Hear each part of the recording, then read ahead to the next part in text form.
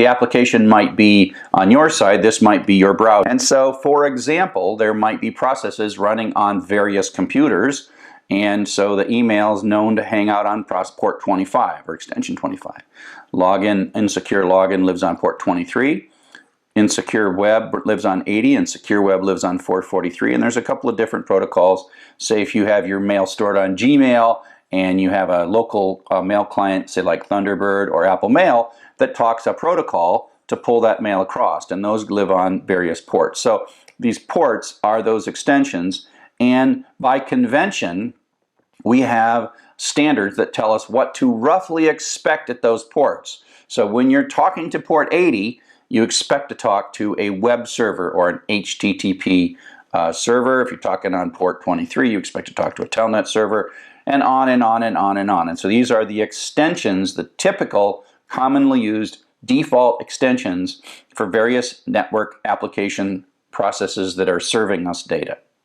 Now sometimes you'll go to a URL and you'll see in that URL there's a colon and a number. That means it's a web server that's running on a port other than the official 80 or 443 port. Now, in Python, we can talk to these sockets, right? We can just talk to them, and it's really easy, surprisingly easy. We have to import socket because that's a library. It comes with Python, but until you can use it, you can't use it in your program until you say it. And then you basically in the socket library you call socket function. That's what that syntax is saying. You're making a socket. Now the key to a socket, it's sort of like an unopened file handle. It's half of a file handle. It's an outward looking thing that's not yet connected. These parameters, you're just going to type them in. This says we're going to make a socket that goes across the internet, and it's a stream socket, which means that it's a series of characters that come one after another rather than a series of blocks of text. There's another kind that's harder to deal with, but we're going to do this. So this, don't worry about this line. Just know that this creates a socket but does not associate it. The very next line, we get back a socket object in this variable that I'm storing in the variable mysock.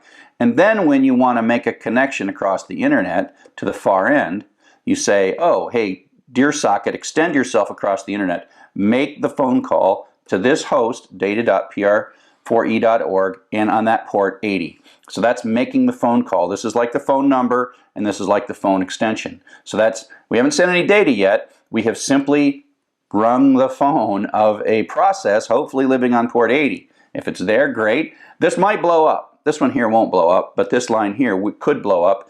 If there's nothing sitting on that process, it would come back and say, oh, you tried to call, you got no answer. That's a legitimate thing to happen. Maybe you don't have a network connection, or maybe that service is down on that server, or the whole server's down.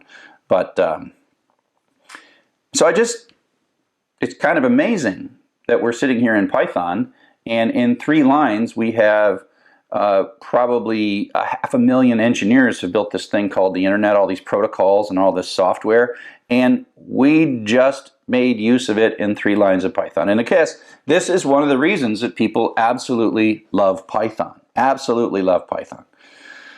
So now that we have a socket, we have to ask ourselves, what kind of data are we going to send, and then what kind of data are we going to expect to receive across that socket?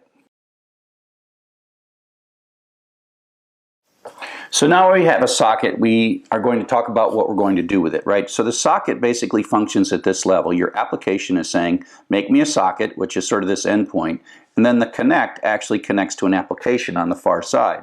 And there's a port involved, so that might be port 80. And this is the far host, and that could be www.py4e.org or data.py4e.org. Okay, and so the socket is solving this, and the question then is, what are we going to send and what are we going to expect to get back? And that's what we call the application protocol. So we know that these two have made a phone call. It's no different than making the phone call and saying, you know, hello, right? And everyone knows that when the phone rings and you pick it up, you're supposed to say hello. And that's part of our protocol. So who talks first, right? So the dominant protocol that we use in this section is the HTTP protocol. The key is hypertext transfer protocol. It's dominant. It's really easy to use. That's why I use it as an example. But realize that there are many others like mail and file transfer and remote login and all kinds of other protocols. Each is a different application protocol. They all use sort of sockets at their lower level, but then on top of that, they layer the rules of the road for retrieving hypertext web pages. And we have used these for all kinds of other things. So the protocol, like I said, is like who answers the phone first, what do they say, what happens if the person doesn't answer right, can you hear me now, those kinds of things. And it's a real simple thing, and all you really need to do is so that both sides can agree, you have to write a thing that's like the rules in the middle and say, okay, everybody, as long as we all do this, we'll be fine. It's as simple as picking on which side of the road the cars can drive on. It works fine no matter which side, but if each car randomly picked, it would be really kind of a mess. So if you look at the typical URL, and this is one of the things that the web innovators in 1980 really invented that was wonderful, and it seems second nature today, but in 1990 it was rather revolutionary in that these uniform resource locators included in themselves a protocol, the host to connect to, and the document to retrieve. So this is one of the clever ideas that the web came up with, because we used to have to pick a program like FTP or Telnet or whatever, SMTP, then we had to go to the right host, and then we had to talk to that host a certain way. So in HTTP, it's a really simple protocol invented in 1989 and 1990 by Tim Berners-Lee and Robert Cailliau at at CERN. And they created a protocol that we have grown to know and love and use for way more than retrieving documents, as we'll see in the upcoming chapters. So we're going to talk a little bit about what happens when you click on a page that has a link. Now, there's all kind of fancy stuff that can go on, but this is the basics. And so let's just imagine for the moment you are sitting looking at a web page, drchuck.com/page1, and inside that there is a hyperlink. It is a indication that says when you clicked on this page, go to a different page. And in that you see the name of the page that you're supposed to go to.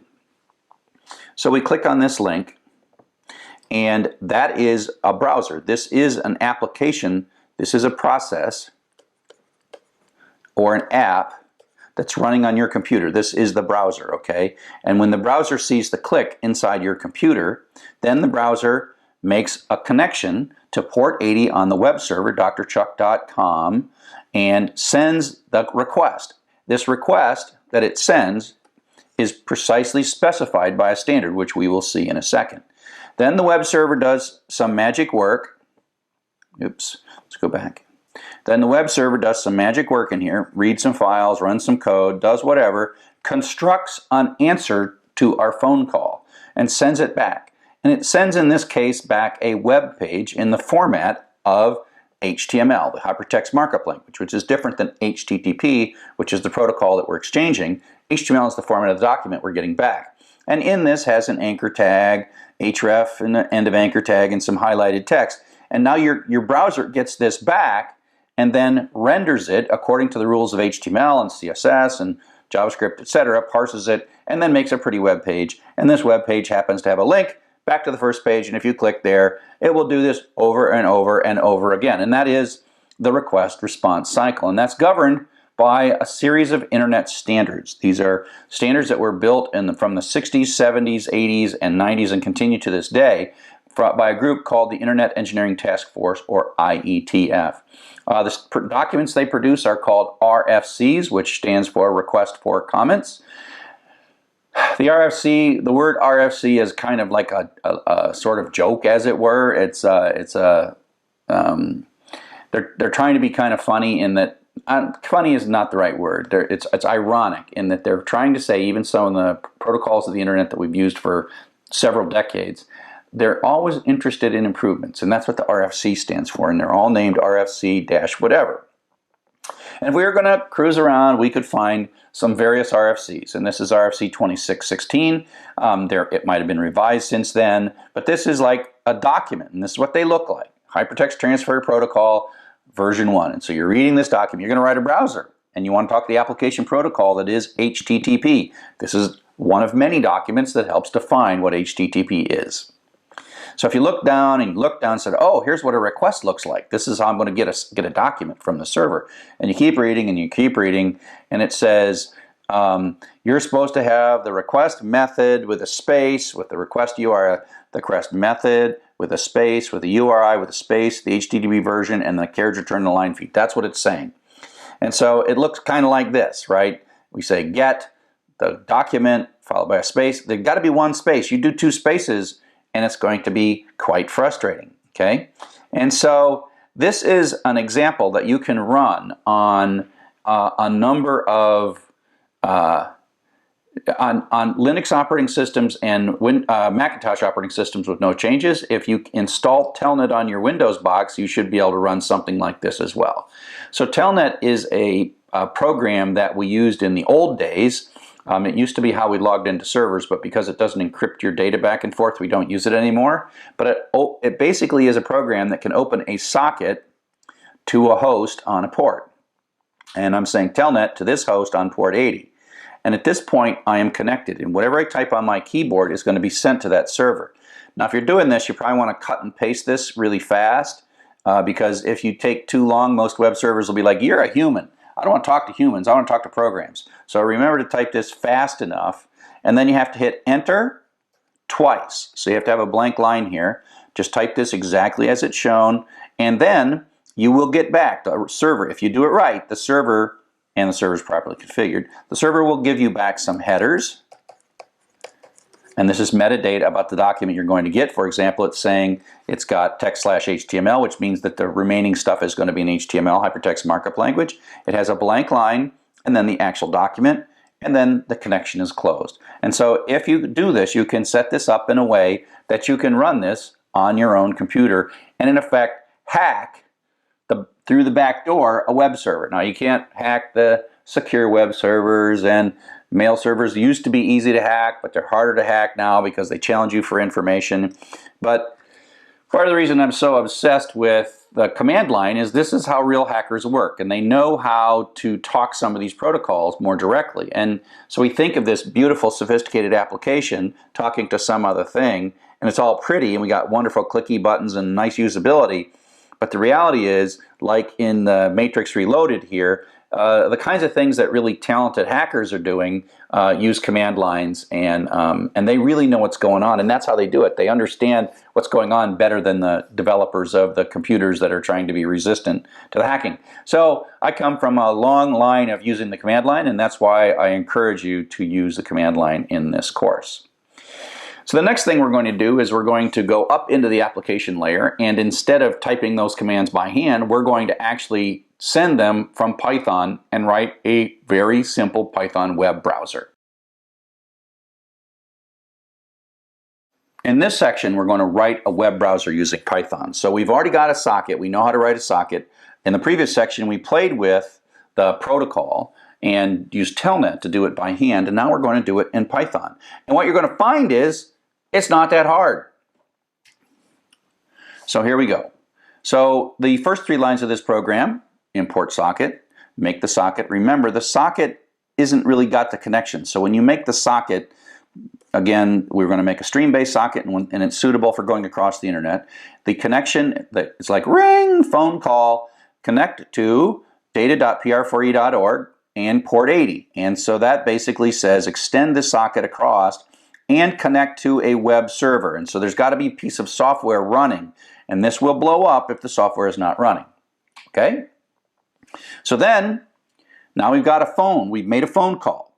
Now, whether or not the remote side says hello or not is up to the application protocol. And in this case, the web servers say nothing, and they wait for you to talk first. So we're the web browser in this case, and so we're going to talk first. And we know what, because we read the documentation, we know that we're going to send get blah, blah, blah, blah, blah, blah, blah, blah, blah, blah, space, blah, blah, blah, blah, blah, HT1, and then two new lines. Return, return. Remember, we had to have a blank line. We'll talk a little bit about this encode. It's preparing the data to go across the internet. And then we say send it. And so this basically takes that little string and sends it across the network. And then this piece of software is waiting for it.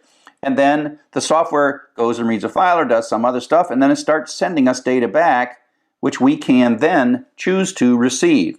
So now I write a real simple loop. We're going to receive these things 512 characters at a time. So we're going to loop through receiving 512 each time. And if we get 0 characters, that means it's end of the stream. The stream is closed. And if you look at the little example from the previous one, you saw connection closed. When the connection is closed, we get an indication that it is because we ask for some data and we get 0 data. Otherwise, if there might be more data, this will wait. If the network is slow, you'll see, if you do a print statement in here, you will see that this will pause from time to time on a really slow network. If your network is fast, it'll just go blank and it'll be so fast it won't matter. But this is how we go. So this is basically until the entire socket, until the socket is closed, we're going to read this data. And because this data is coming from the outside world, we have to decode it before we print it. And then when we're all done, we break out of here and we close the socket. So literally, that is an entire web browser written in 10 lines of Python. And again, this is why everybody loves Python. So this is what this program will show if you run. The get is sent. It looks exactly like doing it by hand. You get some headers. Again, this is metadata that tells you something about the file. In this case, one of the important things is what kind of thing is coming next. There's always a blank line as a break between the headers and the actual data, the metadata and the data. And then here is the actual text of that romeo.txt file. And then it's going to run this, going to print data.decode. All this is coming from the print statement. If you were going to parse this, you have to know that you're going to read the headers up to a blank line. The blank line is your indication as a software developer that the headers have stopped and the actual text begins, and you know the syntax. This actually could be a JPEG or a PNG or some kind of image, right? And this data would here look like blah. So if you type this and you change that code to actually go retrieve a JPEG URL, gibberish will come out, okay? And so that's exactly what you will see. And so now you have built a very simple web browser. Next, I want to talk a little bit about what happens when characters transition from outside your computer, from inside the computer in strings, out across these sockets to servers and then back.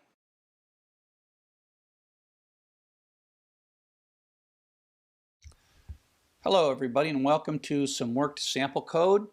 If you are interested in the source code, you go to materials and download this sample code.zip. I have this downloaded. It'll be in a folder called code 3 on my computer. This is where I'm at. I'm in the code 3 folder, and this has a ton of bits of code here.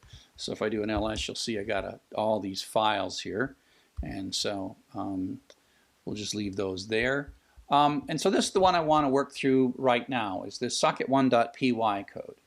And basically what we're doing here is we're simulating what is going to happen in a web browser. And the cool thing about the HTML, the HTTP protocol, is that we can do this by hand. And I'm actually going to hack this HTTP protocol.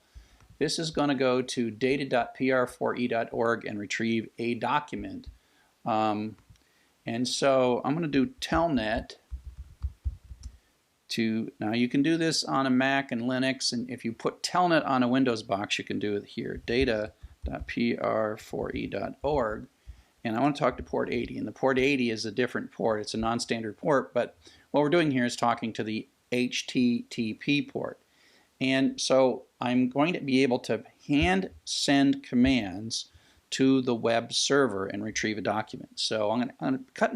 I've already copied this string, this get HTTP romeo.txt. I'm copying that into my buffer because if I wait too long, this won't work. So here I go, and now I'm going to type that, and I have to hit enter twice. And that literally was the HTTP protocol. What I typed there was the HTTP protocol, and the web server responds with some metadata about the document. How much data there is, the kind of data is there.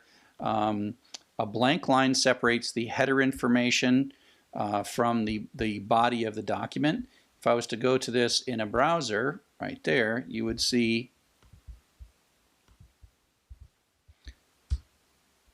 and if I turned on Developer Console and I went to the network, let's make this a little bit bigger,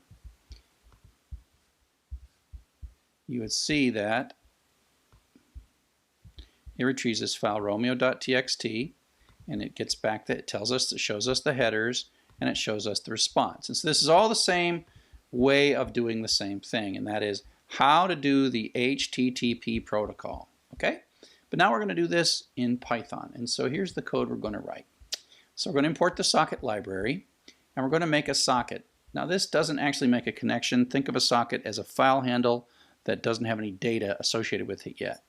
And then what we're going to do is we're going to reach out and connect that socket to a destination across the internet with the domain name of data.pr4e.org. And the second parameter in this tuple, this is a function call with a single tuple as a parameter. And so tuple sub 0 is data.pr4e.org, and tuple sub 1 is the 80, which says I want to talk to port 80. That could fail. It will make the connection, and if the port 80 is there, away it goes. And then we're going to actually send the HTTP command. So get, this is the HTTP rules, followed by an end of line, followed by a blank line. So you saw me do this. This was what I typed here, and then I had to type a blank line. Now if you want to go read the RFCs for how to do this, you can figure this out. So the only other thing that's kind of weird here is we have to add this dot in code. And that's because there are strings inside of Python that are in Unicode, and we have to send them out as what's called UTF-8. And encode converts from Unicode internally to UTF-8. So this command is a set of UTF-8 bytes that we're then going to send. It still has that same set of characters in it, and now we're going to send it. And that's after we've made the connection, we're going to send these two things, and then we're going to wait. And my sock is like a file handle at that point because it's been opened and we've sent data. The HTTP protocol told us what we had to send and the fact that we did have to send it. So now I have just a simple while loop, and I'm going to ask up to 512 characters and receive up to 512 characters and get that back.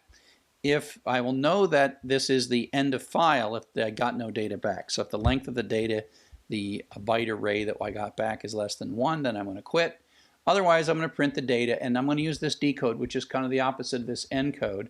What I'm getting is UTF-8 encoded data, most likely, and decode basically converts it to the internal format called Unicode that runs inside.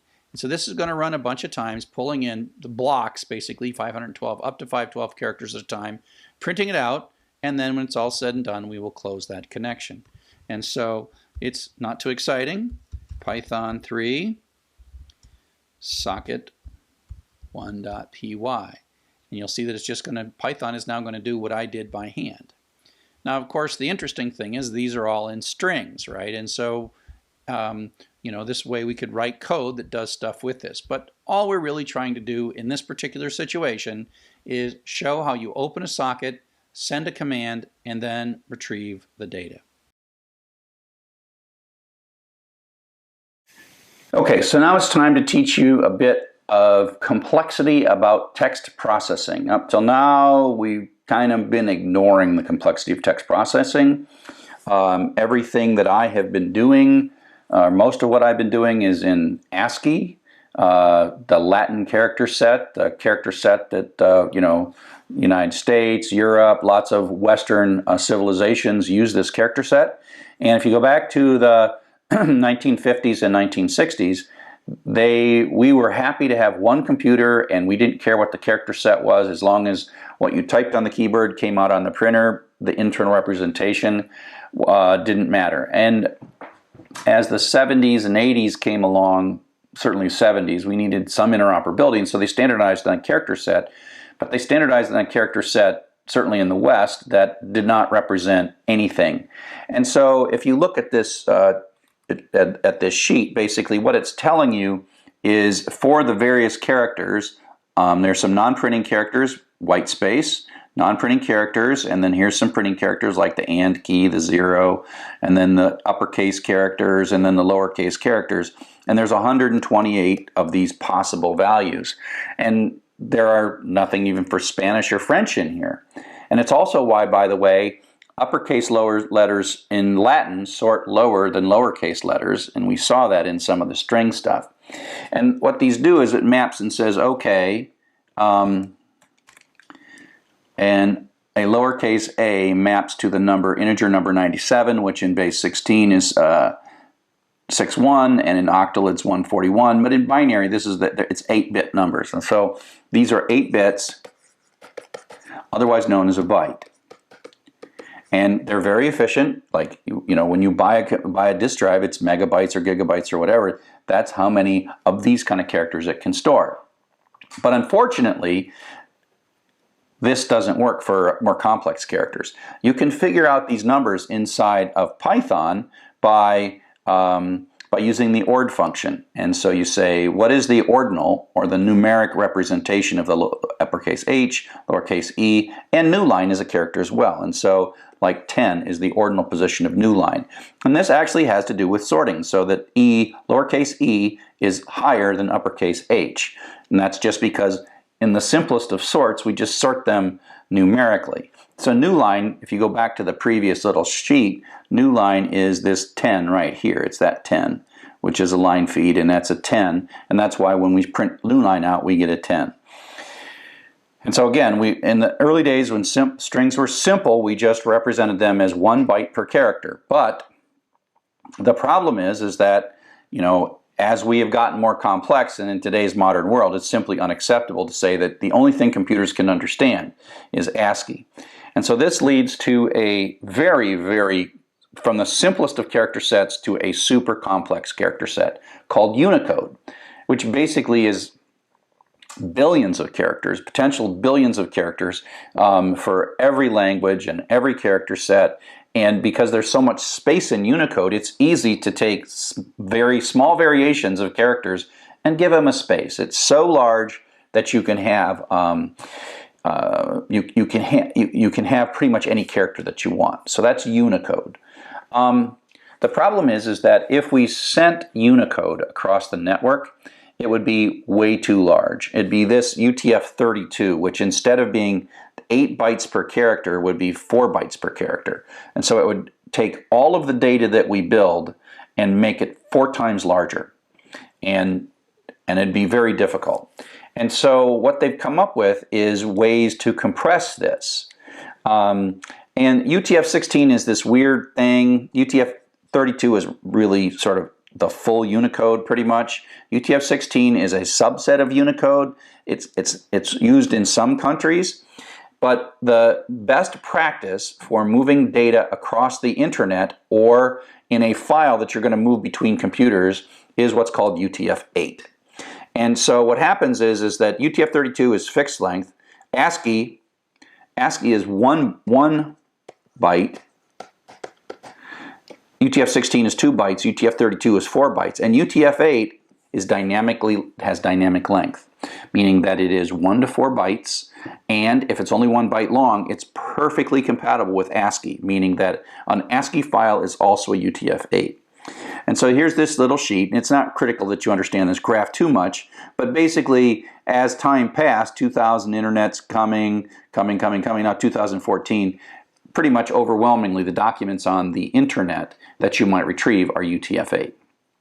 Now, so UTF-8 is the recommended practice, and it's sort of a compression of UTF-8 can represent all the things UTF-32 can represent. It's just a compression of it, so that, and with an overlap of ASCII, which is awesome. It's what you want. I don't even talk anymore. So in Python, we have always had sort of 2 ways of representing strings. In Python 2, the normal string was a byte string, was an ASCII string, was a Latin string. And if you wanted to represent Unicode, there was a separate kind of object that we had. And so you would do that. And in Python 3.0 or later, one of the main features of Python 3 was to make Unicode and string the same. So that means inside of Python, when you have a string variable, it's a Unicode. Whereas inside of Python 2, it was a byte variable. And so now we have this notion separately in Python 2 and on Python 3 where we have byte variables. And so byte variables are, in effect, an array of bytes. So if there's ABC, that means it's 3 bytes. It's 3 bytes long. Whereas a string might be a 3-character string might be anywhere from 3 to 12 bytes long. So Python 2 had bytes and strings that were the same.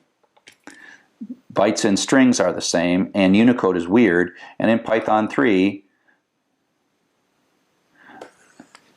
strings and Unicode are the same, and bytes are weird.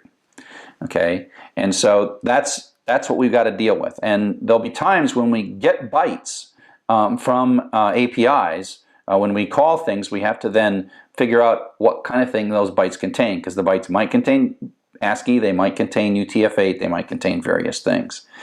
And so internally, all the strings in Python 3 are Unicode. Most of the time, if you're inside the program or reading and writing files, we just work, and that's why we haven't mentioned it. But now that we're talking over sockets, and we're talking to the sort of random world out there, we have to be a little more aware of the data we're dealing with. Now, the good news is 98% of the time, or 95% of the time, it's UTF-8, which might also include ASCII, and so it's quite nice. But we have to be aware of this. And so if we are going to take data that comes off of the network in the bytes, then we have to make sure that we interpret it or decode it and in the right way, so that internally the strings, which are Unicode, are properly represented. And so that's why when we read data in from a network connection like a socket, we have to say, hey, decode it. Now there's a couple things going on at that moment of decode. And so this is where we're doing it. We see this, we have to manage this in this code where before we send this stuff, we're going to encode it, which takes a Unicode string and turns it into UTF-8 bytes. There's actually a parameter here that you could do it different than UTF-8, but no one ever does. You might have to for certain situations, but so that says that we're going to encode this into UTF-8 before we send it, and then when we get something back, before we print it, we're going to decode it. And that's how this ends up working out.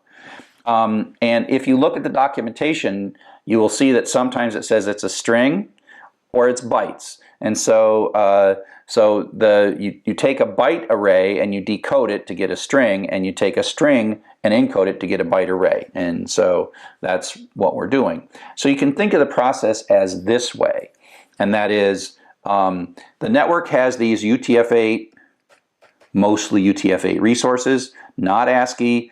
If it's ASCII, it's okay. So you read with the receive. So this receive here pulls data, or well, we have a Unicode string. Let's start with the send. So up here we have a Unicode string. That's a Unicode string, even though there's no special characters in it, no Asian characters or French characters. That's a Unicode string, and before we can send it, we have to send it in UTF-8. If that had Asian characters, it'd be okay, and that would be set up just right so that the UTF-8 would be right. So we encode it first, and that's this CMD. This is now bytes. Okay, CMD is bytes, and then we actually send the bytes, and that goes across the network. We get back our thing, and we receive into data. Well, data is bytes, not string. It's bytes. We can say how big it is. Functions kind of like a string, and it has len, except that it is 1 byte per character, which means some of it might be UTF-8.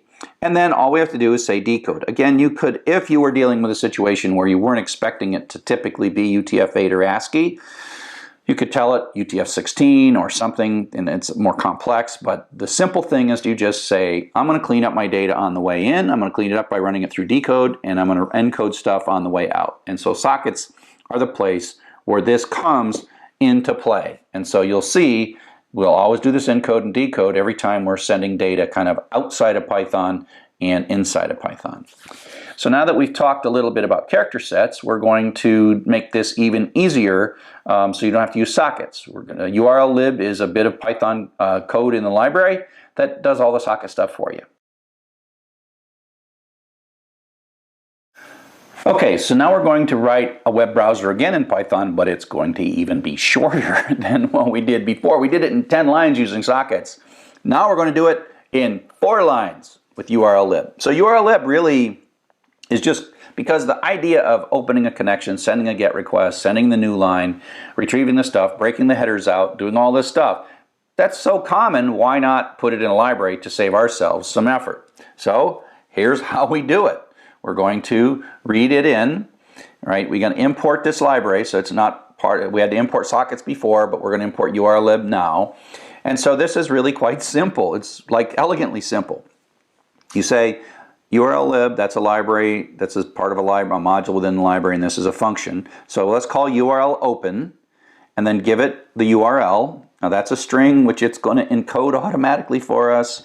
So it's taking care of all kind of pretty things for us. It does the get, it does the encode. Look back at that previous code. That's kind of what URL-lib is doing for us. Okay. Now what URL-lib also does is it makes the connection, encodes the get request, and then it actually retrieves, at this moment, it retrieves all the headers and keeps them for you for later. You can get the headers, but we're not going to see the headers. And it returns to you an object that looks pretty much like a file handle, because you can put this in the for clause after the in. Now it's going to run that loop one time for every line of this file. And so the lines we're going to get back are bytes, and so we have to say decode. It doesn't do that for us automatically. We are going to have to decode them, and that's because we might need to decode them with a particular character set here. And then we're going to do our strip, and we're going to just print this out. So that's like open a file, read through it, and print it. This is open a URL, read through, and print it. And that's as simple as it is.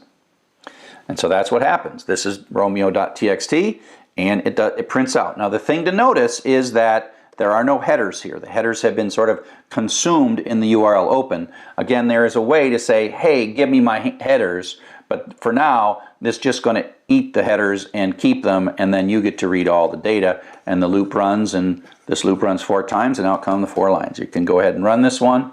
It's super easy. I mean, literally super easy. And if you can do anything you want. I mean, treat it like a file. You just have to remember to do the decode bit when you treat it like a file. And so that code import it. We're going to open it. We're going to make a dictionary. We're going to loop through. We're going to split it. We have to add the decode just to make sure, because that line is bytes, not string. And then we're going to go, our words. We're going to go through the line, and then each line we're going to bounce through the words. The inner for loop is bouncing through the words, and then we're going to go to the next line, and then we make ourselves a dictionary, and we print that dictionary out. Now this in effect, other than importing this, opening it differently, and doing the decode, this is exactly how we would process a file. And so by using URL-lib, you really sort of reduce the complexity of retrieving and reading network resources to the same complexity of reading and dealing with a file locally on your hard drive, which is kind of pretty. So one of the things then we can do is read web pages. That was a text file, but you can get HTML, and so here's how you read a web page. And it's the same kind of code. We open a URL. This one happens to have HTML in it, and we read through it, and out comes the HTML. Remember that the headers are there, but they've been eaten by URL open for us. And now we could write a browser that would parse these less thans and greater thans and make links, etc., etc., etc. So if you can come up with ways to find these links, you could actually write a bit of code that would then have a loop that would go up and open a new one. Pull out the links, open a new one. Pull out the links, open a new one. And so you could make a thing that would retrieve you could write a program that would retrieve a page, find the links in the page, and then retrieve those links. And we'll actually do that before the end of the class. And so Python is a very popular language at Google, and I wonder if I think it's a pretty safe bet that the first crawler that they wrote to crawl the web, to build the index, was Python, because literally that's all it takes to read web pages and pull those web pages into your web crawler database. So I don't know, are those the first 4 lines ever written to Google? Who knows? So the next thing that we'll talk about is how you handle that HTML. HTML is kind of yucky and nasty, and so it's not as simple as regular expressions. Regular expressions might help, string parsing and split might help, but it's just too crazy. So we'll talk a little bit about how to use a library to make HTML parsing a lot easier.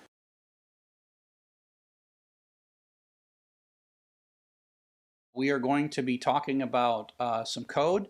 If you want to download all the code, it's right here. It's all single big zip file. And all this sample code, the one I'm going to talk about is urllib1.py. It is not very exciting. It's short. That's what's kind of nice about Python code. And it's really, if we go and take a look at the code we played with just previously, which is Socket, The idea here is URLlib is something that Python has produced for us to make socket communications and HTTP communications a lot better. So this is making socket calls underneath it, but there's a library that makes this quite simple. And so we have to do some imports. So instead of importing socket, we'll import these URLs. We are going to create a handle, URL request URL open, and just pass in a string. So we're not encoding this, we're not sending get command. All the stuff we did in the previous sockets example is gone. And then we can just put this as a for loop. And so we're not using this lower level read and write code, we're just using a for loop. And so that literally is going to read the text line by line. And the line does come back as an array of bytes, so we have to do a decode, but then we got a string, and then we can do a strip on it. So this is like a super simple.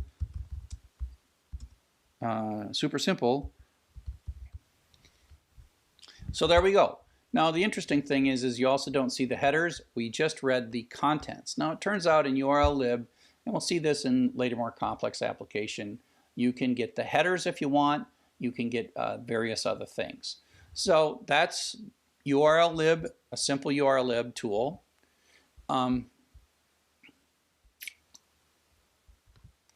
Now we can also use this in URL words to show you something quite interesting, and that is if you look at this from right here, other than the decode, this is exactly the code we wrote to compute the words, right? So other than this line.decode, this is just a open something up. In this case, we're going to open a URL. We're going to create a dictionary. We're going to loop through each of the lines in that thing. We're going to decode them and then split them. So once you do line.decode, this is now a legitimate internal Python string. We split it, we run through the words, and run the counts. And so this is exactly like code that we did before to run counts. And so Python 3 URL words. And so that gives us a dictionary, which is the word frequency. And we could do all kinds of crazy stuff in here, you know, with sorting and all the kinds of things. The important thing is once you've done this and this, the code, other than the need to decode these lines when you first get them, it really works just like makes a URLlib makes URLs function inside Python very much like files. So these are short and to the point and very simple, and I hope that they were useful to you. So now we're going to talk about what you would do with a web page once you've retrieved it in a Python program. Call this web scraping.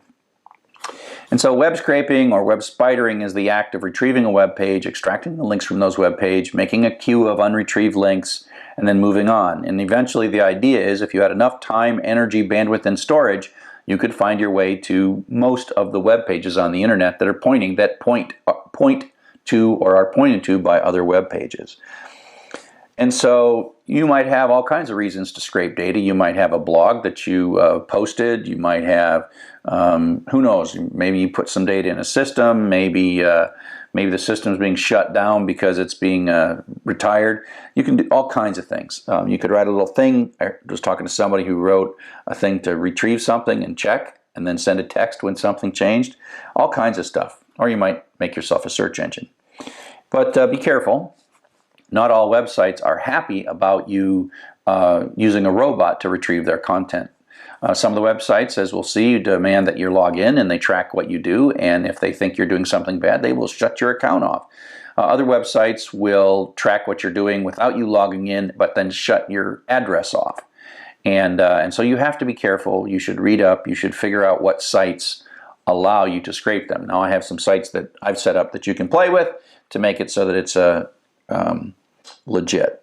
So parsing HTML is difficult. Some of the simple examples, you could probably write a regular expression or, certainly some splitting and some whatever. And what you would find is you would write that code and you'd retrieve your first 5 web pages and it would seem to work, and then it would encounter some really weird but legitimate HTML. Or maybe even sort of slightly broken HTML. So the web is full of broken HTML, and your browsers just look at it and go like, oh wow, more broken HTML. But they don't put up error messages, and so people just leave broken pages up. But your Python program is going to see those broken pages. So what you would do is you'd be like, oh, here's a new weird way to do an anchor tag. I'll change my code. Oh, and then run for another 100 pages and like, oh no, here's a new weird way to do an anchor tag. And the problem is that you're going to find a lot of different ways to mess up an anchor tag. And someone has already done that. There's a software called Beautiful Soup.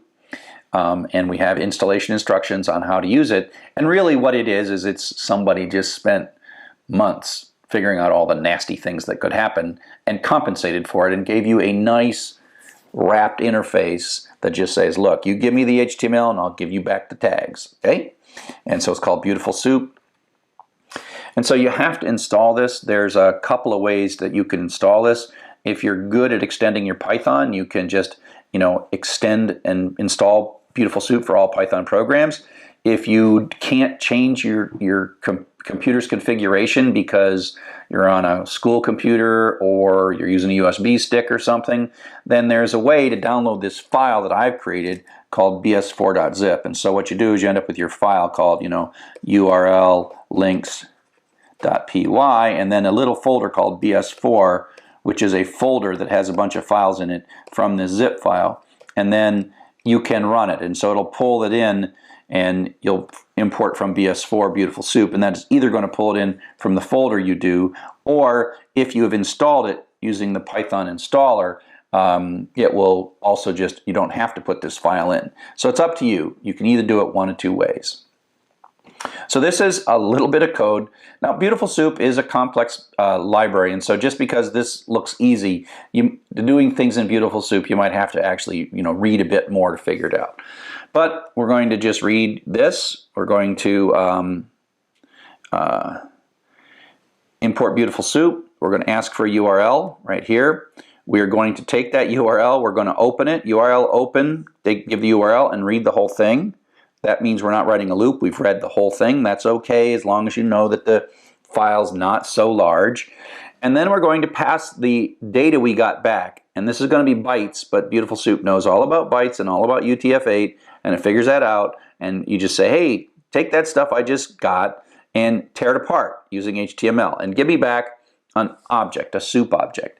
Now the soup object is something that you can run queries against. So it parses it, it deals with all the imperfections and inconsistencies in this HTML byte array. And it fixes that and gives that back. And so there's various things you can do, and you got to go look at the Beautiful Soup documentation. It could be a whole class on Beautiful Soup. So here's the thing you can do is this object, you can sort of call it like a function and say, hey, give me back the anchor tags. And anchor tags, of course, are the tags that say href equals blah, blah, blah, /a. So all of this is an anchor tag. And then we're going to loop through the tags because there could be more than one of those anchor tags in the file. And then we're going to pull out that href. And that's what this does. We're going to loop through all the tags and print out the href. So if you tell it to go to drchuck.com, it will show you the one external link in drchuck.com. And so I've got an assignment that sort of goes into that in some more detail. But this chapter has been a whole bunch of interesting stuff. We started with the TCP/IP model and talked about sockets that are phone calls between computers, and then how applications protocols are developed to say what we say on those phone calls. And we've explored then the HTTP protocol, which is probably the most likely thing you're going to see. And then we played with all this in Python and saw that Python is really good at this. You can write extremely simple and small programs to do some extremely complex and powerful things. And again, that's why people like Python, is because it makes the complex simple.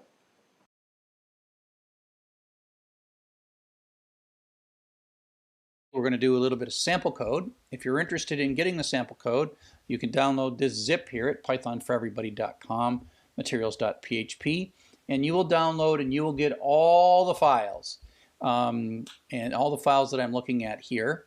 And so the one I'm going to play with today is the file called urllinks.py. So the first thing you got to do before urllinks.py works is you have got to install Beautiful Soup, and I've got some simple instructions at the beginning of the file.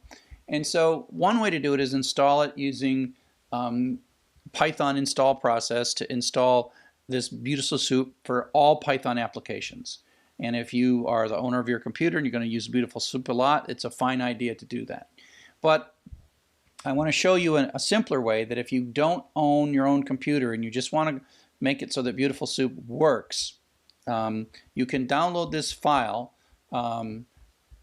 right here, Beautiful Soup 4.zip, unzip it, and put it in the same folder as here. And so if you look in this folder, I have a subfolder called BS4, and that's the unzipped version of this. And it has these things. I didn't write this code, so I'm sorry if the name is bad, but this is the code to BS4, and this is what's in BS4.zip, and it's in the same folder as urllinks.py. And so what happens is when you do this from BS4 import Beautiful Soup, that either can go to sort of this global magic place that Python installs stuff and pulls in the Beautiful Soup object, or it can go to the folder BS4 and pull it in. Okay? And so that's how that works. So you have to do one of these two things. I prefer to keep it simple, download and unzip this file and put it in the same folder as this code, and away you go. So from the previous example, we're going to use urllib, of course, and then we're going to pull in the Beautiful Soup. From the Beautiful Soup 4 library, we're going to get the Beautiful Soup object. Now, if you do this with SSL, if these websites we're going to play with have SSL, you pretty much have to do this little hack. And these 3 lines, don't worry too much about it. The whole idea, you can do Google on Stack Overflow and figure this out. But this is the way that you ignore errors when you have SSL certificate errors. And so we have to add this parameter context equals CTX, which is this variable that we create. So this part and this part sort of just do them. If you don't, you can take them out actually, but otherwise you won't be able to do HTTPS sites. So let's take a look at what we're doing other than dealing with the HTTPS problem. Going to ask the user for a URL. We are going to retrieve all the HTML. We're going to do a URL open, just like we did before. Now this would return us something we could loop through line by line with a for loop, but instead we're going to say, hey, read the whole thing. And that basically returns us the entire document at that web page in a single big string with new lines at the end of each line. And this is not an Unicode, but it's probably a UTF-8 string.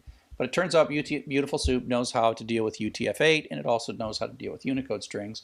So what we're saying is, Beautiful Soup, read through and deal with all the nasty bits, right? So HTML is like very, very flexible. So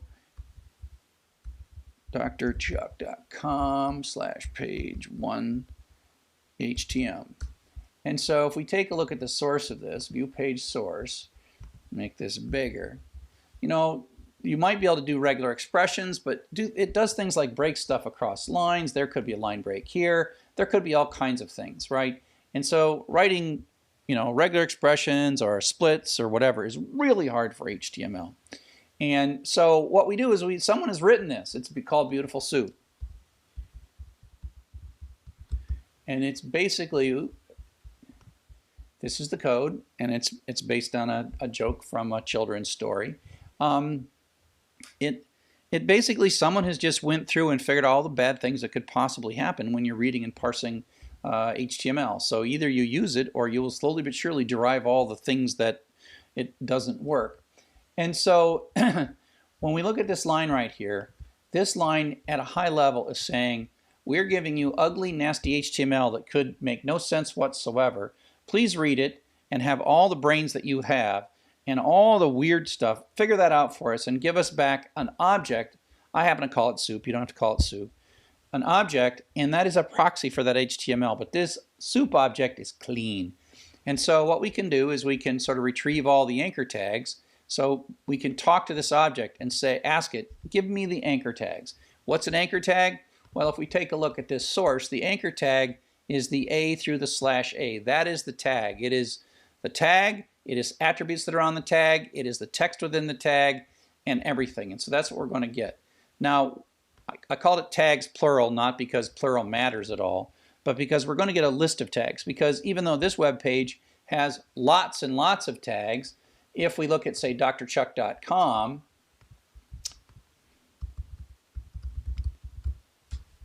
and view source, whoa, that's kind of small. View page source, right? and we go look for anchor tags, we got 45 of them, and they all kind of have weird stuff in them, right? So this line will give us back a list of tags. It will give us all the tags in this document. So it goes, the tag goes from there to there. And then what we're going to do is going to write a loop to loop through all the tags. So that's basically hopping, like it's hopping through the document, sort of like this. That's what it's doing. Hop, hop, hop, hop, hop, hop. And it's pulling out the text of the href attributes. So it's going to pull out this bit right here. Oh, whoops. Oh, darn. That was so cool, because that's a flaw. Look at that. This is my own page. There is no closing quote here, but it's going to work because HTML Soup is like, oh, I know what to do about that. I can deal with that. So let's check to see if that one works, because that's like a mistake. But that's one of the things we like about Beautiful Soup. So we're going to read through, and then we're going to pull out all the hrefs. So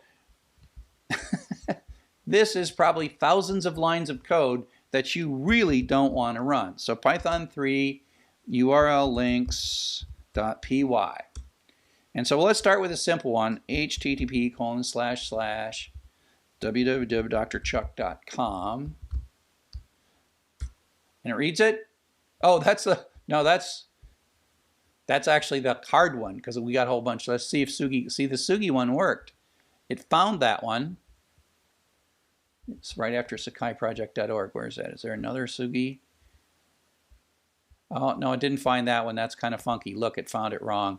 But that's okay. So you see it found all these and did a lot of nice stuff for us. If we do it, Python 3 URL links.py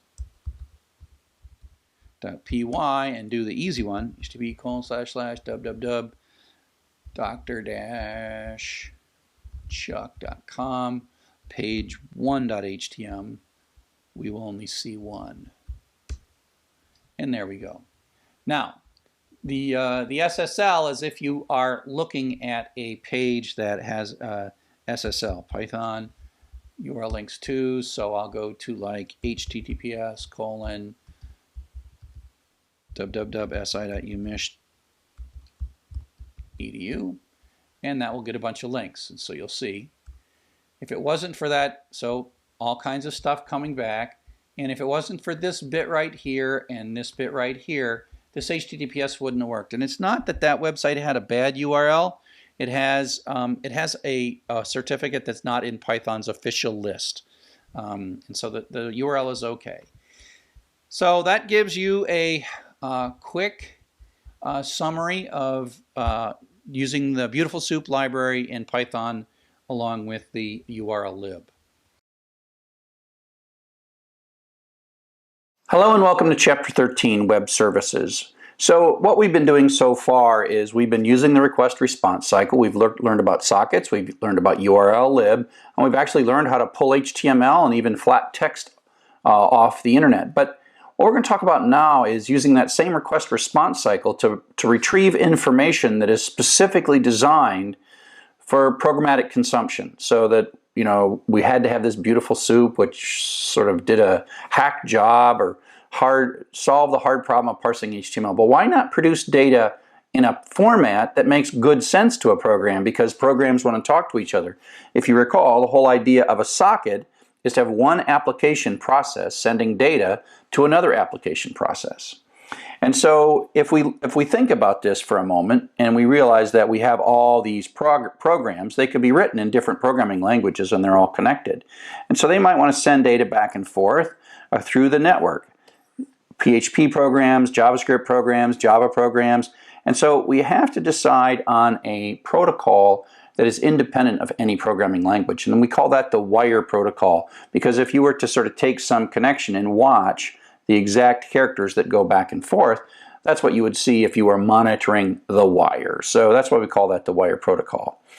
And so the idea is that we have to agree on a format that is going to represent the data, and we can't make it a Python-specific format or a Java format. And when we take the data from the internal representation, maybe a Python dictionary, to send it to the wire, we call that act serialization, and that is going from sort of the internal representation to the serial representation or the wire representation. And then Here is an example of a person with a name and phone number with using less thans and greater thans. This is an XML example. And then in the far end, in a different programming language, it receives this and then deserializes it and then turns it into some useful structure inside that programming language. And so this is an example of a wire protocol that's using XML, and that's one of the formats we're going to talk about. Another format that we're going to talk about is a format called JSON, JavaScript Object Notation, and it is simpler and easier, but it's not as precise and descriptive as XML is. And so while you'll find that most of the things you run into, especially if you're talking to APIs of one form or another, you'll find that JSON is very common. XML still holds sway in places like documents. So if you look at docx at the end of a Microsoft Word document, docx means that it's an XML version of the representation of a word processing document. So the first thing we'll talk about is XML. So one of the two ways that we mark up data is XML, the other JSON. First we'll talk about XML. We'll talk about XML more for a longer time than we talk about JSON. XML stands for Extensible Markup Language.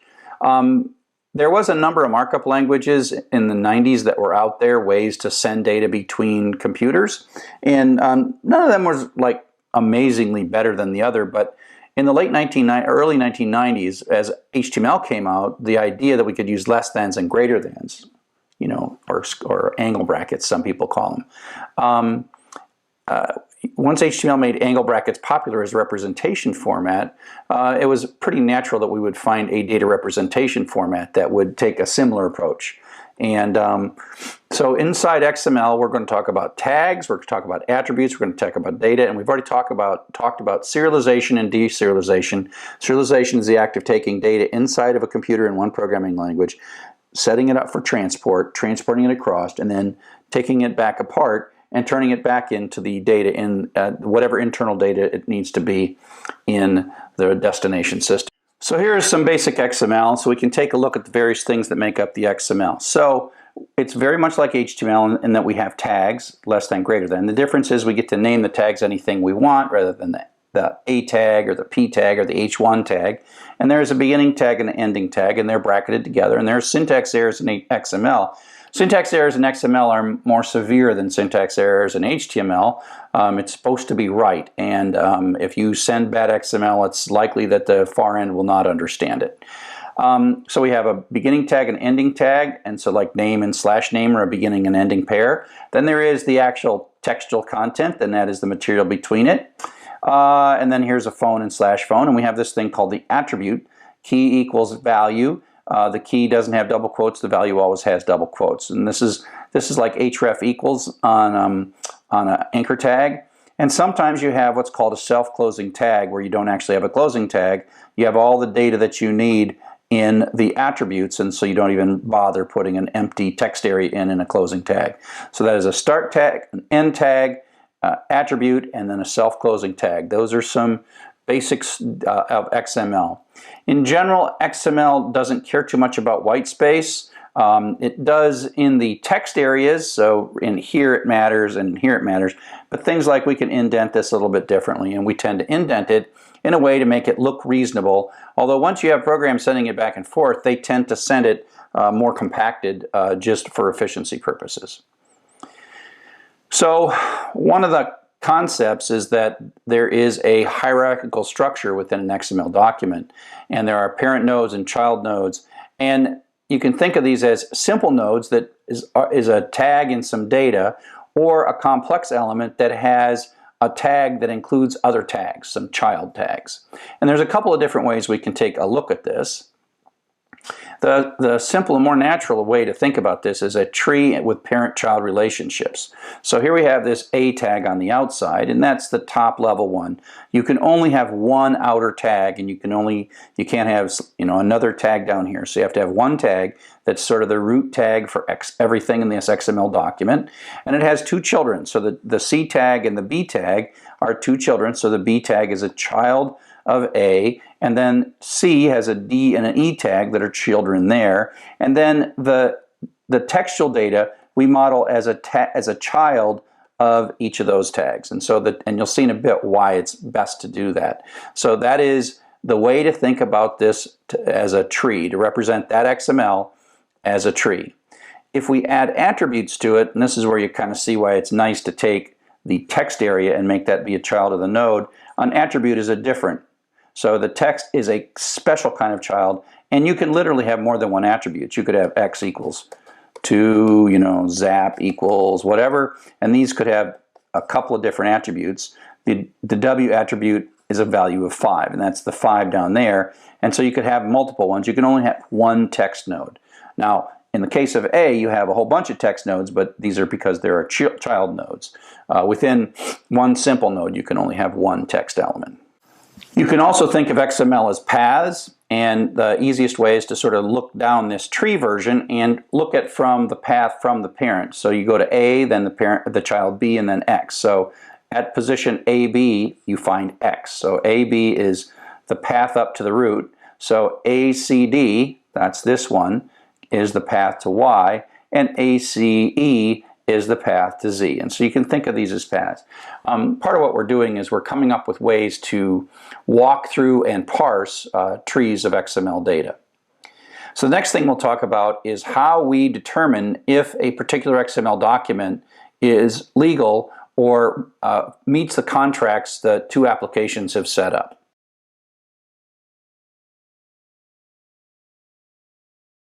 We're going to do a little bit of code. If you want to get your hands on the code, go to the materials website, materials.php, materials.php, and download the sample code.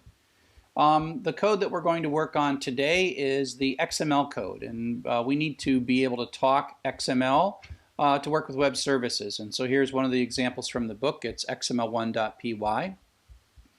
And so later we'll be pulling XML and JSON from the web, but for now we're just going to put it in a triple-quoted string, so data. And we're going to use a built-in XML parser in Python called Elementtree. And when we say import XML eTree Elementtree as ET, this as ET gives us basically a shortcut handle for it. And so the idea, this is a string, it has less thans and greater thans. It looks like structured information, and it is. But really at this point it's only a string. Now we have to call this ET from string to read this and give us back a tree object. And what it does is this might blow up. This code might blow up right here if there was a mistake in it. Okay, and matter of fact, I can probably put a mistake in. Let's see if I can delete this and save it and run this code, and we'll see that it will blow up.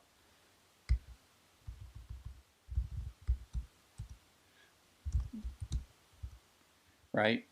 And so it blew up here in line 8. Elementtree blew up, it blew up in line 12 of the code, which is right here. This failed because the line 8 of the XML string was wrong. So let's put that back in. So now it's properly formed XML. So this tree we get back, I name it tree just because I always name it tree, but you could name it X. So the key is tree.find goes and looks for a tag named find, and tree is no longer got less thans and greater thans in it. It is went and turned these into objects within objects within objects. So tree find name says I would like to find the tag name, and that's what this bit is right here. And then .text is going within that and grabbing that text. Okay.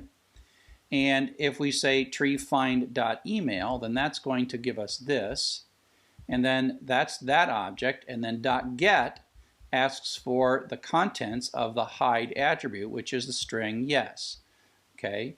And so if we run this, now that it's fixed, Python 3 xml1.py, it will pull in and get the name and the attribute. So it pulled the chuck out. And so you get this object and then you kind of dive into that object. And so that's xml1.py. If you've got a tag, you can either get the text out of the tag or you can get an attribute out of the tag. So now let's take a look at xml2.py. Again, we import Elementtree and we have a tag. And XML's always got to have a single outer tag. But this time we're going to have, in effect, a list. Now let's line this up a little better. There we go. That looks a little prettier.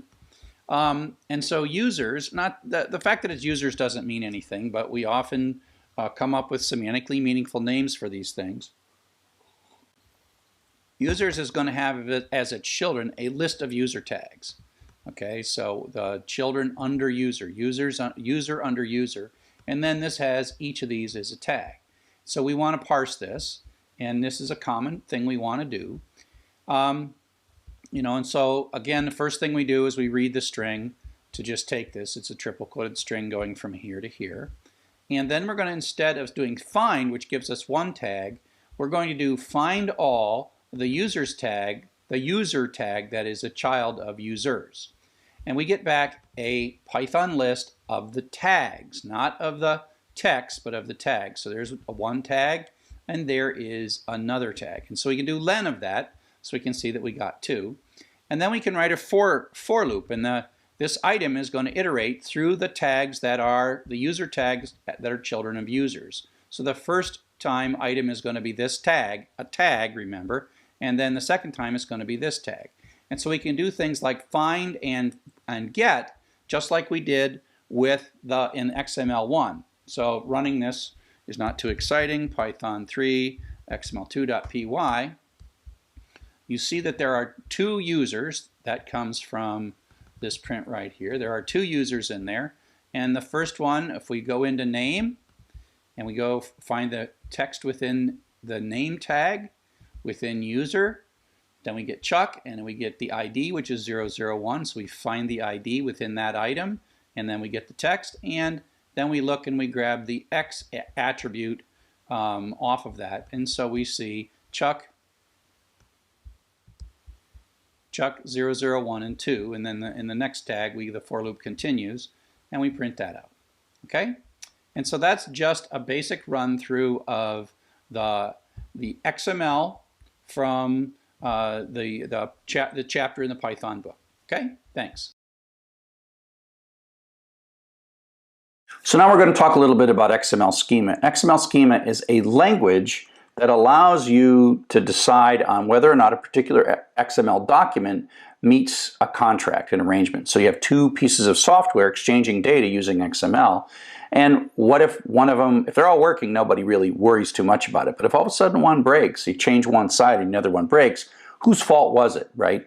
Was it the side that got changed or the other side? And so you could argue. So what you like to do is, before you set up these arrangements between these applications, set up a contract. In a way, they're kind of like the RFCs are, except that their scope is between pairs of applications. And so it itself is XML.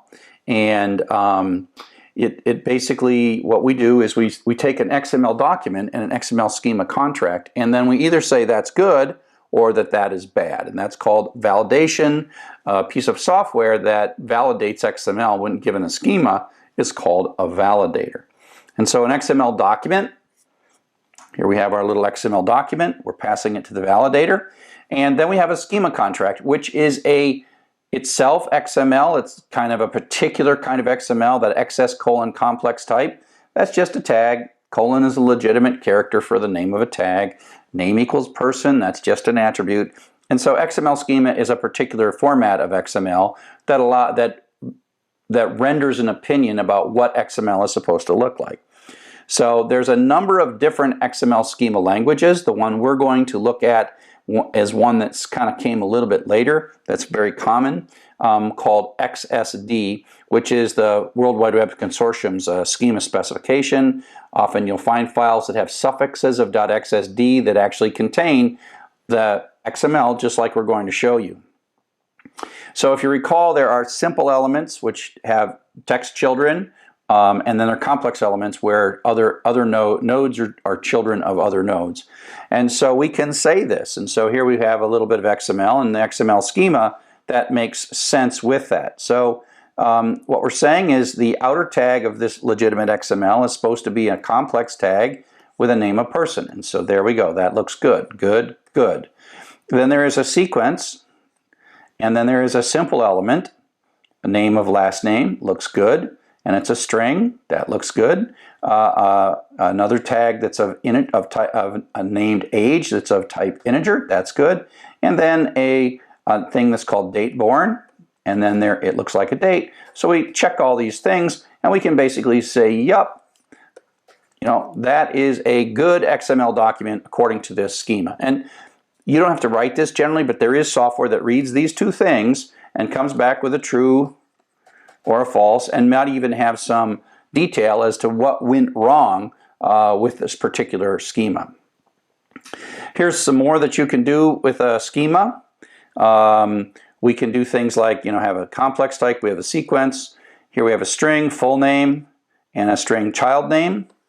But we have this min occurs and max occurs. So min occurs is the minimum number of times it can occur, and maximum is the maximum. So min occurs equals 1, max occurs equals 1 means it's required. And so this is required, and we don't have two of them. Two of them would be an error. One of them is fine, so that's good. Here, the child name is min occurs 0, max occurs 10. So we have 4 here, and so that's good too. And so that is another kind of XML schema constraint that you can have. Here's a few other data types that we can do. We've done the string, we've done the date. The date looks like this. Dates are 4-digit year, 2-digit month, 2-digit day with dashes. Now there's lots of different ways to represent dates, but the nice thing about this, and you have to put the zeros in, so 09 for September. It means that these are sortable as strings, so that if you do all your dates this way, they're sortable as strings. So you could argue what is prettier, but for computers we don't worry about that. We're arguing about what's the most functional. And then the date time is that same date format with zeros, followed by the letter T, and then followed by hours, minutes, seconds, 0 filled, right? So 9 o'clock is 09, and then the time zone, which we'll talk about a second in the next slide. You can have decimal numbers, and you can have integer numbers as well. And so we are able to sort of render an opinion as to what is good and what is bad in the resulting XML. So dates are kind of interesting. Again, we have lots of different formats of dates, 9, 10, 9/10/2002, right? That's a format of a date, but that's one. There's another format of the date, which is 12 December 20, whatever. And so this is how people show dates. Computers don't want to have all those different dates and don't want to figure those out. They have libraries that produce dates and make them look pretty for particular locales, but computers really want dates that work best for them. So we just say, okay, we're going to have this year, month, day, time, and then 0 fill, hours, minutes, seconds, HMS, and then time zone. Now, computers even prefer a time zone. I don't know if you've used something like your Google Calendar and you take a flight or take a train trip and you want to put a different time zone, everything switches. And that's because Google Calendar is not really storing the time zone that not storing the dates relative in your current time zone. It's storing them in what we call universal time, or Greenwich Mean Time. Zulu time is another word for that. And Z means this time that is the time in London, England, Greenwich Mean Time. And so the thing is that means if this data moves between time zones or crosses the international date line or standard daylight savings time or anything like that, none of that changes. And so we have this internal date and time that's very common in situations where computers are exchanging data that then gets shown with a time zone, converted to the time zone or the local format. That's the right way to do that. And there's a standard for how dates and times are supposed to look. So here's another little example of some stuff. Let's see what we got. Now, if you see this little question mark XML, that's not a problem. That just is a way of sort of putting a header on the whole document that says it's an XML document, telling it that it's a UTF-8 document. And that's not really a tag. That's sort of like a marker on the file, so that you can put that there, but it doesn't harm the XML. The outer tag is this tag right here, XS:schema. And then what else we got? We got an address. We've got a string. We've seen all those. Here we have country, and we're going to have a restriction that basically says this is a simple string, but we're going to make it so that you have to list one of these 4 as the country code. And so here we are down here, and that's UK, and that's UK, and so that is valid XML. Another couple of examples here.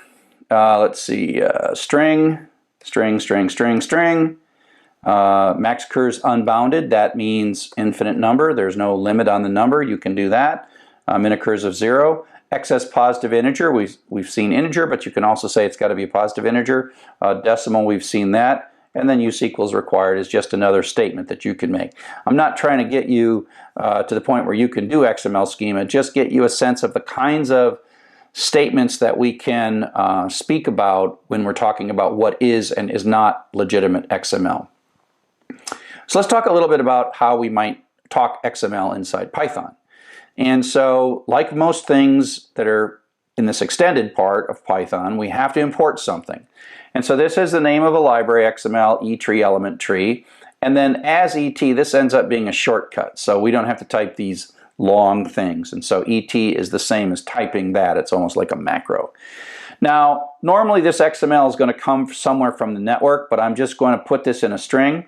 I'm using a triple quoted string. And so that means that this triple quoted string starts here and ends here. And all these new lines that are here are actually part of the string. So this is kind of like I opened a file and read the whole thing in. But just to keep this totally self-contained, I'm putting it in a string. So the XML would come from some server on the other side of the network. We would get this XML. So that's how it would normally work, okay? So this is the XML right there. And we parse a string of data, and we call ET from string. So we're passing in the less thans, the new lines, the greater thans, all of this stuff we're passing it in. And this could have syntax errors in it. So this might blow up if this had a syntax error, like we forgot the little slash or something, there was a syntax error. But this doesn't have a syntax error. So then what we do is we get back an object. I just happen to call it tree because it kind of is like that tree version of the XML. That is an object that we can then query to pull data out of it. So we say tree.find and look for a tag name name. So that finds the tag name name is this. It's everything. It's the tag and the text. If we want the text, we add .text, and then that .text, that actually refines it to only the word Chuck. And similarly, if we do tree.find email, that tree.find email, that finds the email tag, which is this tag. It has a child attribute, and you can get any of the attributes. You say .get. There's only one text child, but there are many attribute children, and so you have to tell it which one you want. And so this bit right here, all of that will resolve down to that string yes. That's what you're going to get there, yes. And so you kind of build up these little finds and call methods. This is not clearly a full introduction to element tree, but you get the idea that you sort of dive down in with these methods that call methods, to get little pieces out and parse all of that. Here is a different example. In this one, again, we're using triple quoted string. We always have a single tag on the outside, and then I have a complex type of users, and in it there are two user objects. So this is kind of like a list, right? So this is more than one of these things. So this user can occur more than one time. And again, we take this, we pass that into from string and get back an object that represents the name stuff. Does not necessarily have to be the same as this outer tag. Just a variable. This could just as be easily as X if I wanted. And so now what I'm going to say is, hey stuff, I want to find the tag, the path, users/user. I want to find all tags that match users/user. So that's going to give me a list of two tags, one tag, two tags in a list. Tag, tag. Oops. So two tags. Now I can print out how many I get. That'll be 2 in this case because I got 2 tags. And then I can actually iterate through the list. All right, so I can iterate through the list.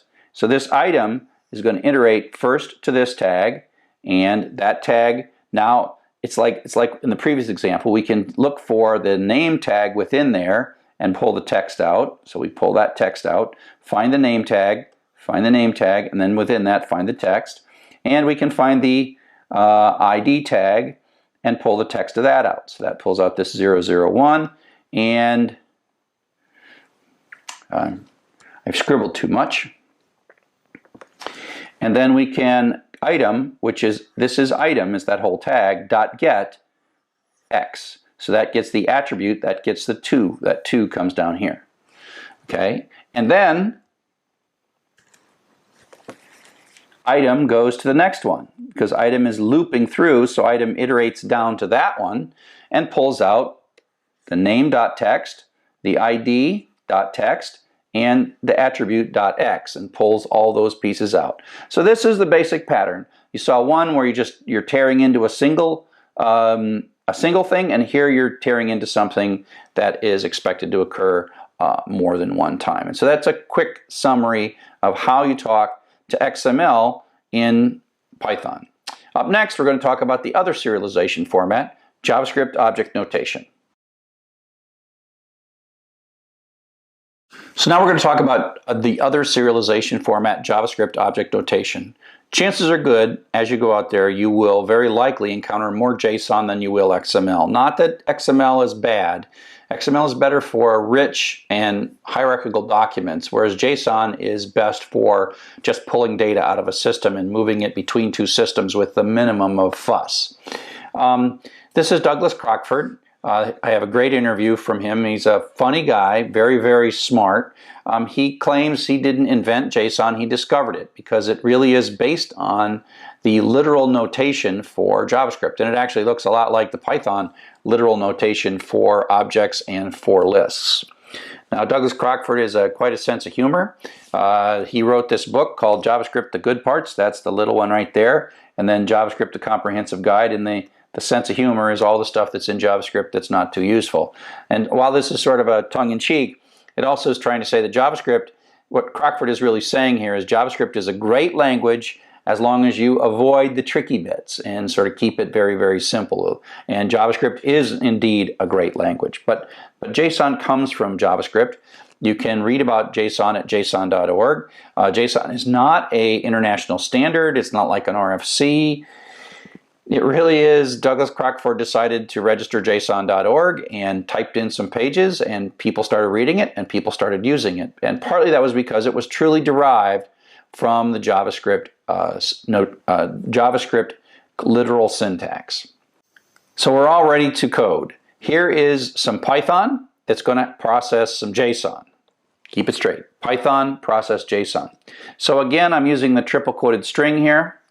Now you'll notice the syntax that we are using is not angle brackets, but instead curly braces. And so the curly brace, and then within the curly brace you have key value pairs, name, colon, Chuck, and the key, colon, value. And both sides have quotes. You can also have objects within objects, curly brace, key value pairs, key value, key value. Looks a lot like Python. And then you can do this. And so this is a structure that has one key value pair that's a string, another key value pair that's an object, another key value pair that's an object, and then these are key values within those contained objects. So this is a string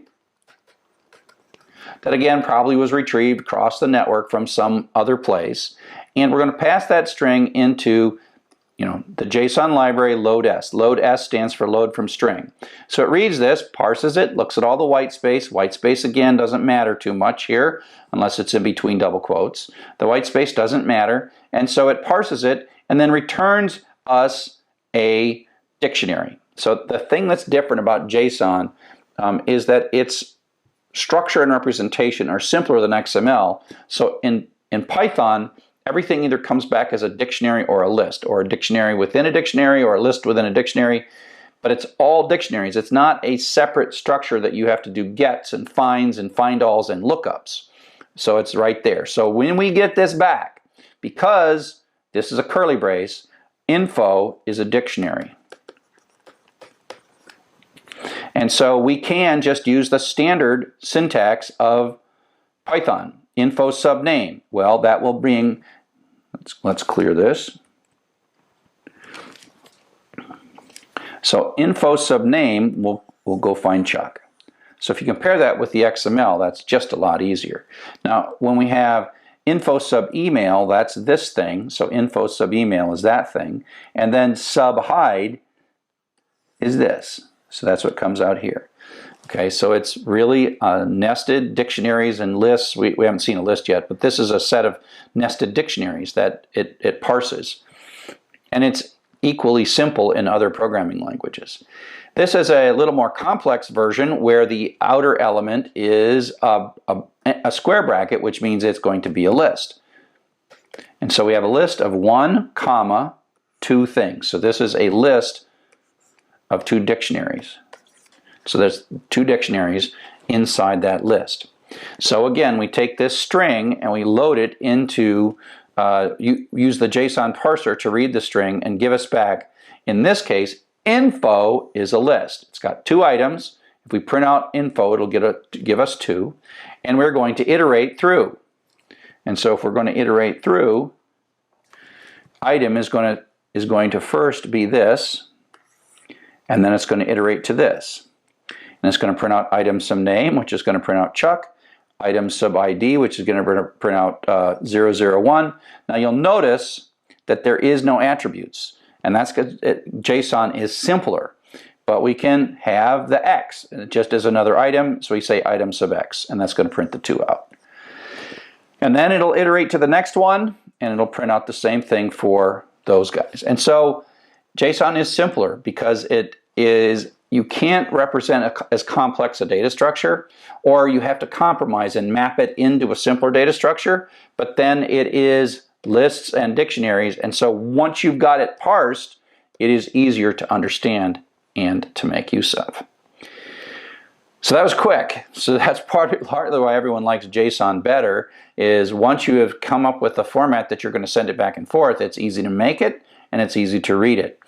Now what we're going to talk about is sort of moving up a level. If you've got all these data formats and URLs that you can hit to pull those data formats down, what approach do you do as you start to construct applications that increasingly go from a single application to a networked application?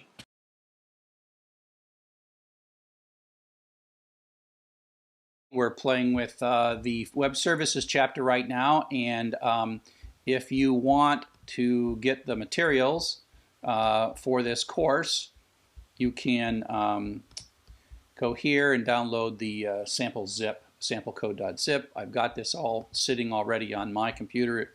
I also have the whole thing in GitHub if you want to get it out of GitHub. So the thing we're talking about now is we're talking about the JSON1.py example from the book. And so JSON is kind of like XML except a lot simpler. And that's why a lot of people like it. It's not that JSON is always better, but JSON is better in a lot of situations that don't require the complexity of XML. So we start to import JSON. JSON is built into Python, but we have to ask to import it. Again, we're using a triple quoted string to put the JSON in there. And JSON looks a lot like Python dictionaries, key value pairs, key value pairs. In this case, this is a key, and the value itself is another dictionary, or in JSON terms, an object, but again, key value pairs within key value pairs within key value pairs. And all these little cursor guys have to, all these little curly brace guys have to line up properly. And so, like all the time, this is a string, which we normally would read and decode from the internet, but for now we're just going to have it in there. Load JSON.loadS says go into the JSON library, pull out load string, and parse this, which turns this set of curly braces, spaces, commas, perhaps syntax errors into a structured object.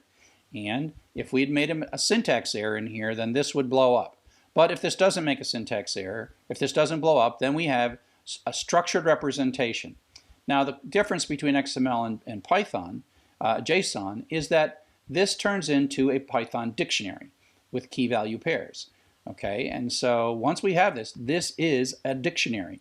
And we can say info subname, and that's the exact syntax that we would use to get the dictionary, and that's going to extract this value out of there.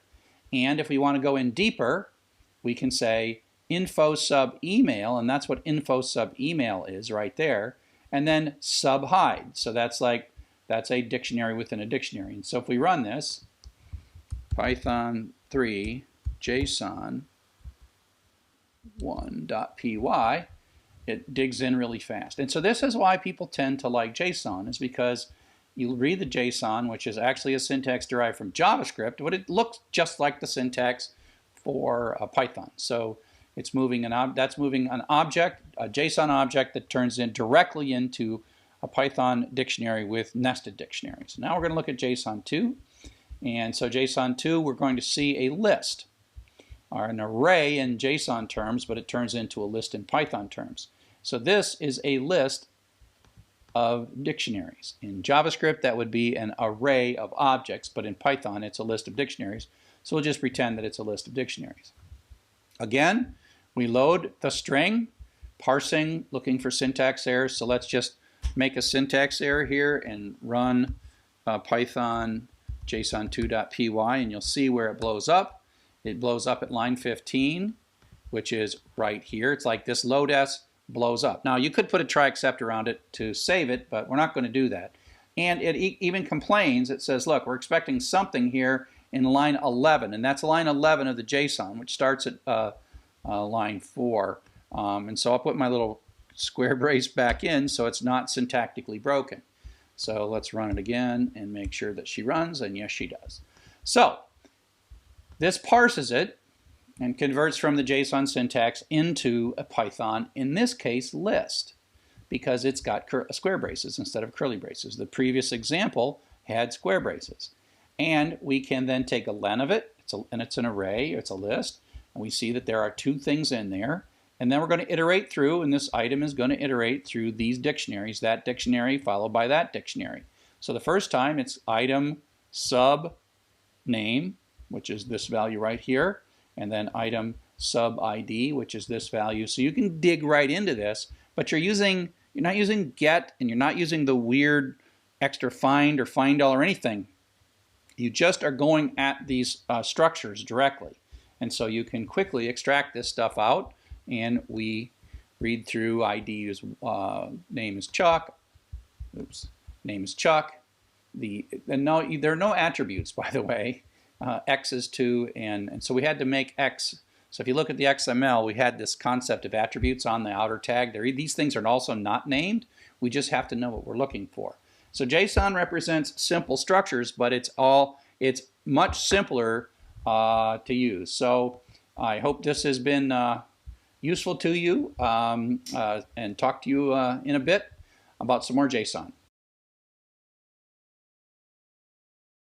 So the service-oriented approach is a way we approach solving a complex application problem where all the data really isn't present in one computer system. It's somehow spread out over the internet, connected via the internet or internal network.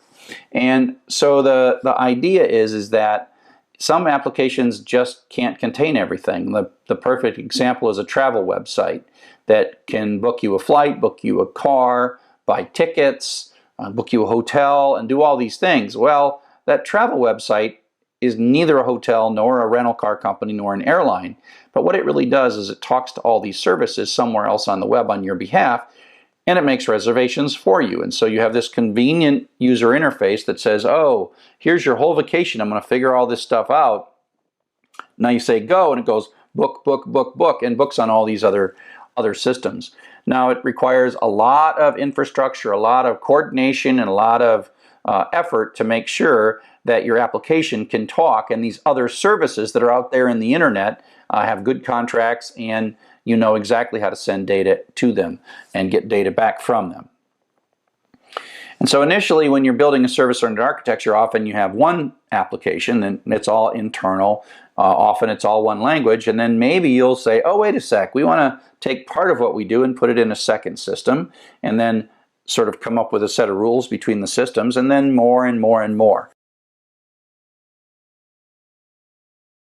So now that we're solving our problem using a series of cooperating applications communicating across a network, we're going to talk a little bit more detail about the notion of what we call web services. And in this, we're going to take a different perspective. Instead of building our application and breaking it into pieces, we're going to have an application that's going to really consume an API from somebody else. So there is some other provider of this API that's not us. And so if you're going to talk to somebody's data, like Google or Amazon or Twitter, they're going to say you have to use our API. So what's that? So an API is a contract that says, look, if you do this and this and this and this, we're going to give you data this way. And they set the rules. They tell you what the URLs are. They'll tell you if it's XML or JSON. And this is called the Application Program Interface. And it's something you read and you understand. And so you go look at the documentation. This is the documentation for the Google Maps API. So it turns out that Google knows a lot about maps. It knows a lot of data. It knows how to search maps. And it actually provides some of those features to you that your application can take advantage of. I took advantage of this at one point by asking all the students in one section of one of my online courses where they were from. And I just let them type in where it was. And then I said, well, I don't know how to code any of that. So I used this API doing what's called geocoding to look all those places up and get precise latitudes and longitudes for the ones Google could figure out. And that saved me a lot of work. Now, these are expensive resources, but I could be patient and make use of these resources, which as long as you use them not too much, they can be free. We'll talk a little bit more about rate limiting and what's free and what's not in a bit. But you start by reading documentation. It says, do this, hit this URL, hit that URL.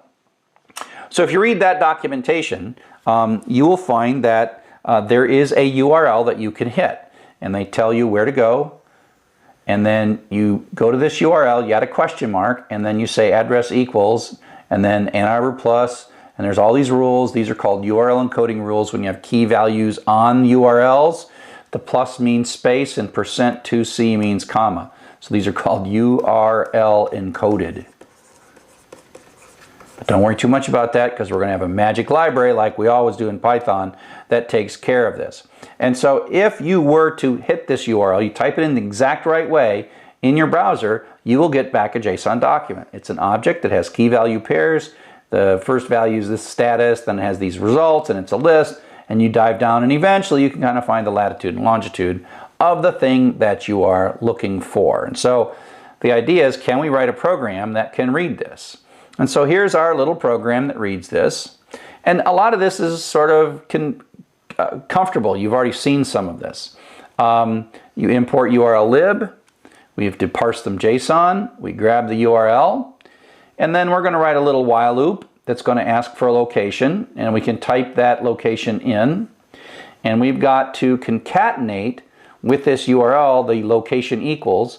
And there is a bit of code, a library that called parse URL encode that takes the key and the value, so the address equals, and then whatever this text is that we read in from the user, that goes in here.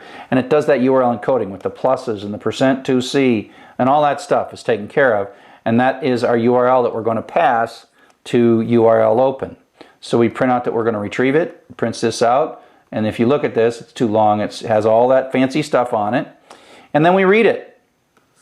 We open it with URL open, and then we read it and decode it. So these two things, hit this URL, decode it, and then we retrieved 1669 characters, because it's just in this case, because we've decoded it, data is a string now. That's read is bytes and data is a string. So we read that many characters, 1669 characters. And then we're going to take this data and we're going to parse it with JSON. And we might get bad data here. It might blow up, but it might work. And so in this case, it works. We have an error that basically says if we got a bad thing, we're going to blow up. But in this case, it doesn't blow up. And so now we're going to sort of dig through. And if you go back, let me just go back. So the results, sub-zero, geometry. Let's show you how that works. So results is the first key. So this is a dictionary with a key of results, but then it has a list, and the 0 item, this list starts here and goes there, and I'm only going to show part of it, but there's many things here. So the 0 item is this. This is the sub-zero. And then geometry within that sub-zero item. So if we look at that, it is the outer dictionary, the first item of the list, sub-geometry. So that grabs one part, that grabs this part right here. And then we're going to go into location and lat. And those are just keys within keys, a dictionary within a dictionary. And so you see it says sublocation sublat. And so that is literally going to pull out of that complex structure, that will pull the latitude out, and then in the next line, pull the longitude out. So we can pull the latitude and longitude out, and then we print it out. We can go into results sub 0 formatted address, and that goes into results 0 formatted address, and that pulls this little bit out. Now it takes a little while to write this stuff, and you have to put a lot of debug, and you don't necessarily figure out this complex bit here at the end, but you know, you print it, you don't get what you want, you say, oh wait a sec, that was an array, so I got to add a little sub-0 there to get the first one out of the array, but eventually you figure it out, and it's not all that difficult. It's the first few times you do it, I'm like, what am I doing? But after a while you realize, oh, I'm just sort of tearing this apart and digging deeper and deeper into this data structure, which I just retrieved over the internet from Google, and I learned something good from that. So up next, we're going to talk about how sometimes these APIs protect themselves with keys or signatures, and why that happens and how to solve those problems.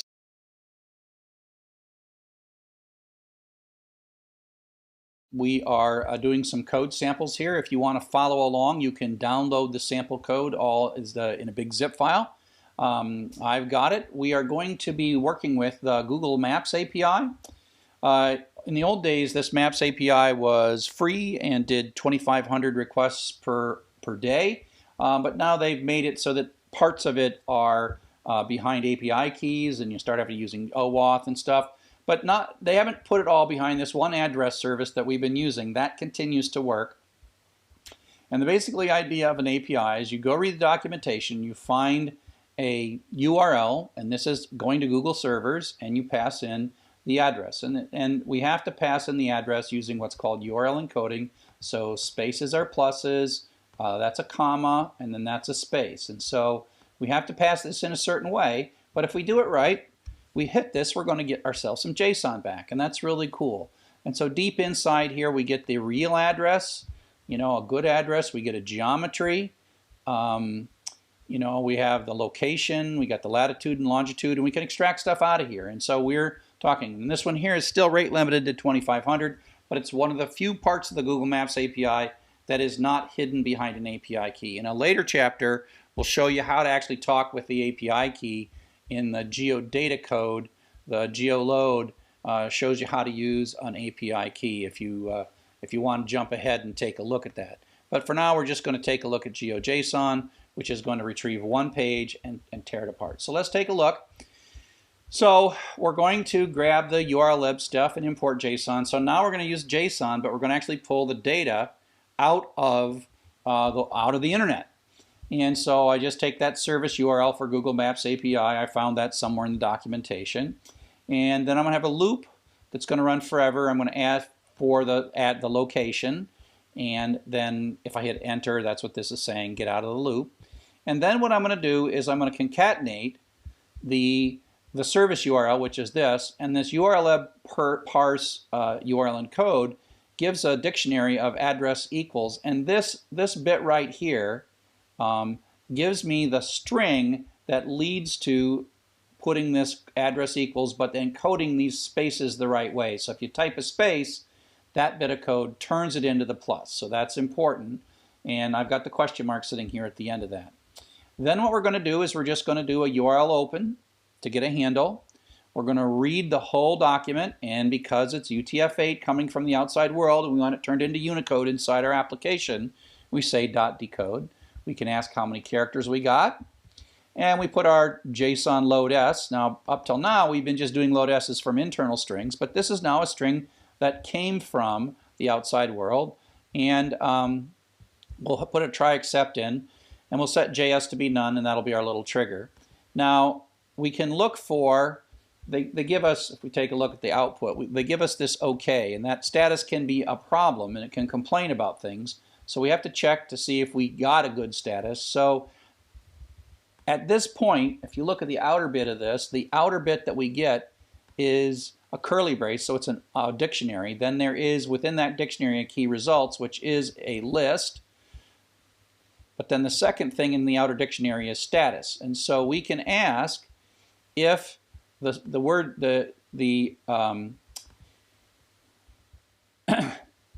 if we got a false, if we got nothing, that we'll quit. If we don't have a status key in that the object or that dictionary, or it's not equal to OK, any number of those things, if this or this or this are all, either of those are true, we're going to quit. Failure to retrieve and print the data out. And when you're starting to read stuff off the net, you often have to put debugging in here like this, like, oh, something quit, I got to figure out, and so debugging it. Next thing we're going to do is called JSON dump-s, which is the opposite of load-s, which takes this array that include dictionary that includes arrays, and we're going to pretty print it with an indent of 4, and then we're going to print that out. And so if you look at my code, we'll see that the first thing we do once we parsed it is we print it back out so we can see it, and then we're going to dig into it. So let's go ahead and run this code. Python geojson.py.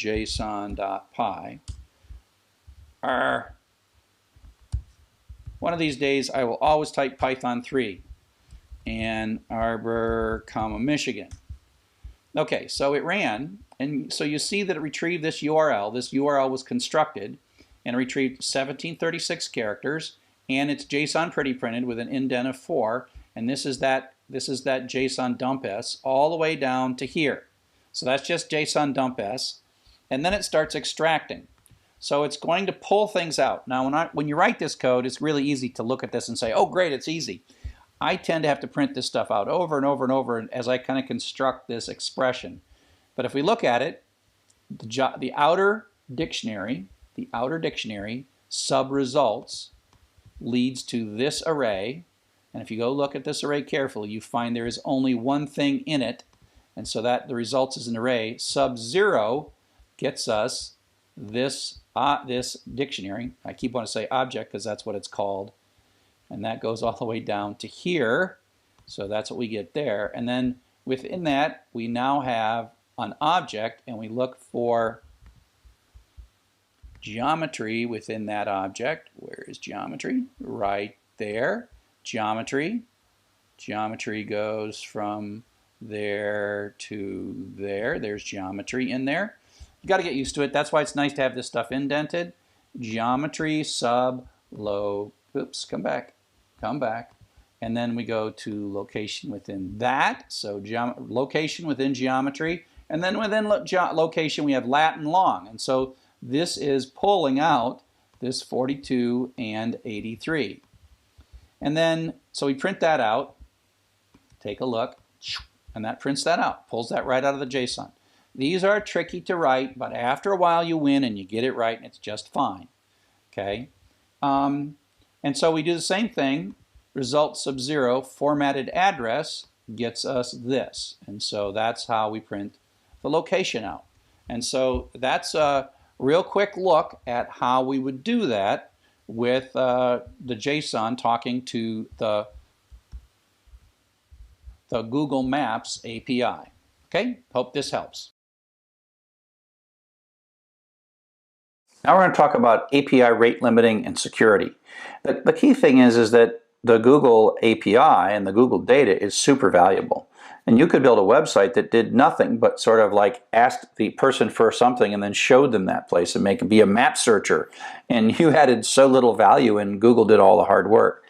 And so they protect these somewhat. Sometimes they'll say you can only do 50 of these a day or 500 a day or whatever. That's called rate limiting.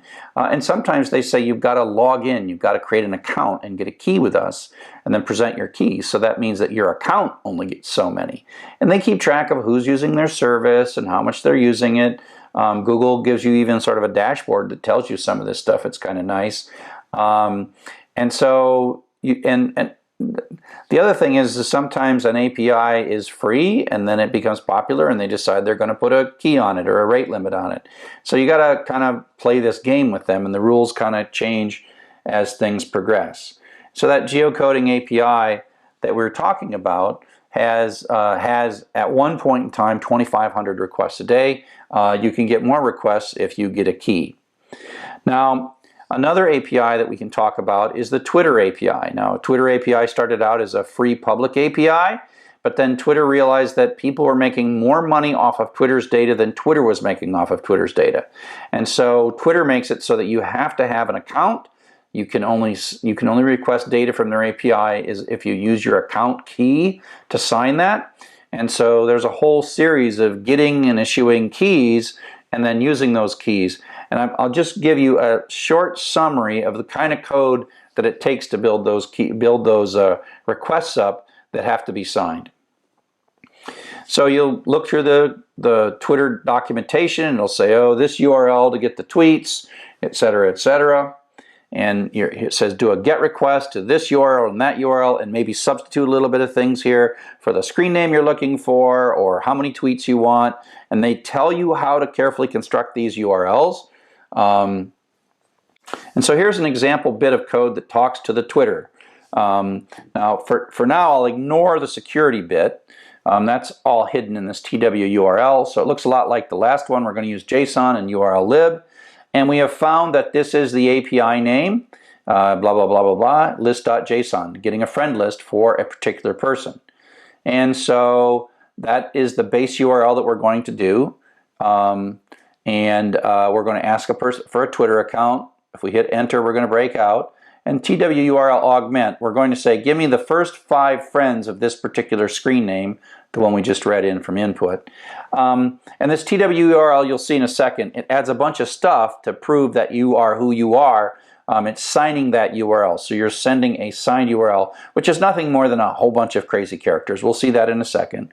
We retrieve it, and this is pretty straightforward. We can just, open the URL, read it, and decode it. Decode solves the UTF-8 thing, makes it all so that data is a real string and it's in Unicode internally. Now we can actually get the headers. Remember I told you earlier that URL open bypasses the headers, but it's stored them for later. And we can say, hey, give me back those headers. And that gives us back a dictionary of headers. And the headers, if you go all the way back, are a bunch of key value pairs. Key : value in the headers. And in Twitter, if you read the documentation, there's this x-rate limit remaining that tells you each time it returns to the API, response to the API call that you made, it says, look, you've got 12 left. You've got 11 left. You've got 10. So you can print that out. So this prints out how many you've got left. Then we parse the JSON data. We're going to print it so we can debug it. This dump to string and then printed. Indent equals 4. This is called pretty printing. And it's indenting things really nicely so that you can make more sense of it. Whereas when these things are when programs are talking to each other, they don't really make the output look particularly pretty. And then if we're going to go through, we have the outer thing of users, and we're going to print out the screen name and go grab for each user and users, we're going to print their screen name, we're going to grab their status text and print that out. And so this is what that data looks like. Kind of chopped a bit. So the thing we get is an outer layer, we get users, and then we get a list. And here's the first user. Now if you look at the actual data, it's much larger than this. Here's a second user, and then we have status text, and the screen name. Right? And so those are the bits that we're extracting from that. If you look, we are going to grab the screen name, we're going to grab the status text, and away you go. So you can start with this, but you realize that once you're looking at this and you're printing this out with pretty printing, you can sort of work your way in, knowing that it's either a dictionary or a list. If it's a dictionary, you look up the key. If it's a list, you say which position it is, and then you get more dictionaries within dictionaries within dictionaries, and away you go. And so this code actually, when it runs, it prints out the screen name and then that status and the next person. So it's my first 5, in that case my first 5 friends and their most recent status, the first 5 people. Now let's talk a little bit about how this security works. And so you have to go to the website, you have to have a Twitter account. You can't talk to Twitter API without a Twitter account. And then you go to this website and then you set up a key. You say, I'm going to build an application that is going to consume the Twitter API. And then you go in, you have to work through There's documentation on how all this stuff works. You set up an API key, you set the application. So I made a key called Python on my laptop. And it gives us some values. It gives us a consumer key, a consumer secret, a token key, and a token secret. And you get to regenerate these. And there's this file called hidden.py, and you edit them and copy and paste all the stuff from those pages, those 4 values, into these strings. Now, if you download my code, I don't have my keys in there. I got some placeholders for this stuff. So you got to get to this web page that's on Twitter, copy these things in, and then the TWURL code will start to work. It uses a technology called OAuth, which is a way to sign a URL in a way that proves that you have the key and the secret and the tokens, but and it can't be modified in the middle. So once you send this URL, they can check the key and the secret to make sure that you truly signed it without actually sending the key and the secret. It's actually kind of cool and fascinating, but we won't go into it in great detail here.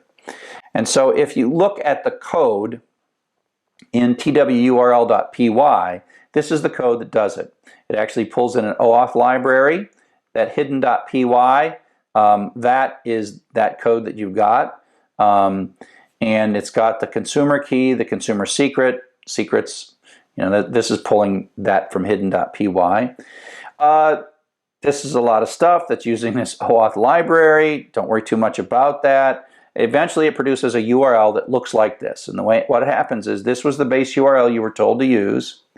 Then you have count equals 2 and screen name equals Dr. Chuck. Those parts are your parameters to that web service call. And then all this OAuth stuff is produced by this OAuth code and the consumer key and the secret. What happens is the key gets sent, and the secret does not get sent, but they send this signature, which is based on the secret. And then what it does is it rechecks the signature on the far end. Signature is a long string. By regenerating the signature, because the secret's available to both you to generate the signature and to them to check the signature. So it's kind of like a hash, etc., etc. You don't have to worry about all this. These URLs get really long, and your values that you need are in, the name of the URL is in, and you call this routine. That's called augment. That takes a URL and then parameters and then augments it by adding all this OAuth stuff. And so that's why it's called augment, to augment the URL. And once you got this set up and hidden working, then you sort of just augment the URL and then hit it. Now, if you don't have the right keys or secrets, or you don't have an account on Twitter, then it's going to blow up. But if you get it set up, you will be able to talk to the Twitter API with this. So this whole web services section, we've done quite a bit of stuff, right? We've looked at how, instead of reading HTML or flat text, we are creating structured data according to contracts, whether it be XML or JSON. We can retrieve and parse that information in a deterministic way. We talked about schemas that define the contracts so that you know if the data you're getting is wrong, you can know who to blame because the schema gets violated. And we've played with APIs where you're talking to someone else who's defining what the rules are and how to read their documentation. And even if they have an API key or need signed URLs, showed a little bit about how to do that.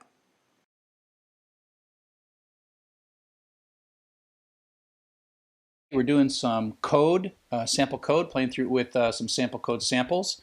And you can get this by downloading it. I've got this whole thing downloaded. And I've got all the files here, and these are the files we're going to play with today.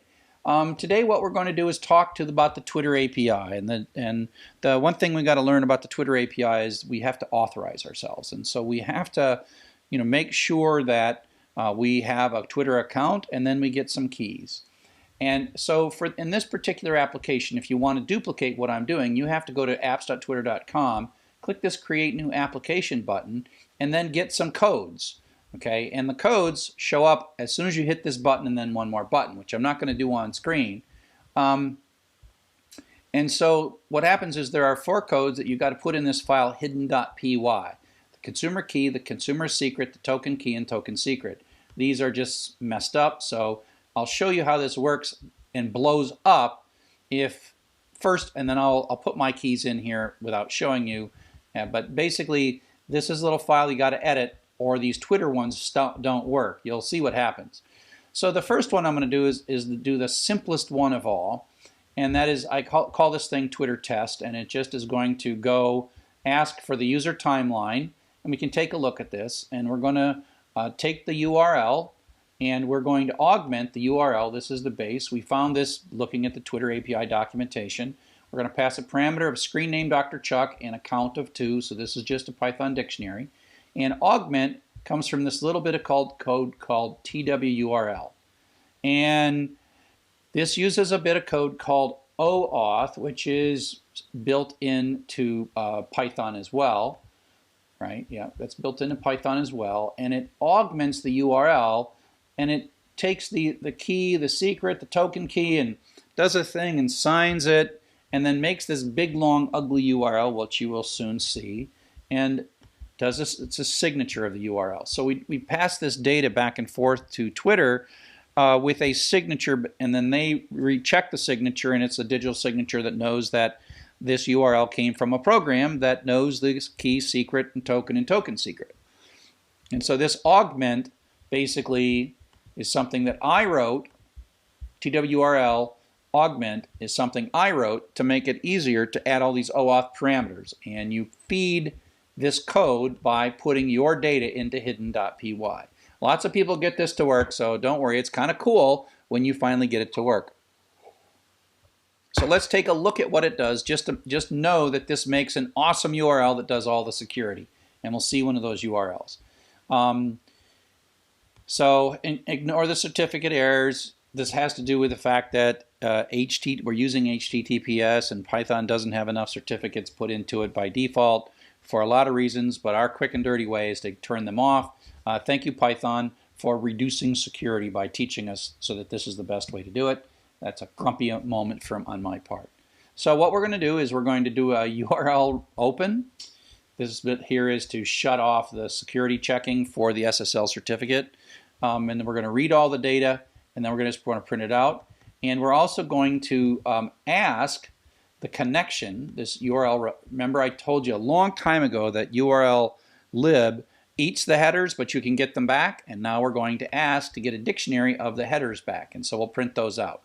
Okay, so this is really kind of just testing the body and the headers and printing them out sort of in as raw a way we can do. So let's go run this. Now this is going to fail the first time we do it because we haven't put the hidden variables in there. So if I say Python 3 twtest.py, it's going to run and blow up, and it's going to give you this 401 authorization required. That's a good sign because that means that you haven't yet updated your values in hidden.py. And so this is that augmented URL, and you can see the consumer key and the consumer secret and the OAuth token and whatever. Okay, so these tokens are like wrong. These aren't. Oops, Control C. They aren't real. And then but you'll notice it doesn't the key and the secret and the token key, the token secret and the secret, and that's all actually encoded in this signature. It turns out that you need to have the key and the token, the secret and the token secret to generate the signature. And where is the signature? Oh, there's the signature. Right there's the signature. And so this signature combined with the nonce, that you can only do this signature has a time and it includes all kinds of things. So even if you type this in, well, you'll see these go by, and it's not really breaking my security too much when you see these afterwards. So don't get all excited when you say, oh, you revealed your token and your key. Well, I can reveal my token and key, but I'm not going to reveal the secret. Okay, so this adds all this OAuth stuff, OAuth nonce, OAuth timestamp, and these timestamps and nonces are made it so that you can't replay my URL even if you see the exact URL. Once I hit it, then you can't hit it again. And so that's what the nonce does. So I'm going to close hidden.py here, and I'm going to update hidden.py in another window.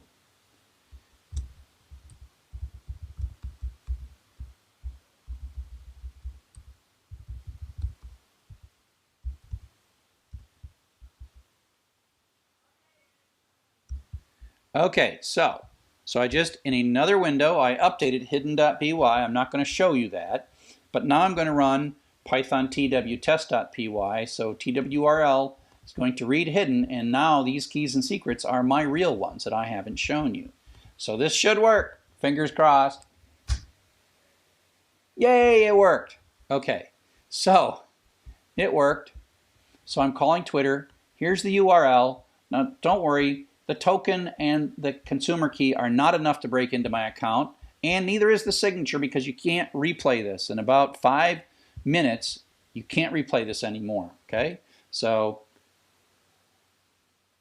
you can't generate the signature. I've done one. The signature includes the time and date, so you can't. Trust me. Go read up on OAuth. Don't worry. I haven't really revealed anything. But so the first thing we see is this. So we see, and we should put like the line of dashes here. This is the JSON. It ain't very pretty. It's not very pretty. Okay, and so that's the JSON from there to there. It's just what most APIs give us back. It's really dense JSON, right? And so this is a byte array. Remember how you have to do a .decode? I didn't do a .decode here. And so this is telling, and Python is telling us this is a byte array, which it's a raw set of bytes that came from the internet, which probably are UTF-8.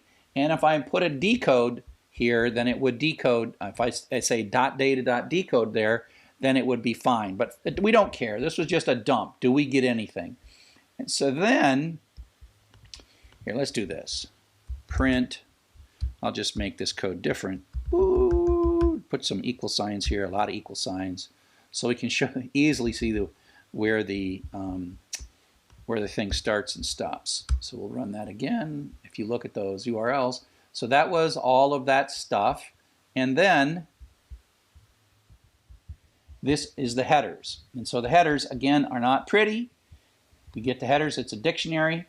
You got cache control, no cache, comma. This is the string, key value. You got to find your commas, key value. But the one that's really interesting here is, which one is it? X rate limit remaining, right there. X rate limit remaining. So that means that for this particular API, and this header tells me that I've got 898 calls left. And this is when I will get more calls, and yeah, so let's see, yeah. So watch. I'm going to do this again, and you will see that I can only do this 897 more times now. Run it. I can only do this 897. So I am being tracked at this point. I am being tracked by Twitter. Twitter knows that it's Dr. Chuck that's doing this, and Dr. Chuck has done 900, he's done 899, 897, and if I keep running this, eventually Twitter will tell me, you got to wait for a while. And that's because Twitter doesn't want me, under my Dr. Chuck account, pulling out like lots and lots of stuff out of Twitter and making my own website. Now, I do actually have my own Twitter website using some cool software, www.drchuck.com/Twitter.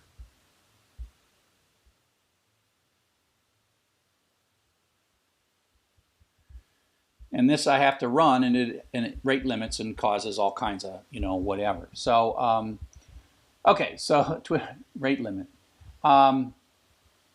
So, I'll save that. So that's tweet. This is just to test it, okay? Because I want to do something interesting. So we're not parsing the JSON that comes back. We're not doing anything tricky with this. And away we go. So, let's take a look at some more code. I think I don't need this anymore. So now I am going to parse this. So most of this looks the same. I've got that same user timeline JSON. I'm going to ignore the SSL certificates. I'm going to write a loop.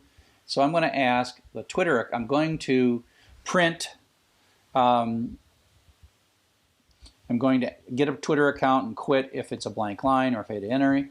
I'm going to use the Twitter URL augment the same way. That's going to do all the signing using from hidden.py. I retrieve it, and I'm going to retrieve it ignoring the SSL errors, and then I'm going to decode it. This time I'm going to decode it so that I get a real Unicode string.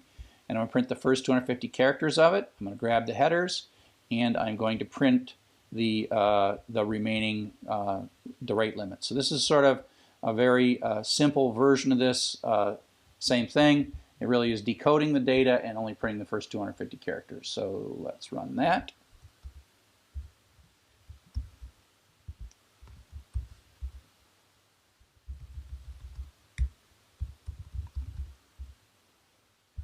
Chuck. Boom, and it's got 896. So that's just a little simpler version of that with a little less brutal debugging. Okay, so now let's do something even more fun. Let's go to twitter2.py and tear it apart. And so, so again, we're going to look at my friends list or someone else, anybody's friends list. We're going to ask for the friends and ask for the screen name, ask for the first 5 friends, and then look at their statuses. Open it, decode it, get the headers, print the rate remaining. All this stuff is the same as in Twitter 1, but now we're going to parse the JavaScript. I'm not even putting this in a try and accept because, hey, I'm talking to Twitter. I'm going to guess that Twitter is going to give me the right stuff. You'll probably want to put a try and accept here. Then I'm going to do a debug print. I'm going to do a JSON pretty print. Let's make that be 2 so it looks a little better. And then, well, I'm going to run it. And then you're going to see how we have to parse this. And we're going to see that it's a list. So we're done with that. And now we're running twitter2.py. So I'm going to go to Dr. Chuck. And this is going to ask the question who Dr. Chuck's friends are. Okay, let's go to the top. So it hit this API. And it has the screen name Dr. Chuck, count equals 5, and all this OAuth stuff. Again, this is not a security breach by showing you all of this because the signature, the secrets aren't there. Okay, so if we look at it, it's an outer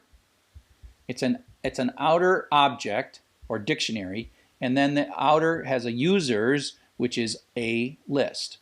And then each user has some stuff in it. So this one's Stephanie Teasley. It's got her screen name. It's got some descriptions.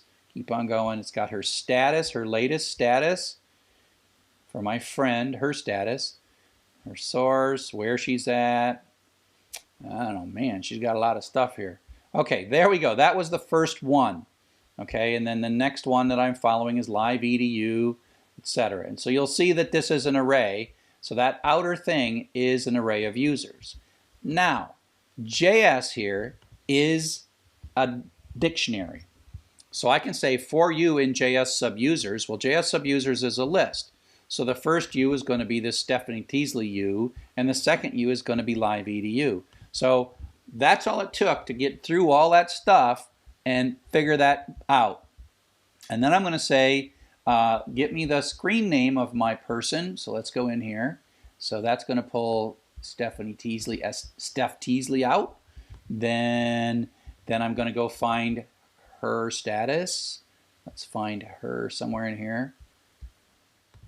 Use of status subtext.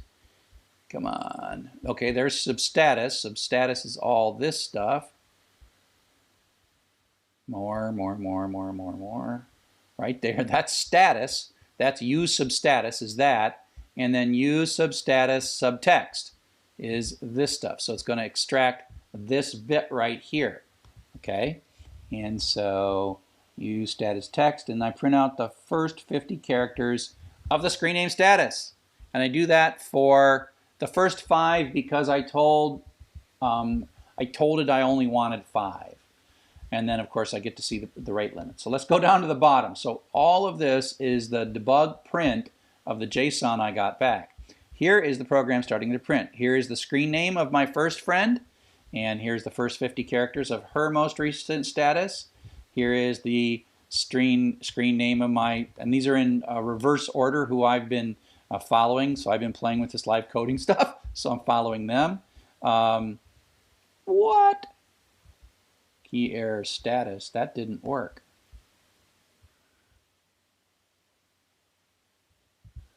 Why not? Oh, that's because Live Coding TV somehow doesn't have a status. So most of these work.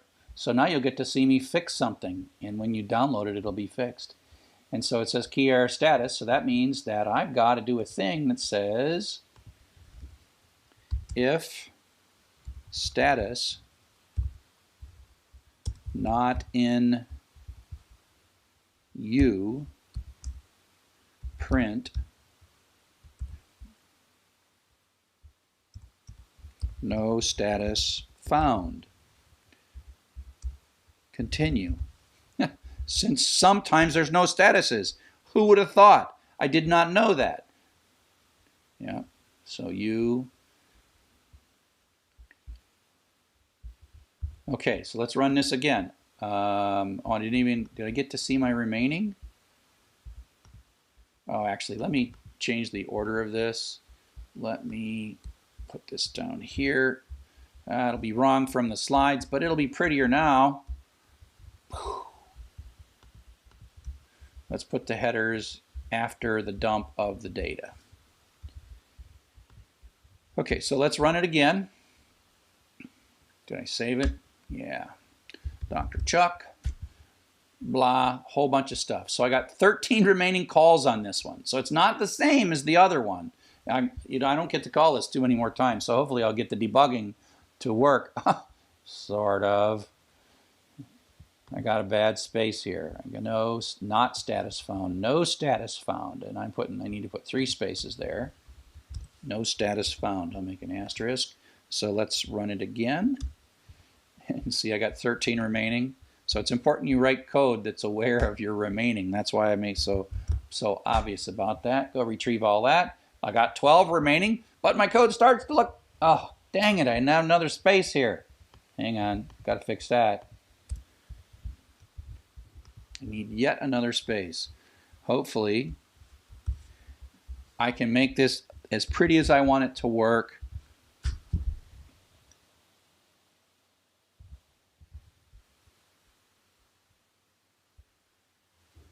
Oh, wait a sec. I didn't even do Dr. Chuck. I did that wrong. Typed my name wrong. Okay, so now it works. Oh well.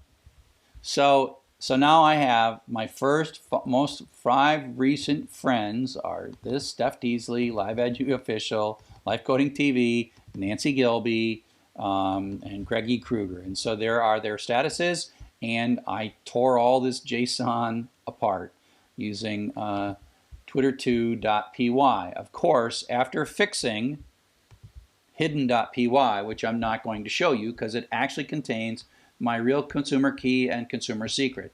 You're seeing the consumer key and the token key go by on each of these URLs, but what you're not seeing is these 2 things, which are the thing I'm protecting, so that it's not a problem.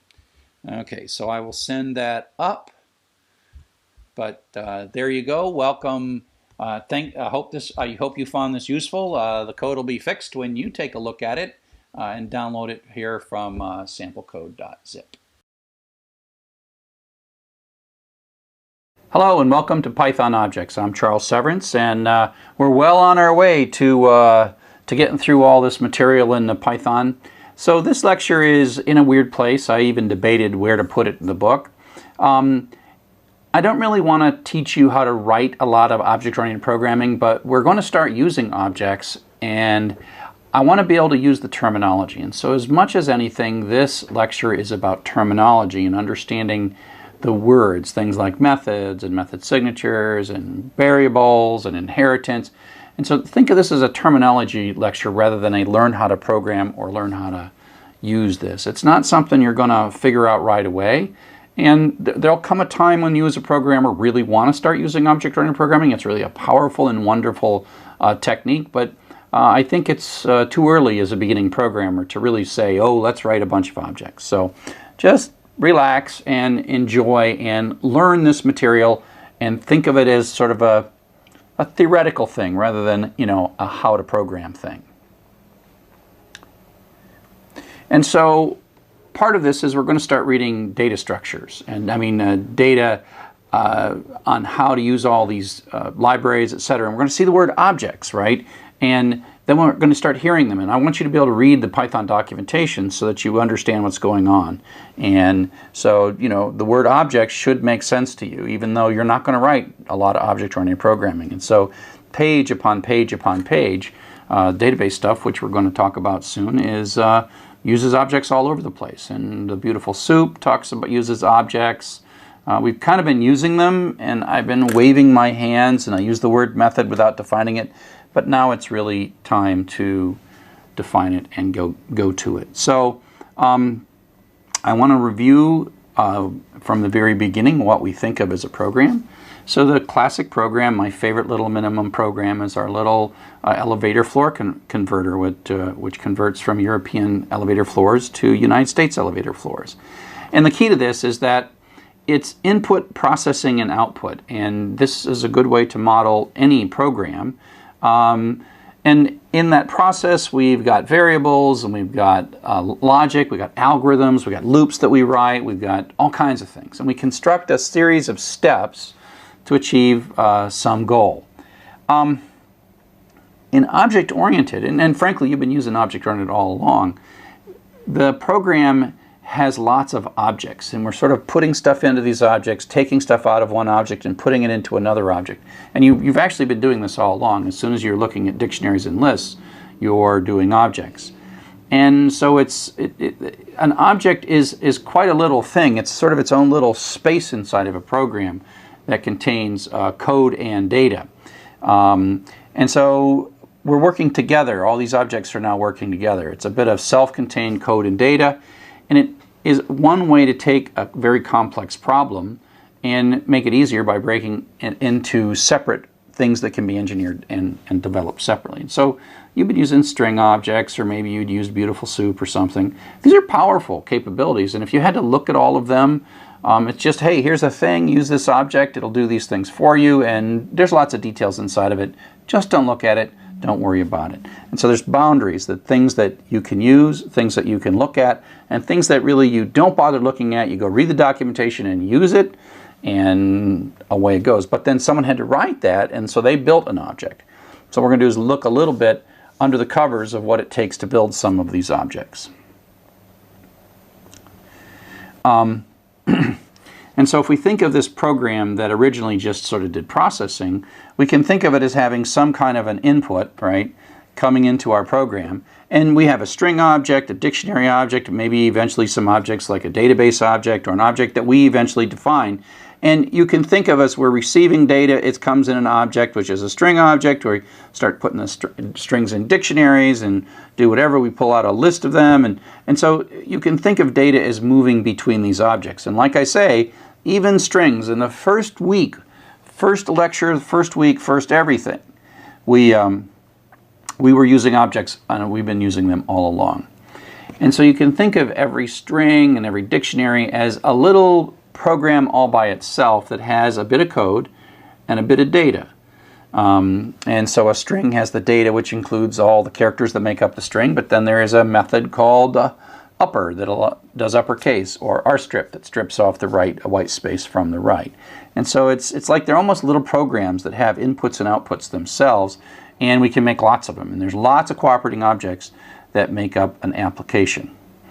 And one of the nice things about the object-oriented pattern is that they form boundaries. And within the boundary, if you're inside the object, you can say, look, I'm going to build you a string object or a database object or a Beautiful Soup object, and I'm going to build this capability, and I'm going to give it to you in the form of an interface, and I'm not really going to care how you use it. And so we have this sort of visibility wall where I'm going to make an object and I'm going to let you use it, and the maker of the object doesn't necessarily have to know every single thing about the use of that object. But so just like inside the object, they don't have to worry about what you're doing with the object outside of it. When you're outside the object, you don't have to worry about what's going on inside of it. We, as the user of the object, we talk to its interface, and we get things from it and give things to it and use functionality within that object. But we don't have to look inside of this. We can just say, oh, it's a nice little magical thing. We read the documentation, we read a web page, and it told us to do this, this, and this, and away you go. And so it is sort of this isolation boundary that works both for the programmer who's writing the object and the programmer who's using the object. And so it's a very nice pattern, and so you'll see how we're going to build code and we're going to group it together, and then we're going to be using it sort of as a big blob of stuff. So some definitions in this space, words that I want you to understand. When we're going to create one of these things, one of these objects, instances, that has some data in it and some code in it, we have to be able to define the shape of this object. What code will each object have in it, and what data will each object have in it? And that's called a class. the key to a class, and this little picture that I've got up here in all these slides, is a key. The class is a template. It's not the thing itself. So it's a cookie cutter. It knows a lot about how cookies are made. And if you have cookie dough and you hit the thing, then you make as many cookies as you want. And so this nice little cookie picture is a great, mental model of how it works. The class is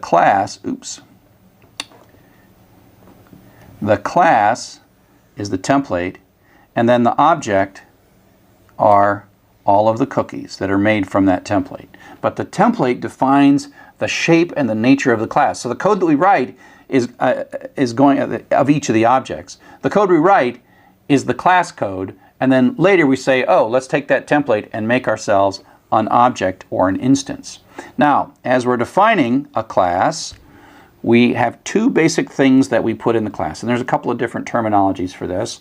One is method, which is code. It's like a function that lives inside of a class. Not a function that lives inside your program, but one that lives inside of a class. And so this is a scoping thing.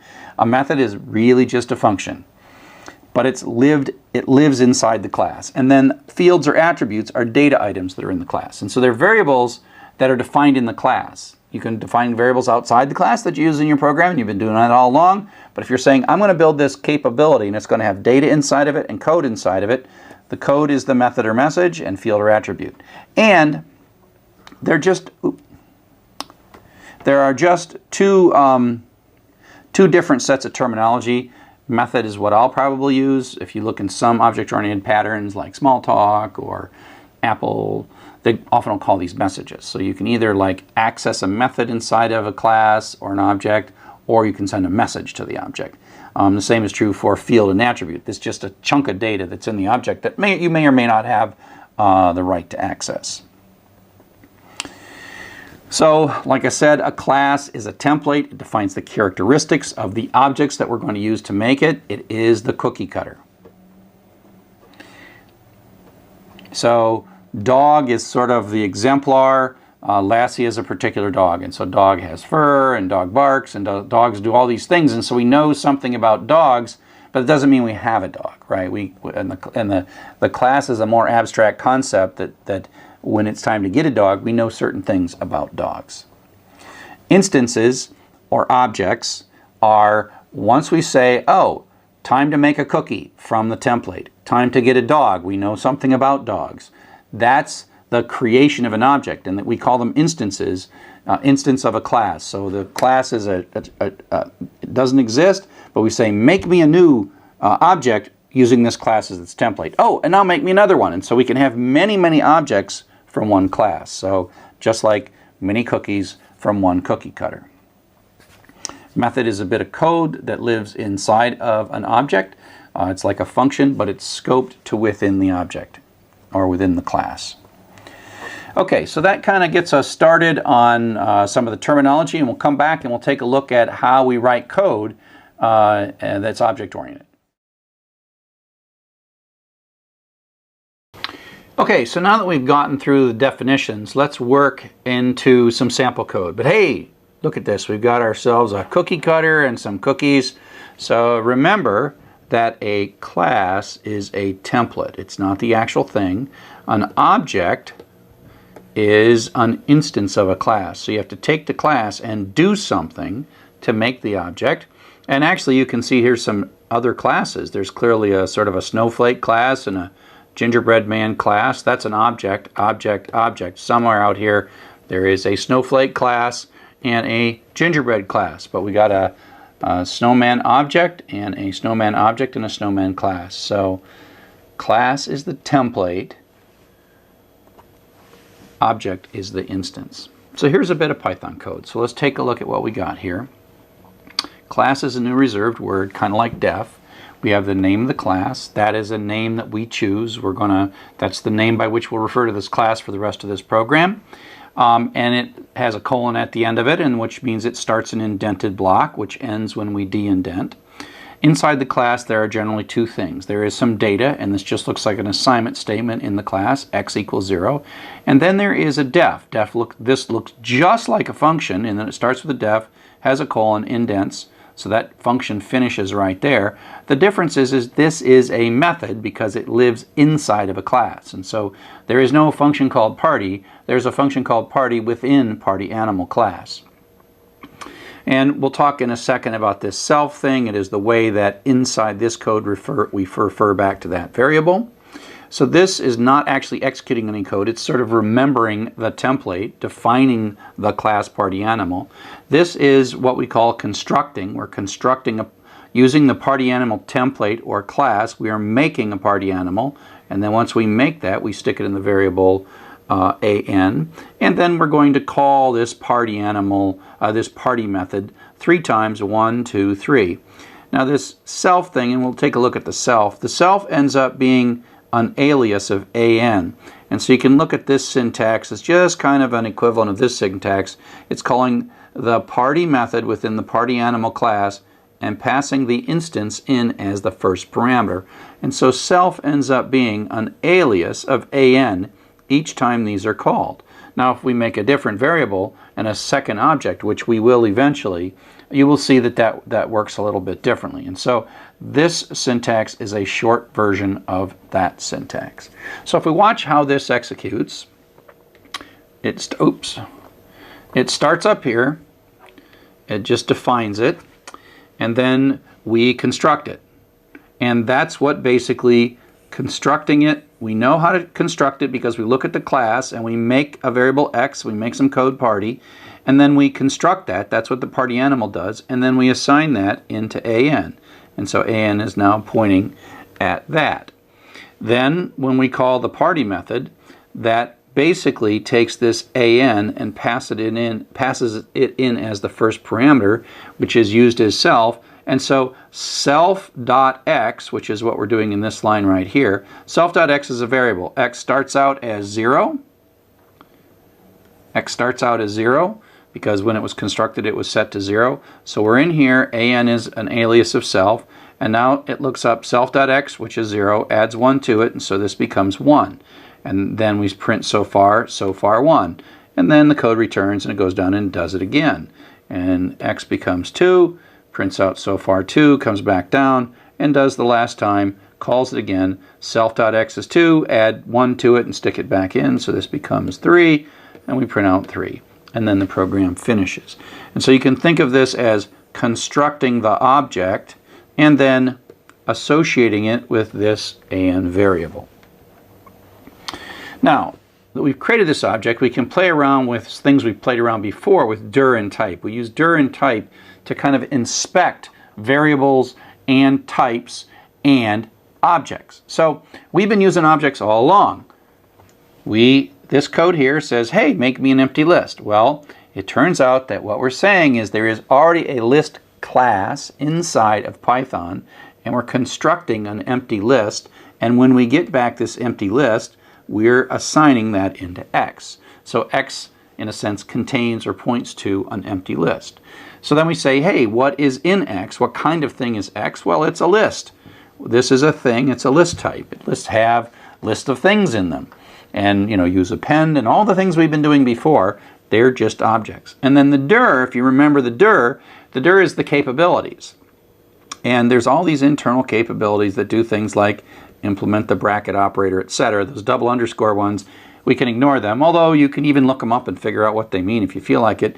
But the methods that we tend to call are in this class. And so things like x.sort, I've always told you that is the sort method within the x thing. And the dot operator is the operator that we use to look something up within an object. And so you've been using this syntax all along. x.sort, dictionary.items, all of those are methods within the corresponding class. If we take a look at this line of code that we've been doing for a very long time, which says, oh, stick hello there into y. If I reword that as more OO or object-oriented, what this single quote does says, make me a string object and put some text in it, and then when that is done being constructed, stick that into y, right? And so y now points to a string object that's been pre-initialized to the string hello there.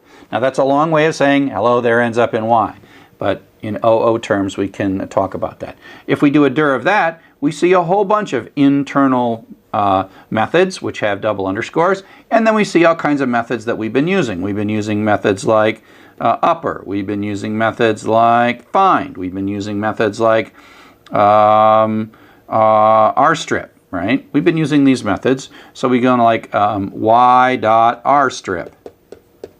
parenthesis. Again, that's a method, that's an object, not a class, it's an object, and that is the object lookup operator. Now if we do the same thing to code that we've built, or a class that we've built, so now we have a party animal class. Remember, this up to here is just definition. Now we construct it and we store it in AN. So AN is a variable that contains an object of type party animal. We ask it what type it is, and it prints out here. It says this is a class, and it's main underscore party animal, and this whole thing here is the underscore main. It's scoped underscore main. But you can see that you have made a new type. You built a type by using this class keyword.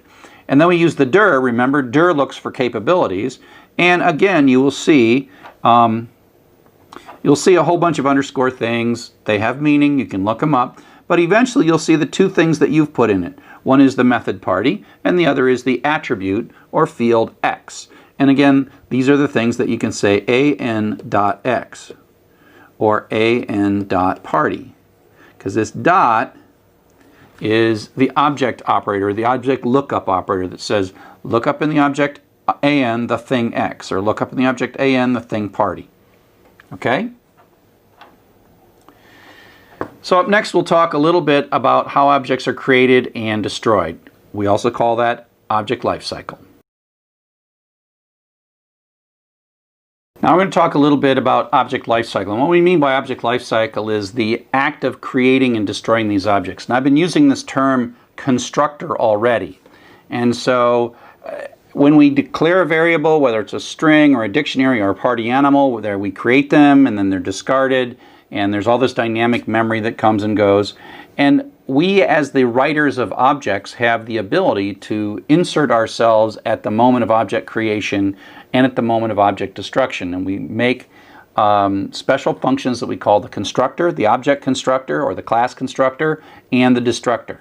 And we don't actually explicitly call them. They're called automatically by Python on our behalf.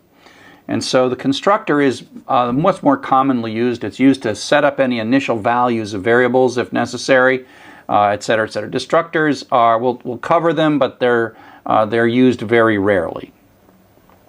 So here's a bit of code that we've got. It's our party animal, and a lot of it is the same as what we've been doing so far. So we have this variable X, and the constructor has a special name, underscore, underscore, init, underscore. Again, we pass in the instance of the object, self. And in this one, all we're going to do is print out that you're constructed. And here's this code that we've had before. And now we have underscore, underscore, del, and then we pass in self. And we'll just print out that we're being destructed and what the current value of X is for that particular instance. So let's go ahead and run this. And so again, this doesn't really do any code up to here. That just defines party animal, but this is the constructing of it. And basically that says, oh, and it really kind of creates these variables, and then it also runs the constructor.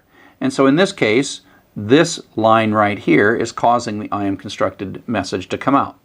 Then we do an party, and that says, 1 and 2. And here's an interesting thing. We're actually going to destroy this variable by throwing away, an no longer points at that object. An is going to point to 42. So we're going to sort of overwrite an and put 42 in it. And at that point, Python's like, oh, this whole little object that I just created, somewhere it's out here, it's vaporizing it and throwing it away. And so before this line completes, it actually calls our destructor on our behalf. And so that message comes out. So we are allowed, as the builder of these objects, to add these little chunks of code that says, I want to be involved at the moment this object is created, and I want to be involved at the moment that this object is destroyed. Now, in this last line, an is no longer a party animal. An is now an integer. It's got a 42 in it. It's gone. It's been created, it was used, and then it was destroyed.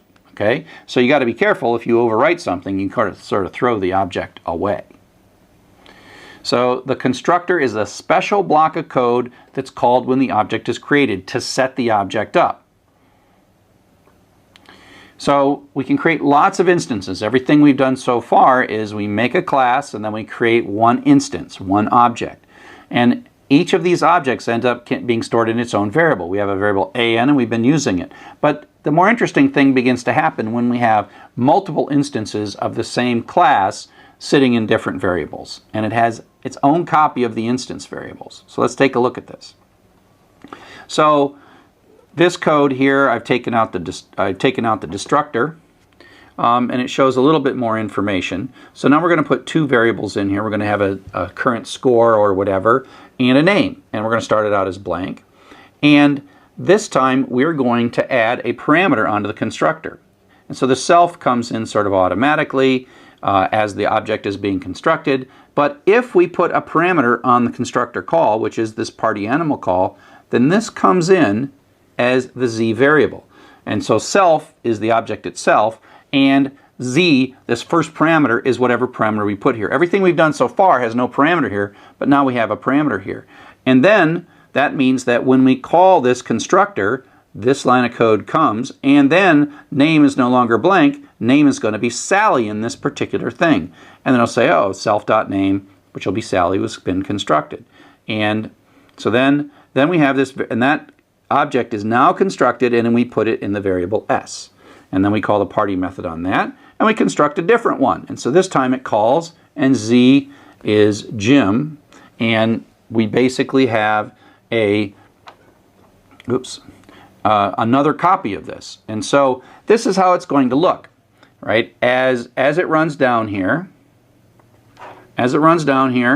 when this is called, it makes one instance and stores that in the variable s. And there's a variable x in there, there's a name in there, there's an init method and party, and that's all in here, right? All that stuff is in here.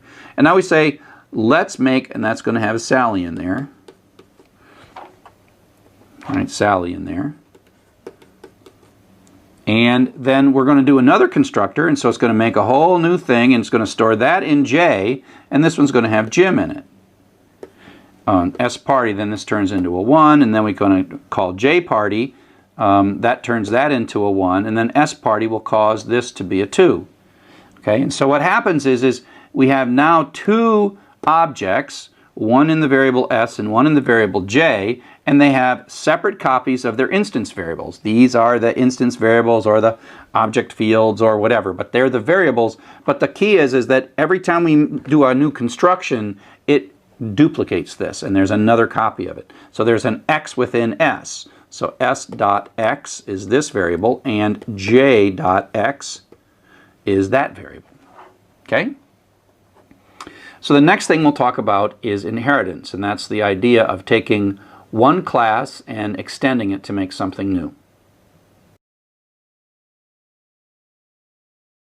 So the last topic we'll talk about here in object orientation is the notion of inheritance. And this is a form of code reuse, and it's one of the more advanced aspects of object-oriented programming. So just kind of understand what it is at a high level, and then you know where to come back to when you need to learn a bit more about inheritance. So the idea is, instead of making a new class from scratch, we actually make a new class by starting with an existing class. We are extending it, or another word for this is subclassing. And it's sort of a situation where you're like, I've got this code and I've got this data, and I just need to add a few things to it, and then I'll have a whole new thing. And as you design objects and what we call object hierarchies, you often do this. And it's a form of sort of real clever code reuse. But again, don't necessarily think that you're supposed to know when to use this or why to use this. Right now, it's just terminology, okay? Just terminology. We have what call these as parent-child relationships. The original class is called a parent, and the new class is called the child class. So subclasses are another word for this.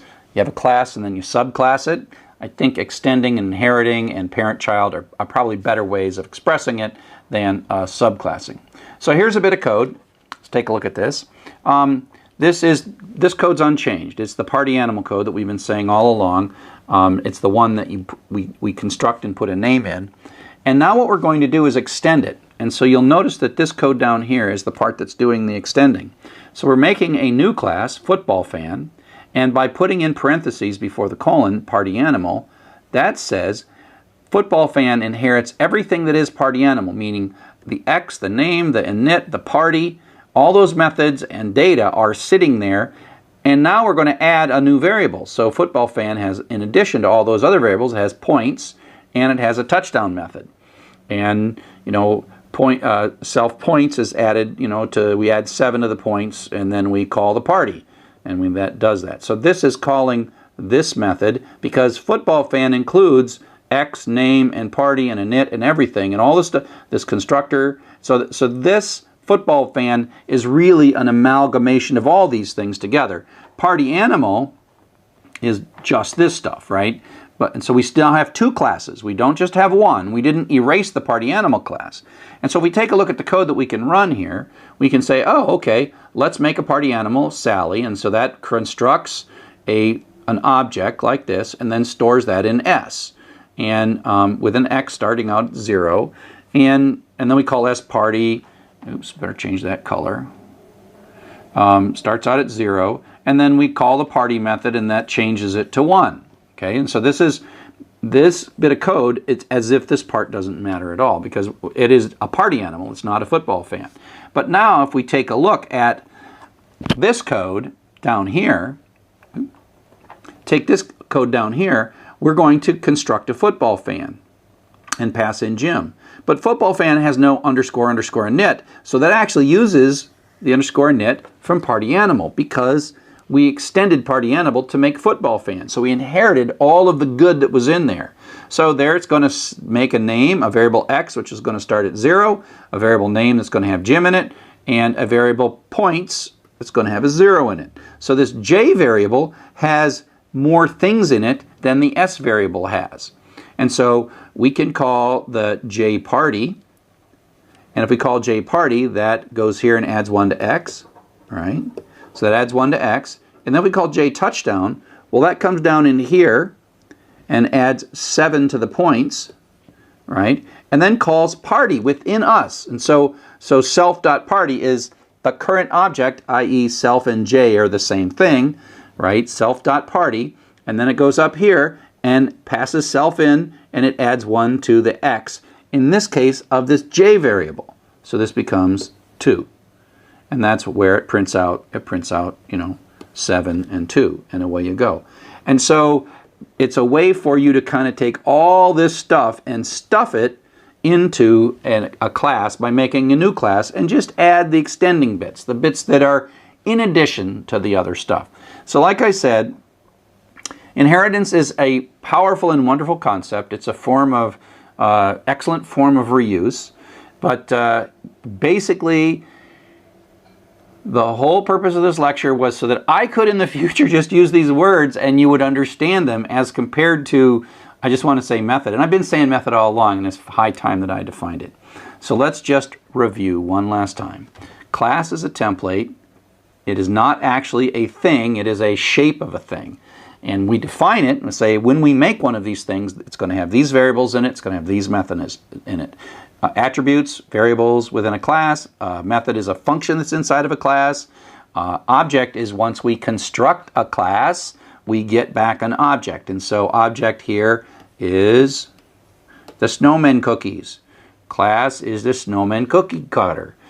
And a constructor is a bit of code that sets up our object, our instance, when it first is created. And inheritance is this ability to create a new class, but take all and import and affect all the capabilities of an existing class. So, object-oriented is awesome.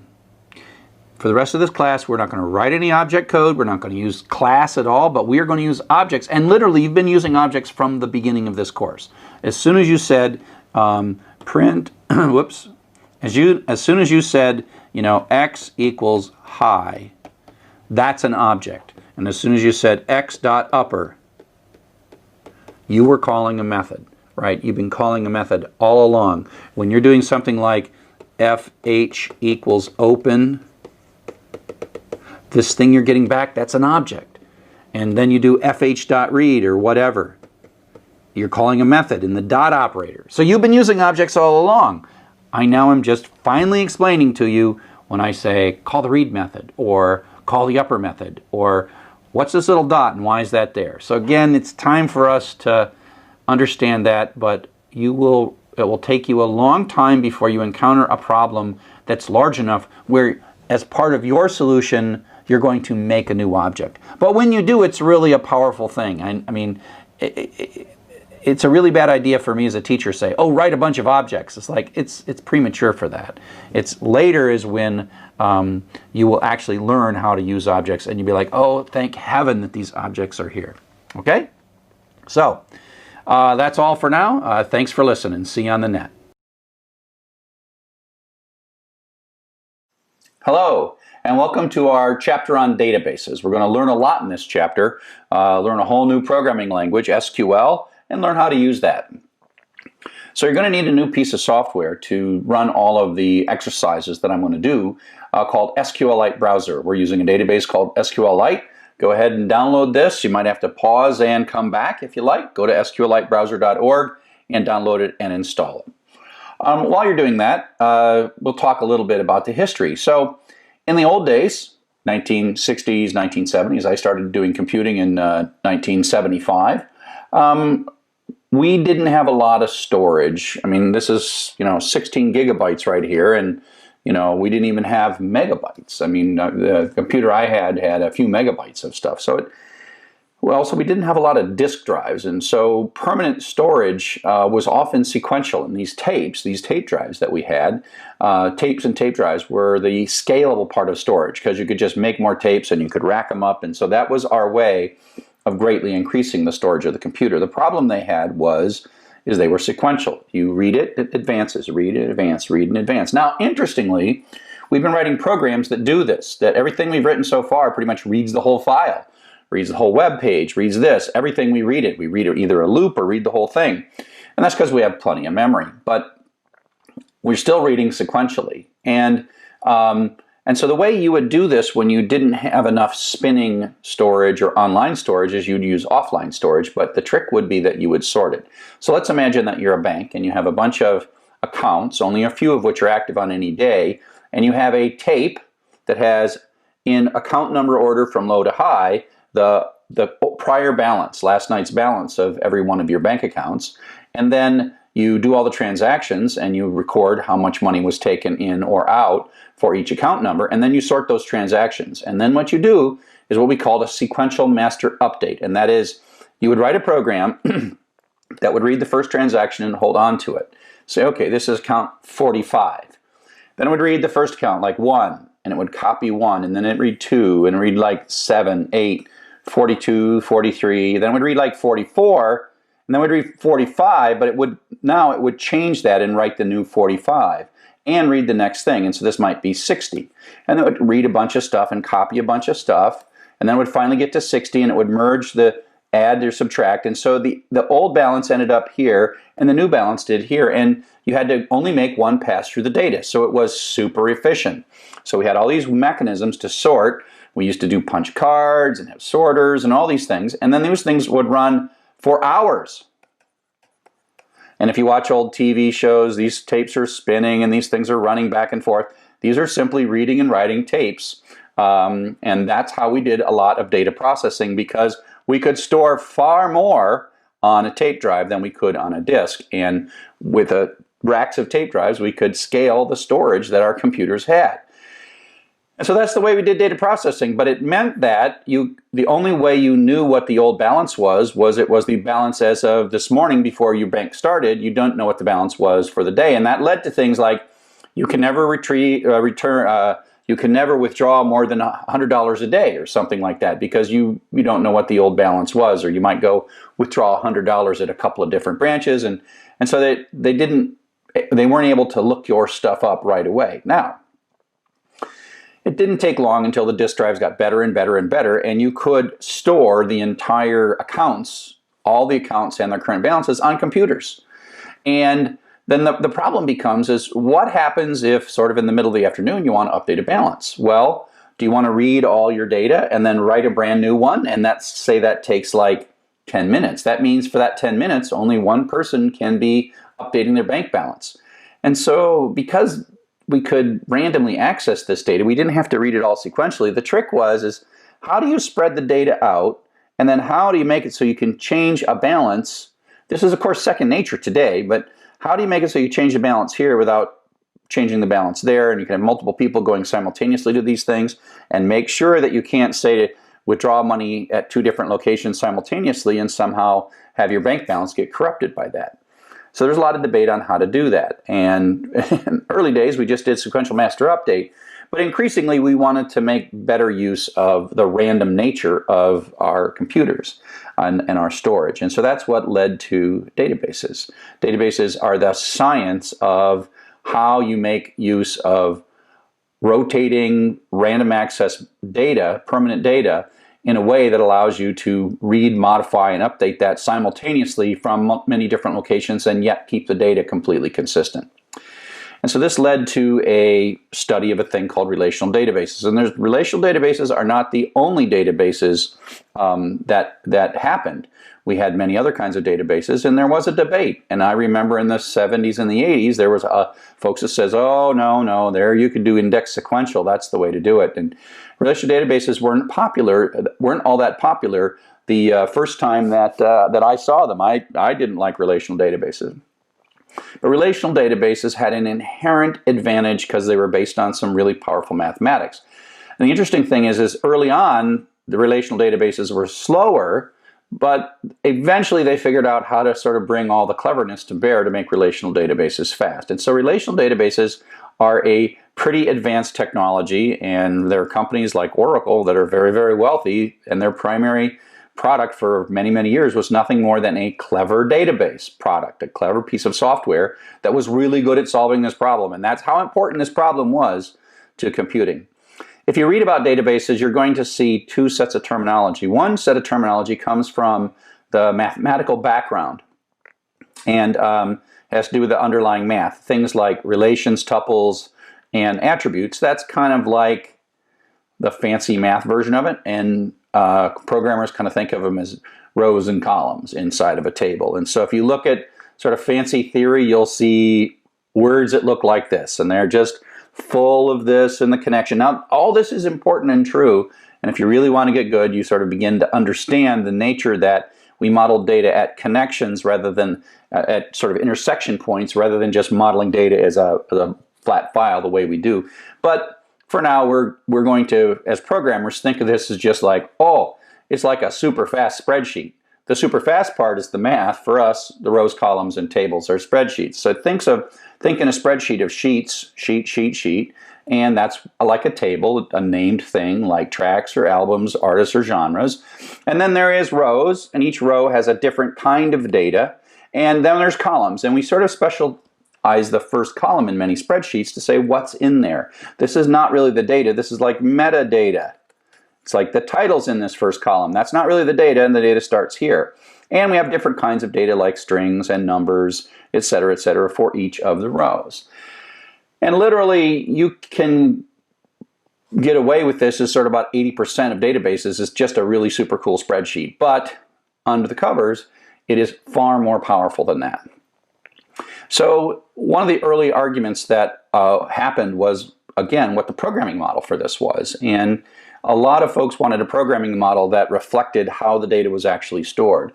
The notion of structured query language came about in a way to express what you wanted to happen and allow that to be sort of a very abstract expression. Select all records that meet this criteria, not read. And so structured query language is not a procedural language. It is a imperative language where you're simply saying what you want, and then somebody writes the loop. The database actually does the loop, but it's a way for you to avoid actually writing the loop. Now that turns out to be the power of databases, because the cleverness in how to write the loop is a way that you would probably never figure out how to be most supremely optimal when it comes to writing the loop. As you'll see toward the end of joining many tables together and selecting and throwing array and getting down a count or whatever. Someone has figured out how to do that really, really well.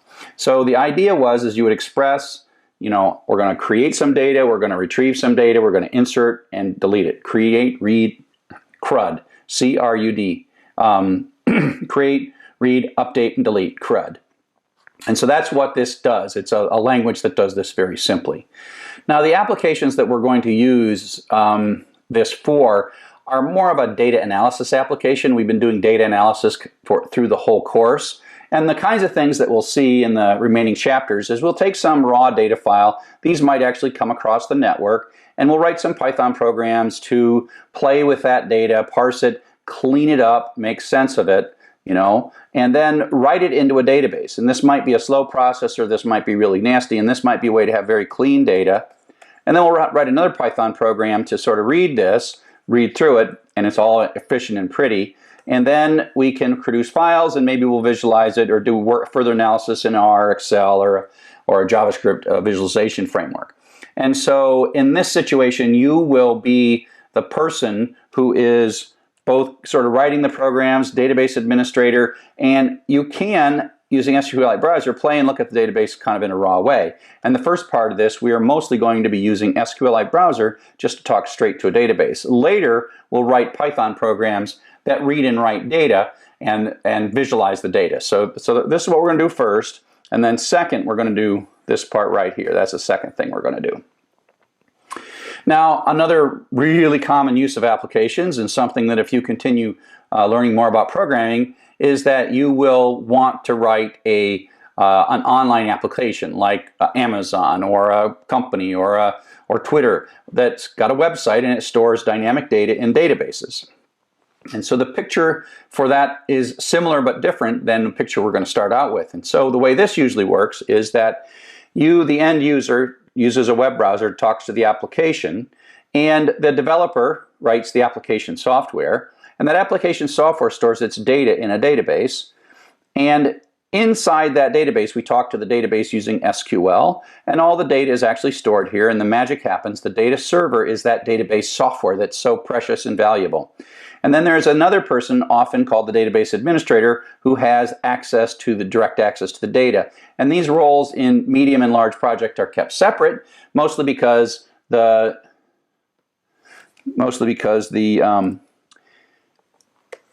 production, while it's running and live, the developer leaves the data alone and works on, say, the next version of the software. And then the developer has a test version of the application that they run on their computer where they're doing all that stuff. And so this database administrator is a role in a large project where we have to run production and keep production careful, keep production in good shape.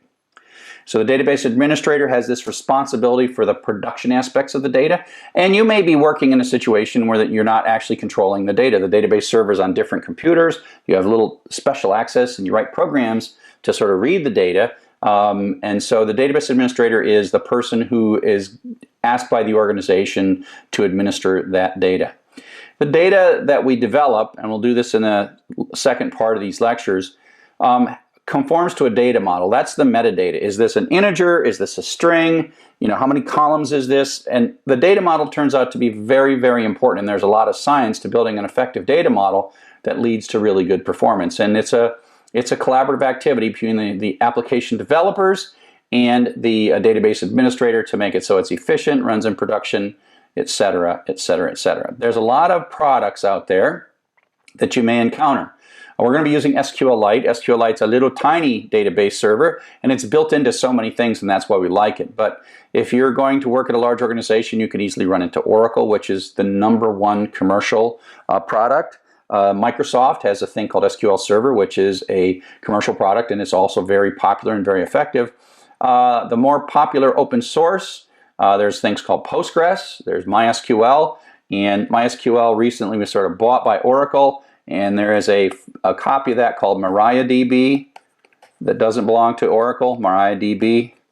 And so Most of the SQL that we're going to learn is common across these database systems because SQL is a standard, but then there are parts that weren't part of the original standard where each database vendor has done things a little bit different, but there is a core common subset that does the basic create, read, update, and delete operations. So SQLite is a very popular. You probably have it in your cell phone 10, 12 times. Your web browser has a database engine in it. Your car has a few databases in it. And so SQLite is what's called an embedded database system. Python comes built in with it. You just import SQLite 3 and away you go. And so it's a very, very popular because it's free, it's open source, and it's such a tiny little piece of software that you just include it in other pieces of software and use it to solve the data management problems of those pieces of software. Like your browser might use SQLite to store your bookmarks. Now you think, oh, there's only how many bookmarks can you have? But what if you need it to be fast? And what if there's like people that have 10,000 bookmarks? There probably are. Do you still want it fast? Do you want to be able to search? And so you get all that by using a database like SQLite. And so again, we're going to encourage you to download the SQLite browser so you can follow along with what we're going to do coming up next. And so here is the SQLite browser. Here's what it looks like. And it's just a desktop application. And coming up next, we'll start playing with this desktop application and see how it works. So now we're going to make a database. We're going to use SQLite browser. Hopefully you've downloaded it so you can follow along. And I've got this handout, this basic database handout that saves you from having to type all these things. So bring that up in your web browser. And so that gives you all of the commands that I'm going to type now. And so you could pull them out of the either the web page, you can pull them out of the slides, or you can pull them out of that. So I'm going to bring up the database browser here. Database browser. Now the thing that's going to happen, you'll see this happen on my desktop. I'm going to make a new database, and you have to store it somewhere. And so I'm going to put it on my desktop, and I'm going to call it py4e fun. And so we should see a new file on my database right there, py4e fun. Now that's a file that you don't want to edit with a text editor or anything like that. This is a database that this is a file that's to be read by SQLite browser and nothing else. Okay, so we're going to create a table, and I'm going to make a table called users with a column called name that's a text and a column called email. So it's already asking me to make a table. I'm going to call this users, and I'm going to add a field that is called name, and I'm going to add a text, and I'm going to add another field called email, and I'm going to make that be text. Now the key thing here is we are in effect making columns and rendering an opinion as to exactly what that column is supposed to be used for, and we're not allowed to violate that. It's not like, oh, we'll do whatever you want, because the database is optimizing its storage based on a contract that we're effectively making the contract ourselves. We could make these columns anything we wanted, but we're going to contract with ourselves. And you can see it's kind of small here. You can see there's a create table, and that's on the slide, and that's the SQL way of doing that. This user interface is just helping us write SQL. So now I'm going to just say OK, and if you take a look, you can see that I now have a table users, and I can look at my database structure, the table users, and away we go. And so now that is creating it, and like I said, here in the slides is the create statement, or on the web page there's the create statement that could have done it. Now we can insert some data. Let's add a new record to this database users, and we'll call this guy name Charles CSEV at umich.edu. So now we have a record. So it's kind of like a database, a spreadsheet. Now that's not the SQL way to do it. There's SQL sort of going on in the background. But if we really want to do this using SQL, we're going to use the insert statement. And the insert statement looks like this. The SQL syntax sometimes has extra words. Insert into is actually two SQL keywords. the name of a table, the columns, and then the word values, and then one-to-one correspondence between the values and in parentheses. So it looks kind of like a tuple in Python, but we're nowhere near Python right now. Okay, and so that's what we're going to do. And so I'm going to grab this Kristen, and I'm going to go over here to my SQLite browser and say execute SQL. So now I can say paste that in and then hit this little run button, and that's going to submit the SQL to SQLite and then update that file, and it says query executed successfully, and away we go. So if I go back now and I look at the data, I see that there's two things in here. And now I can actually insert all the rest of these. Let's go back to my little bit of stuff here. Let's put all these other rows in. It turns out that if I go into the execute SQL and I want to do more than one command at a time, I can put a semicolon at the end of each one of these things, and then I can run them all all at the same time. I mean, one after another actually is what's going on here. So boom, boom, boom. And now I take a look at the data, and look, I've got all those things in there. Now, eventually, the thing that's going to generate that SQL is a program, not us. We're being the database administrator, so we're sort of doing things manually. Once things get going, you write programs, do that insert over and over and over again in Python or a web language like PHP or something like that. And so that is the insert. Now we can get rid of data.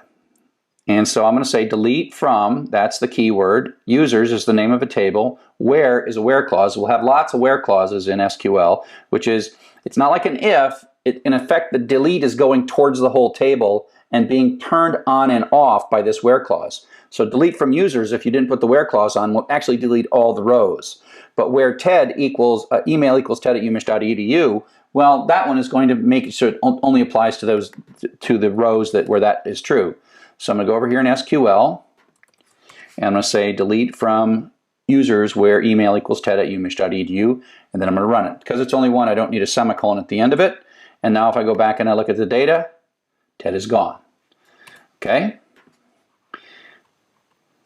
Update. So the update says, updates keyword, users is the name of the table, set is a keyword, and then this is column equals new value, and then a where clause. Again, this update, if we didn't have a where clause, would change every row in the table. And so where email equals csev@umich.edu.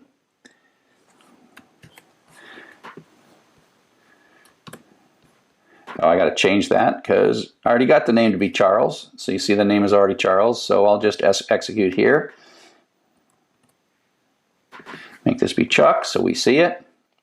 And then I run it, and then you take a look at the data, and it's changed. That's it. That's an update statement. You're doing great. You're doing great. And so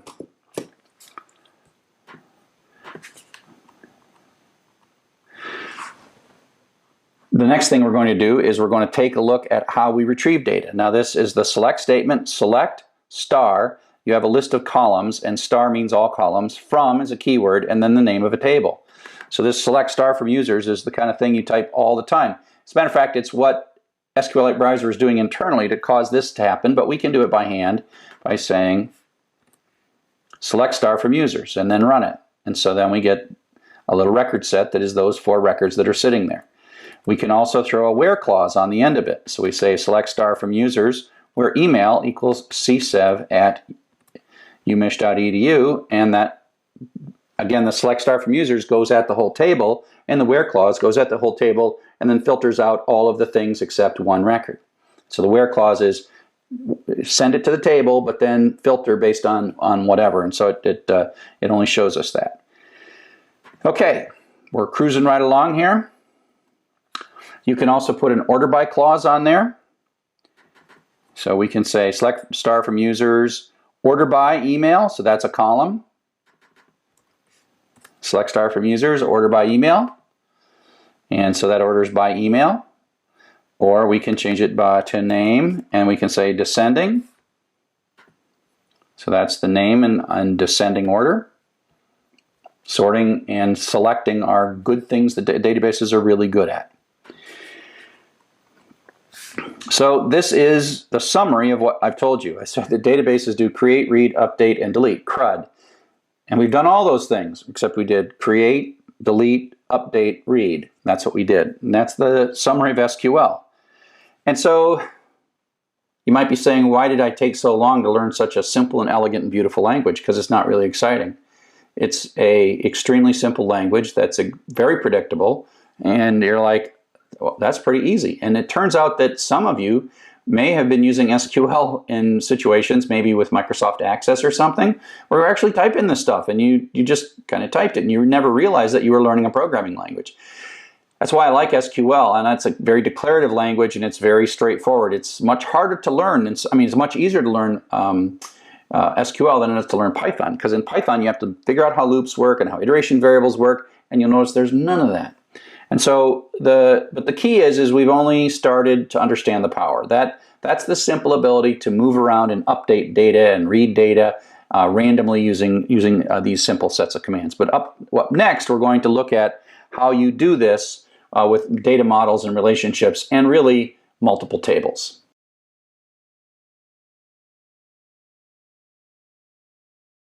Hello and welcome to a code walkthrough. In this bit of code we're talking about the emaildb.py. This is a beautiful little example in that it sort of reduces talking to the database to kind of its pure essence.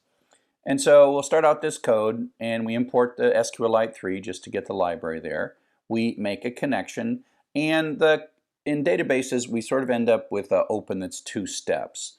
There's the connection to the database, which checks access to the file, and the cursor is kind of like our handle. It's not as simple as you just open it and read it, but you open it and then you send SQL commands through the cursor, and then you get your responses through that same cursor. So CUR here is the variable that we're interested in. And the first thing that we're going to do is we're going to we've got this file. It will either create this file, and right now this file doesn't exist. It's going to be in the same directory. Oops, email. Yeah, there's no email DB. So this is actually going to create the file when it runs. And then the first thing we're going to do is drop the table if it exists. Drop table is a bit of SQL. The if exists just keeps this from blowing up if we start with a fresh database. And in this case, there is no file there, so we are starting with a fresh database. So this will accomplish absolutely nothing, which is just fine. Now we're using triple quotes here. I'm just kind of using that to make this a little bit easier to read. I probably could pull those lines up a bit. This one's actually small enough that I could, maybe I'll just do that. Let's do that. Let's bring that baby right up and turn this into a single quote. That's short enough, right? But triple quote is just, this one here is a little longer, so I use triple quote. So we're going to drop table. That's going to do nothing first time through. Then we're going to do a create table. Now sometimes your application will have like a README or something. It says go run these commands to set the database up, but we're able to just set this database up in this particular application. We'll see later ones where we're going to leave the database and not start it fresh. And in this one, we can do the same. And so, but in this one we could, but we're just going to start fresh by dropping the table. So we'll create it. We're going to have a email and an account. We're going to basically what we're doing here is we're really going to pretend that this is a dictionary.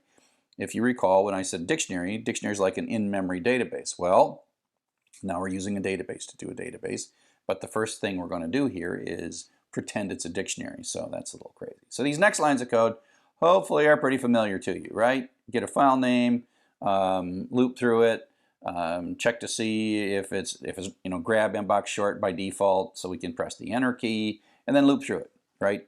And so this little part right here, this is our basic loop that we're doing, and so that is pretty normal. And if we look at this line right here, that line right there is the line that is that line right there makes sure that we can only get the from lines. We've done that a bunch of times, and we're going to split it. We're not going to strip the right because the split's going to take care of that.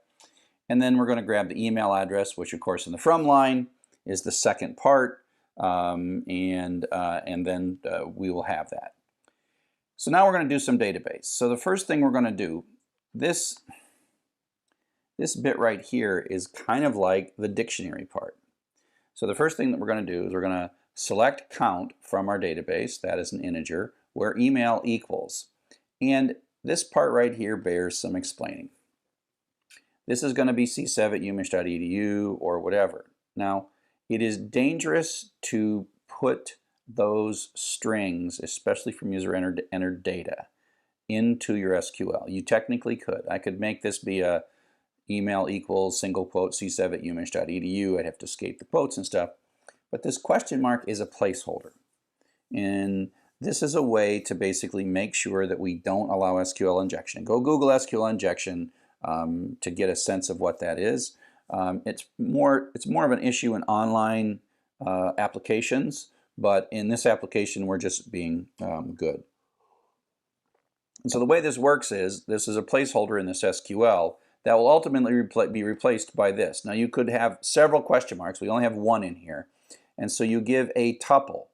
And if we just put email, it won't turn into a tuple. This is a one tuple basically. This little weird parenthesis email, comma, parenthesis, that is a tuple with only one thing in it, and that's just the weird Python syntax. It's rare that I apologize for Python syntax, but that's a little bit less than pretty, but it's okay. It's a tuple. And normally, if there were like two of these, then there would be email, name, da da da da da. Okay? So this cur.execute is actually not really retrieving the data. In a way, it's looking at the SQL and making sure that maybe it might verify that the table name is right, or if there's any syntax errors, etc., etc. So this actually is not really reading the data. So, but we have prepared this cursor. This is kind of like the opening of a file, but what we're opening is a record set. We're opening a set of records that are going to, be this wherever it's true. So it's like we're going to read this like a file. Now later things will loop through this, but we're only going to say, hey, grab that first one, right? We could have even put maybe a limit clause on there or something. Grab the first one and give it back in row. And so row is going to be the information that we get from the database. And so that is, if there are no records that meet this, then row is going to be none. So here's kind of, again, like the get. Here's like the get, where if the row wasn't there, because the way we're doing this is we're going to end up with this row in the database. Here's this database, and there's going to be two columns, and there's a bunch of rows. And then here's going to be CSEV 4 and Jen 3 and Stephen 6, right? So these are the counts. And so we're grabbing this variable out, if it's CSEV that we're grabbing, and that's going to come into here, right? That's going to show up in here. And that row is actually, it turns out that the row is a list, but we're only getting one thing.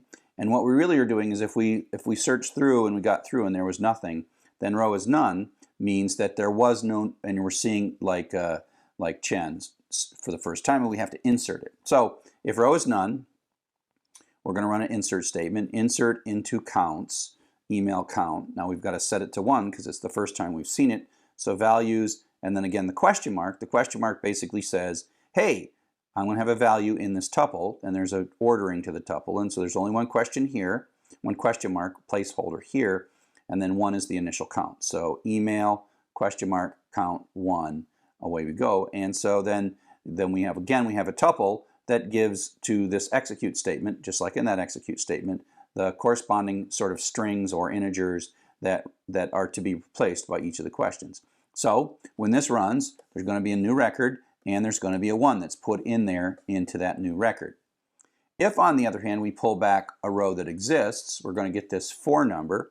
And you might think we want to take this 4 number and add it, but in databases, it's always better to do an update because there might be multiple applications that are talking to this database at the same time. So no matter what update does is in a single atomic operation, it turns whatever this number is into 1 higher, and we don't have to worry about other pieces of code potentially modifying it. Now in this case, we don't have to worry about that because we're the only piece of code, but using update to increment something is way better than reading the value and then doing an update to adding 1 inside of Python and then updating the new value, that's 2 SQL statements, but it's also not atomic, okay?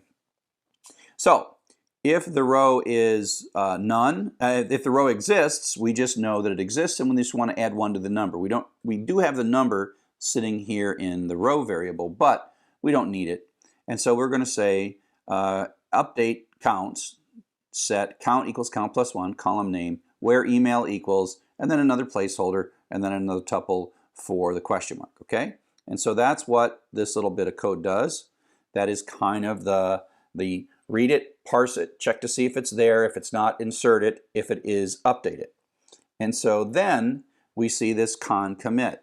And this con commit, basically the way it works is that the database is efficiently keeping some of the information in memory, and at some point it has to write all that stuff out to disk. So you can choose at times where you put this commit.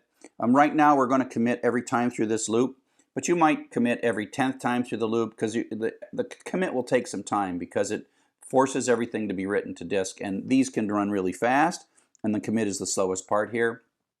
So sometimes we do things like commit every 10th record or every 100th record.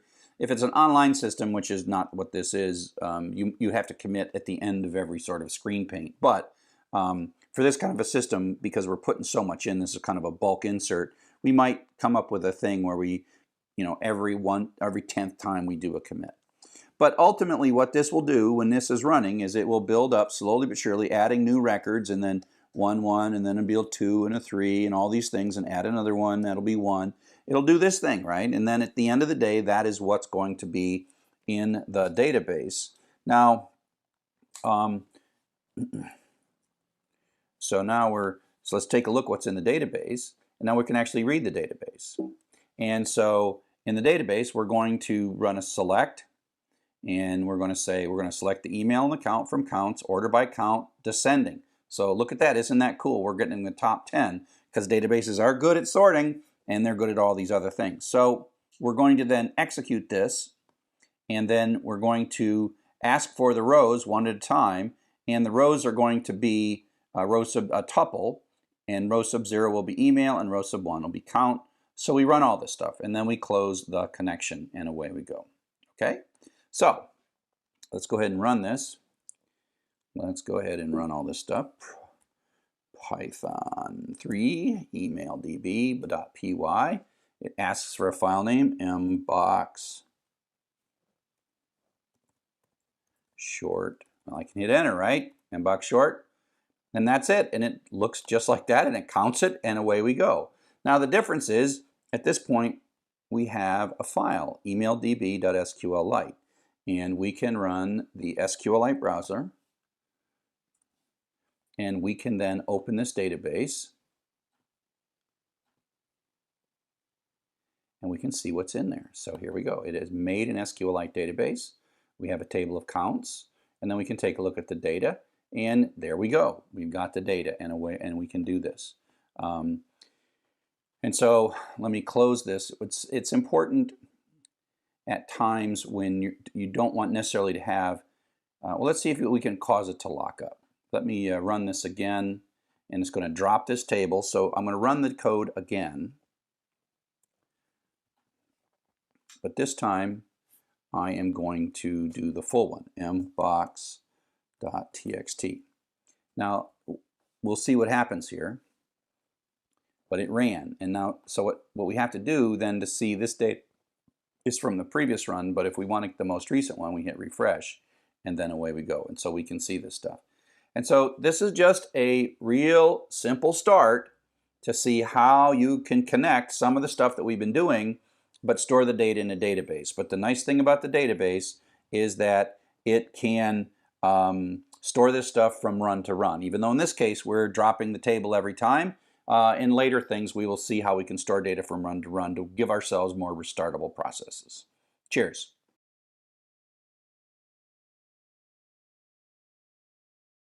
We're going to do some code walkthrough, and if you want to follow through with the code, you can download the sample code from Python for Everybody. And so the code that we're going to play with is the Twitter spider. code that is both talking to the Twitter API and talking to the database. And so what we're going to be doing is we're going to run code that's going to hit the Twitter API, much like we did in a previous chapter, and we're going to retrieve the data, but we're going to remember the data so we don't have to retrieve it again. Okay, and so we're going to keep track of people's friends, and what we're doing here is sort of illicitly pulling down, slowly but surely, based subject to our rate limit, we're pulling down who our friends are. And so let's take a look. We're going to use URL-lib and URL-lib error, Twitter URL, which was code that augments my URL to do all the OAuth calculation. We're going to get JSON data back. We're going to make a database, and we have to import SQL because of the way Python doesn't trust any certificates, no matter how good they are. So this is our URL to talk to the Twitter API. We're going to make a database, and again, the way SQLite works is if this spider.sqlite doesn't exist, it creates it. And we get ourselves a cursor, and we're going to do a create table. This, if not, exists. Some SQLs, but SQLite 3 does this. Create table if it doesn't exist. We want to start this over and over. Unlike the tracks example, I want to start this over and over and not lose data. And this is a spidering process, and we'll see a lot of these where we want a restartable process where we use a database.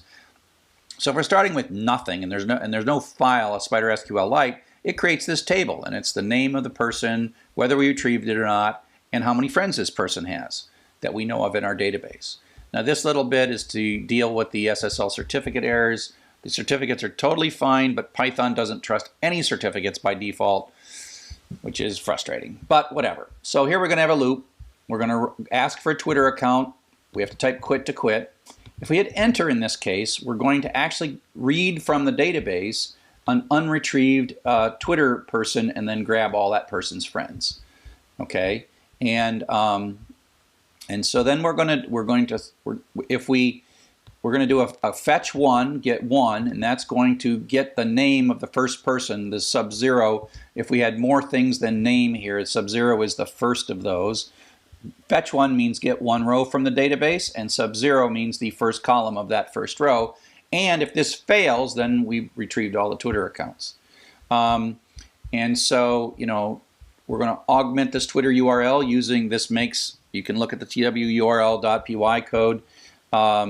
This basically requires the hidden.py file, which has your keys and secrets in it. You got to get hidden.py updated. I've got it updated, but I'm not going to show you because it has my keys and secrets in it. And so we're only going to take the first 5, which means we're probably not going to find friends of friends of friends. It's only the most 5 recent ones. We could run this with a much higher number to get to so we have more than one friend. We'll show the URL while we retrieve it. We will do our URL open, we'll do a read, and then we'll do a decode to make sure that this will give us data in UTF-8, and then decode will give us data in Unicode, which is what we need inside of Python. We will ask for the headers from the connection. We'll say, give me the headers, give me a dictionary of the headers, and the X rate limiting header from the Twitter API tells us when we're going to be told we can't use this API anymore, because this is one of those things. And then we're going to parse and load the data that we got from Twitter and get a I think it's a list. Yeah, it's a list. And then we could dump this if you want. In yours, you can undo that. And then what we're going to do is we've just retrieved this person's screen name and their friends. And so the first thing we want to do is update the database and change the retrieved from 0 to 1. And that's because we're going to use this to know about unretrieved. So retrieved being 1 means we've already retrieved it, and we did retrieve it. So for that account, we've retrieved it. And then what we're going to do is we're going to parse that. And so this is similar to the Twitter code we did previously in the Web Services chapter. We're going to go through all the users. We're going to find their screen name. We're going to print the screen name out. Okay, and then what we're going to do is see if, let's see. So we're going through all the users who are the friends of this person, and we're going to say, oh, okay, let's select the friends from Twitter where the name is the friend person. And what we're going to do is we're going to if we're going to do a cur fetch one of this Twitter, the name of the friends, this is the friend screen name, right? So we're going to say, oh, okay, if we get this, we're going to get the friend screen name, and we're going to get how many friends this particular screen name has. If we find a URL, we find it in there, we're going to do an update statement and add 1 to their friend count, how many friends they have, and then keep track. This count here is not in the database, it's just so I can print it out at the end. If there is no record for this particular friend, we're going to insert them into it new, and we're going to say, here's the new person that we just saw. Here, that's their name. We're going to set retrieve to 0, and we're going to say that they have 1 friend. Okay? And then we're going to commit the transaction, and then we're going to close this at the end. Okay? So let's go ahead and run this. The first time it's going to create an empty database. So I'm going to say Python 3 TW Spider. So ls star SQLite, nothing there. Python 3, oops, that's because I removed it. Python 3 TW Spider.py. Okay, so I'm going to start with a Twitter account, Dr. Chuck. And so it's doing this retrieval, and don't worry, showing the token and the signature is not dangerous because you don't have the keys or the token, the secrets and the token secrets, so don't get all too worried. So I have 11 calls left, so I hope this all works. One of my friends is Stephanie Teasley, and these are in reverse order. So let's grab Stephanie and ask for Stephanie's friends. So now we just retrieve Stephanie's friends, and here are Stephanie's most recent friends. And then I can just hit enter, and it'll randomly pick. Let's see if I can in the database. Let's open this up, file open database. Hope I don't lock myself. Sometimes it's a little scary when you look at the database and you're just checking. So this is what my database looks like. We retrieve Stephanie, and she has, this is how many people. So these are the friends of Stephanie and me, and these are how many. I'm not in there. So we retrieved Stephanie, which was a friend. So let's go grab, I don't know, let's grab Tim McKay and get that one. Remaining 10, I don't have too many of these. Tim McKay, right? So there we go. Remaining 9. And so if I do a refresh on this, then you see I've got some more folks. If I hit enter here, it will retrieve, it'll pick one randomly based on the retrieve being 0, so it won't pick Stephanie or Tim because they're 0, but we have lots of other folks to pick randomly, and we'll hit enter. So it picked, who did it pick? It picked screen name Live EDU TV, which is ironic because I'm recording this on Live EDU TV right now. And so we can keep hitting refresh, and away we go. So I'm going to stop now because I only have 8 remaining, and so I'm going to type quit, and so we will see. We'll see how that works. So that's how it works. Now remember that you've got to edit the hidden.py file to make this work because we are talking to the Twitter API.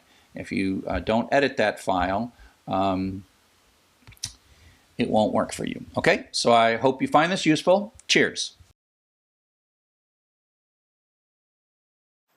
So now we're going to take a look at how we deal with more than one table, multiple tables, because the real power of SQL and the power of database performance has to do with when you start connecting tables together. If you go back to that original mathematics, it models data at the intersections between the row and the columns.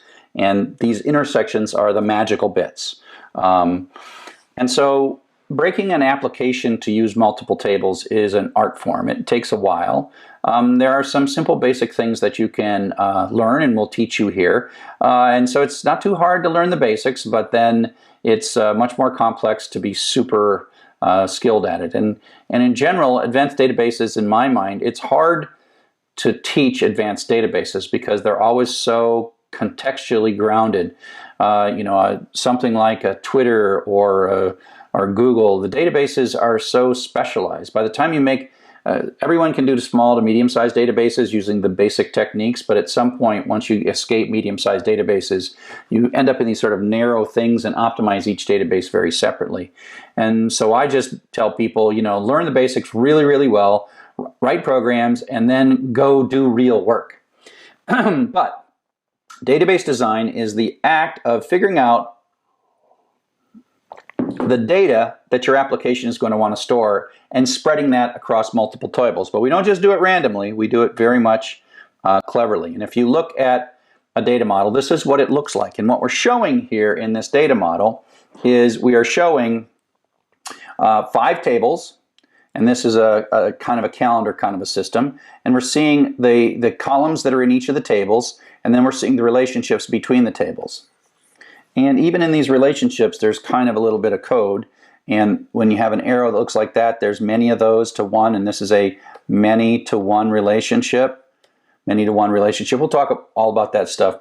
But if you go into an organization and you have a really large and complex data application, they might have something printed out on the wall that looks about like this, which shows the database tables and connections, et cetera, et cetera. And they might say, oh, your job is to go down in this little corner, add one field there, and then do this, and then connect it with this thing over there, and then make a screen that shows all these things that pulls from this table, this table, this table, and that table. And that's your job if you're a programmer on a large software development project. These database models become sort of like the core backbone of the knowledge that applications are managing and using. So the idea is that you take your application. We're going to start really simple. We're going to take your application and you have to draw a picture. And the basic rule, and literally you could spend course upon course learning about database normalization, but I'm going to distill it into one basic rule, and that is never put the same string data in twice. So my name, Charles Severance. If I build a database well, you should go into that database and you'd say, okay, the words Charles Severance, which is the name of a person, me, in that database, only shows up once. And what we do instead is we connect things together and model my name as a connection to the record that has my actual name in it, rather than putting my name all these other places. And so the idea is to pull duplicate data out and make only one copy of it. So there is the users, and in there is the user's name, and the username shows up only here, and everything else points to the particular user entry. So that's the idea. And so here is our first application. We are working as a startup. We just quit all of our jobs, and we are going to build a music management application. I mean, what a great idea. Don't you think that'll be quite successful? And so we have mocked up and we have figured out that this is what our music management application. We want to track people's tracks, know something about what artists and albums and genre they are, and we want to have ratings and how many times we played them and how long they are. Well, that's the data that our application needs to represent. And we've done testing on this and wireframes, and everyone loves this. A great user interface. And so this is how it's got to look. But we're going to have billions and billions of tracks in these things, and so we want to come up with an efficient database to handle this. And so we're going to take a look at this and look at each of the columns, and we're going to ask ourselves, is this column part of one of our existing objects, our existing tables, or is this object have to create a new table? And then once we've defined those different objects, we connect the tables together and model the connections.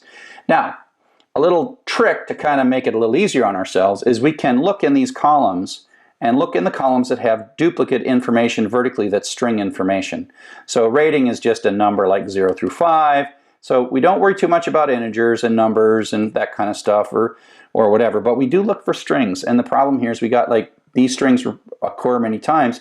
And so these are the problems. And so we have to put these things where there is replication of string data kind of in the vertical dimension. We have to put those in different tables.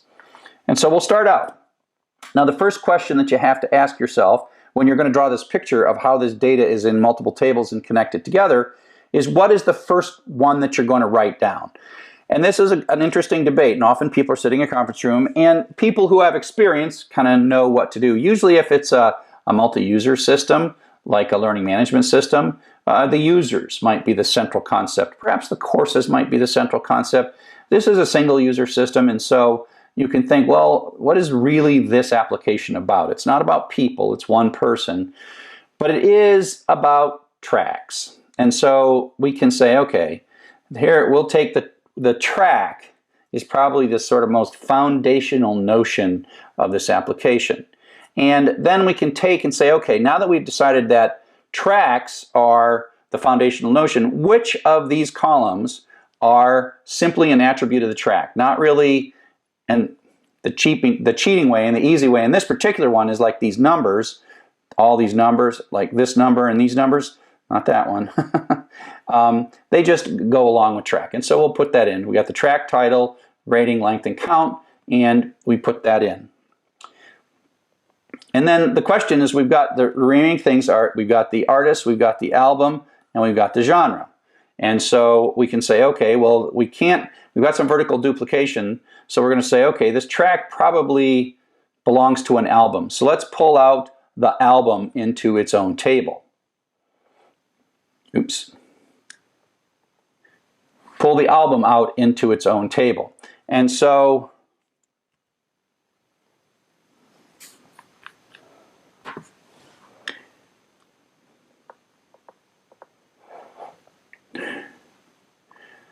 pull the album out into its own table. And so that pulls that out, and then you say, okay, what would be the next thing that we're going to pull out? So we pulled out the track, we've got this taken care of, this taken care of, that taken, now we've got the album. Well, albums belong to artists, so let's take out the artist.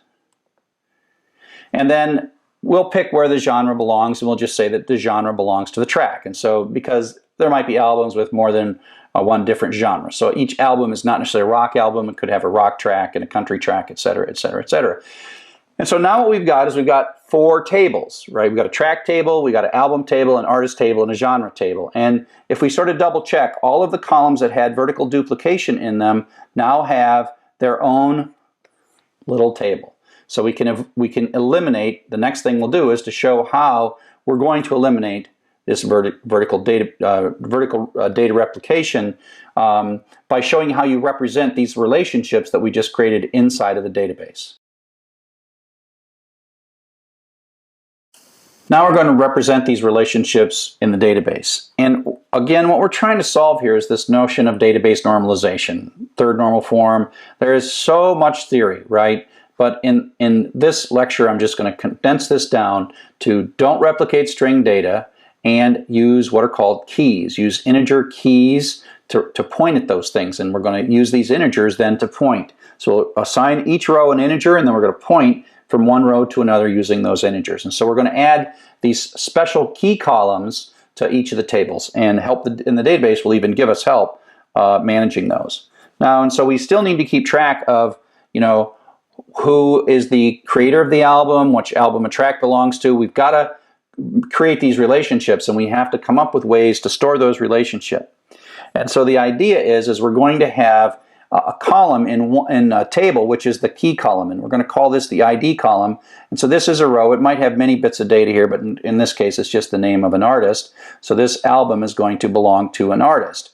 And we're going to assign a number inside the database, and so that Led Zeppelin is 1 and AC/DC is 2. And so we have this key, this is called a primary key, and then later when we want to say that the Who Made Who album really was done by AC/DC, we put the number 2 in. And so the difference here is, instead of saying AC/DC in this record, we just put the number 2 once we've established this number. So we assign keys, and then we have these pointers that point back, and so that's how we model a relationship with these small integer numbers.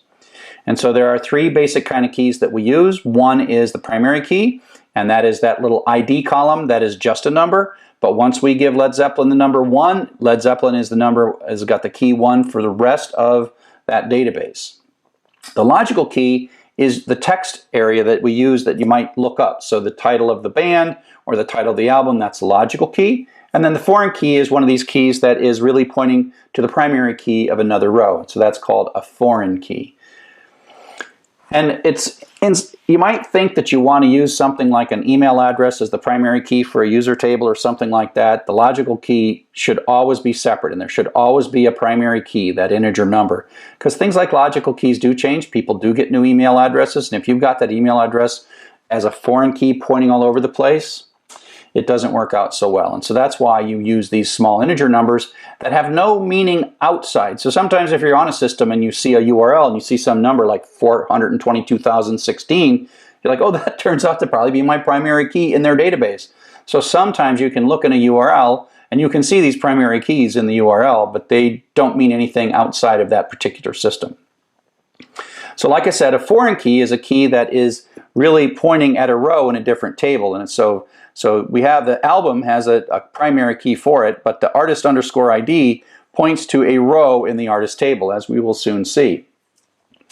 I have a naming convention, and in my naming convention on this lecture I use ID for the primary key, and then artist underscore ID I use uppercase for the table names, and then artist underscore ID says this is a key, this is just a key that points to the ID key of the artist table. And so that's what I do. So you'll see in all my stuff I'll use that. It's a convention. It's not something SQL forces you to do, but you will find when you go to organizations and work on their databases, these conventions are very important so I can do something and you can understand the rules in which I created it.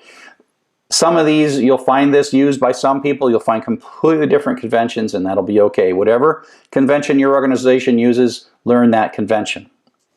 So now we're going to talk about how we put these keys in and then how we actually make the connections from one row to another row. So now that we know what a primary key, logical key, and foreign key are, we're going to actually start putting these together and creating tables that have these kind of values in them. So when we were done, we drew this picture that was sort of a logical model of how our data would be spread across 4 tables and how those tables are connected. Now we have to take this and we have to map it in a way that leads to the columns and the needed columns in each of our database tables. And so here's what we do. We basically have to take, and for each of these, when we're going to build a track table,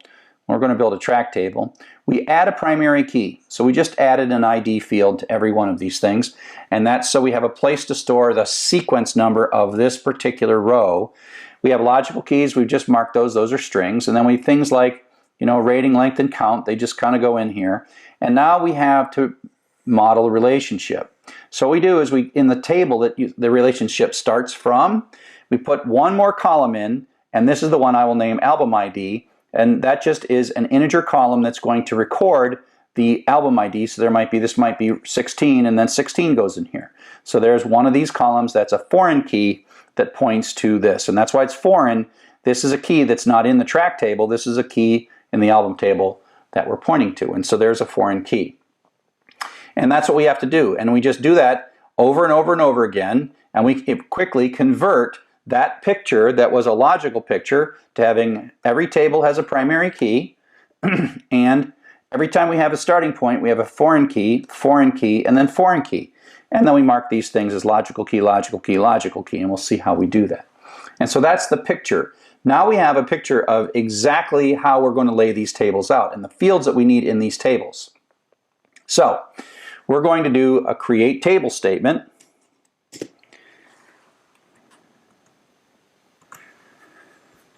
And I've got this create table statement sitting there. And so this one's going to be a little bit different. We're going to say create table artist, and the ID field is integer, and we're going to add all of this stuff. This is adding to the column to tell it additional stuff. It's a primary key, which means we're going to use it to look up a lot. It's automatically incremented, which means the database is actually going to provide this number for us as we insert records. It's not allowed to be null, it's not allowed to be empty, and it's supposed to be unique. And then it's going to have, the artist is going to have a name column that's just text. So let's do that. We already have our users, and now we're going to do a create table in this SQL, and you can do that. That's okay. That's totally fine. And we have to get this right, and we say away we go. And so now if I take a look at database structure, I've got a users table as well as that users table we were playing with before, and this artist table. Let me go ahead and delete this users table just to say goodbye. Okay, so now we have the artist table, and we take a look, and it's got an ID, and it knows all about this stuff. Okay, so that created the table. We're going to keep doing this. The next thing that we're going to show here is we're going to show the foreign key, right? So artist ID is just an integer. In some database languages like MySQL and Oracle, you would put more stuff here to say this is a foreign key, blah, blah, blah. But in SQLite, we keep it simple and just say that is an integer column, that's a foreign key. The album table has a primary key and a foreign key, and then the title.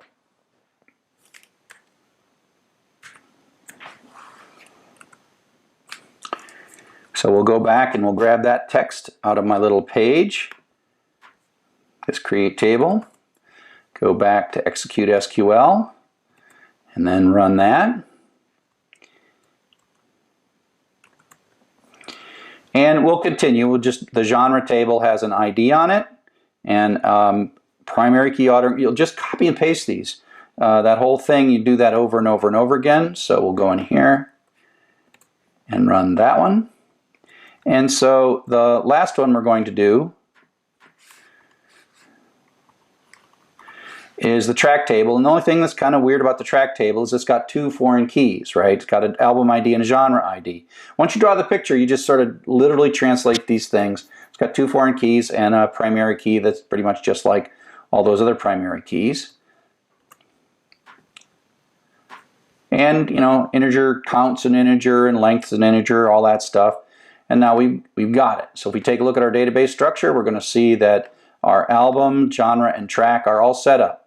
And these are no columns that we just made with those create statements. Okay?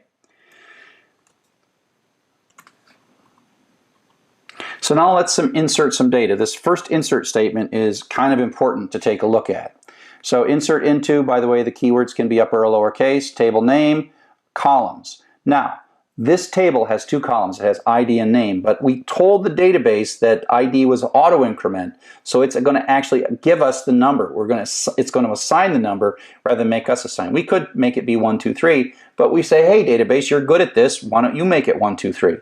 And so there is going to be a record that it adds Led Zeppelin. So let's take a look at that. So we'll insert Led Zeppelin. Oops. Over to SQL, insert Led Zeppelin and run it. So now if I look at database structure and I look at let's look at browse data and look at the artist database, you will see that I put Led Zeppelin in, but this ID field here was auto incremented. And so it was put there by the database. And now when we do the next insert, which is AC/DC,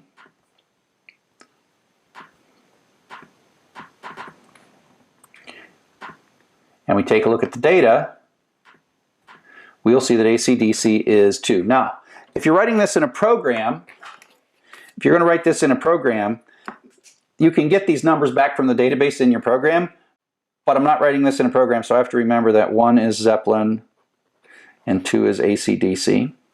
So I'm going to keep myself a little cheat sheet here to remember that, because everywhere else in the program that we want to say Led Zeppelin, I got to say 1 now, because the artist ID of 1 means Led Zeppelin in those rows.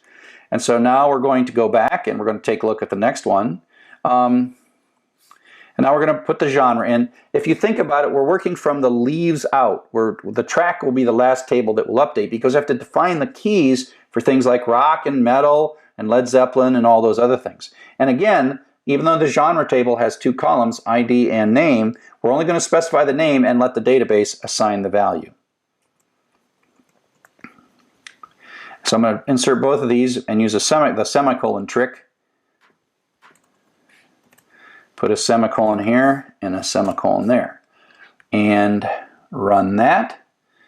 And so if I take a look at my browse data and I look at the genre, it's assigned 1 to rock and 2 to metal. And I'm going to write that down. 1 rock, 2 metal. I should have done something like rock and country, because I can't even tell the difference between rock and metal, but whatever. That's my musical skill is not what's at issue in this class. So now we're going to put an album in. The album is the first thing that has a foreign key. So if you remember the thing, the album points to artist. And so that means it has a foreign key of artist ID. And so we have to explicitly say this because the system doesn't know which artist Who Made Who is, but we know that Who Made Who is AC/DC, and that's 2.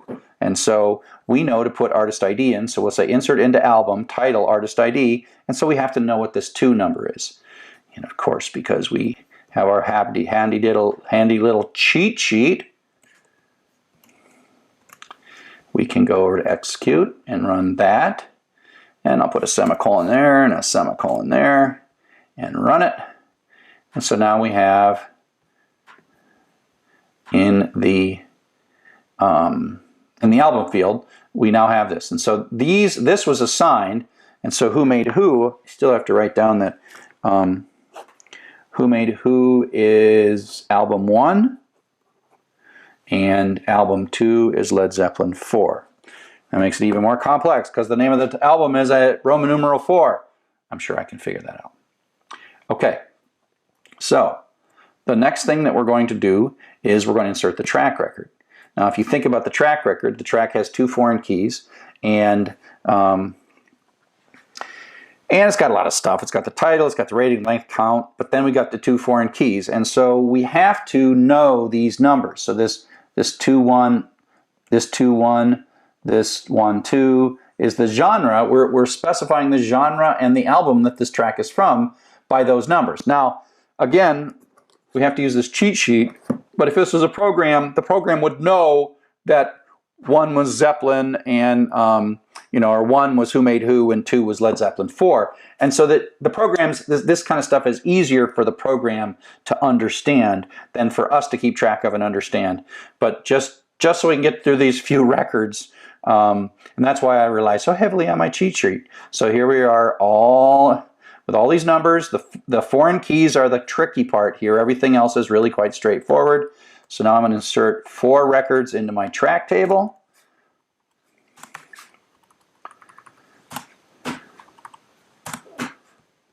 And then run that. Okay, so if I browse data and I look at my track table, this column here, this ID, that's the primary key of the track table, and then here are the 2 foreign keys. Now the interesting thing is now there is replication in these columns, but the numbers are what's being replicated, and that's okay. We went a long time just not to put Led Zeppelin 4 in twice. We could have made this a string, but by making this an integer, it saves tons of storage and makes it super fast. That turns out to be one of the key things that makes databases super fast, is using these integers. So we take a look at all this stuff. We see that in a sense, by using these little numbers, we are pointing to rows in other tables. The foreign keys are always pointing. They always point to their ID. So these foreign keys are out here. This is the primary key up here. And they always point to a row in another table. And so we have modeled all those relationships. And you will notice that in this entire database, the Who Made Who only appears once. The word rock only appears once. The word AC/DC only appears once. What we have is we have duplication in our data, but we are duplicating the relationships, i.e. these little integer numbers, not duplicating the data itself. And in something that's this small, it seems irrelevant.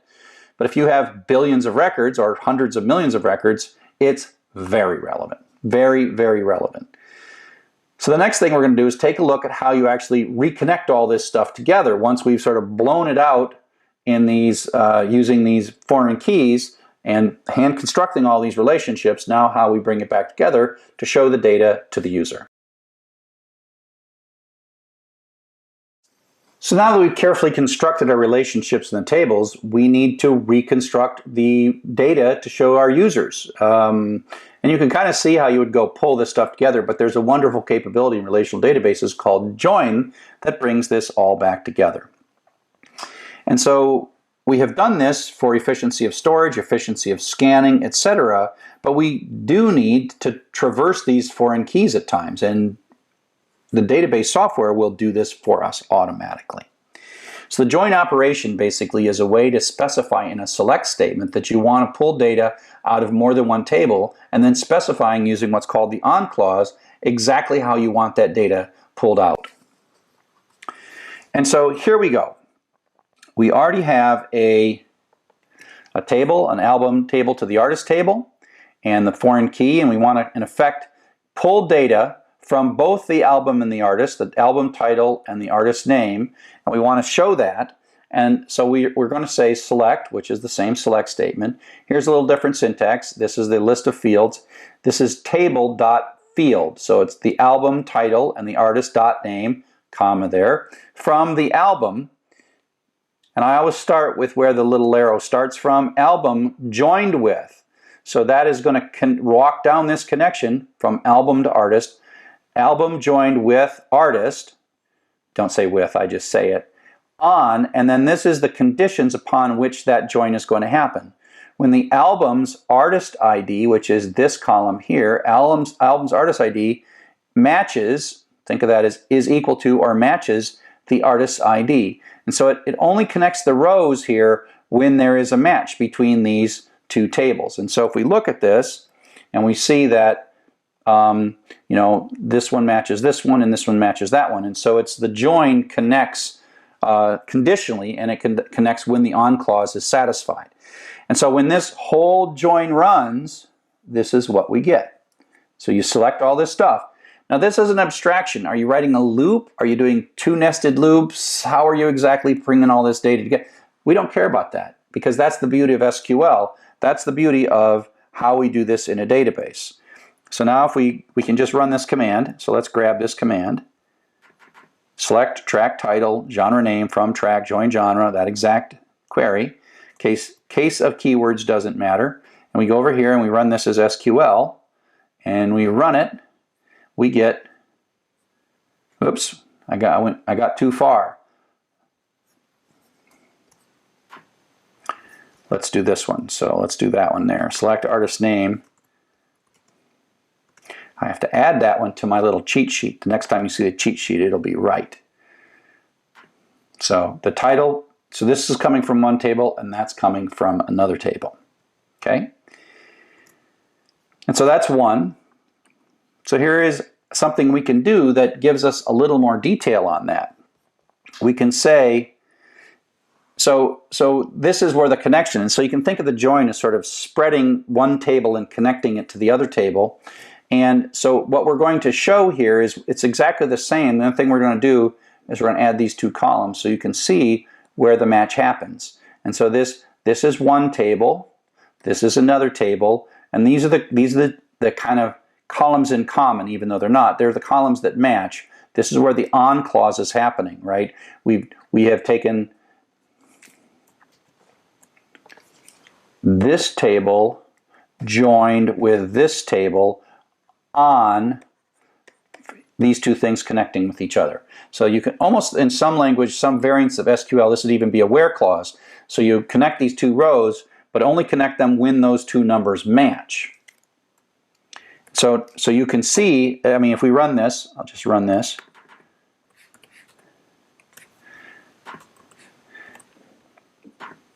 And again, you just see this is where it connects. Okay? Now, interestingly, we can see what happens and what the purpose of the on clause is if we omit it. So this is exactly the same as that previous query, except there's no on clause. So it's select all four of those fields from the track joined with the genre. So it's basically taken the track table and the genre with a join, but no on clause. So it's not filtering for matches. This is a match, this is a match, that's a match, that's a match. But we don't have an on clause, so the matchness doesn't matter. And so you're going to get all possible combinations. And literally, if there were, 10 on one side and 30 on the other side, you would get 300 rows in that join. So it'd be all combinations, except the on clause reduces the combinations. And you might think, whoa, this is really inefficient. And I will say that's what my first reaction was when I first saw this, but it's not inefficient. That's the beauty of abstraction. That's the beauty of SQL. You say do it, and it just figures that out. So Let me grab this and you will see that we can run this one as well. And that kind of gives you why the on clause is important, because now we have a whole bunch of these things. And the on clause just filters that out. So if we would just add the on clause back in, then that would only show the ones we showed on the previous slide. So that's why the on clause is important. The join is like all possible combinations of all pairs of rows between these two tables. On is, oh, but only where these two things match. Now you might think that it's inefficient, but the on clause turns out to be the way it becomes efficient.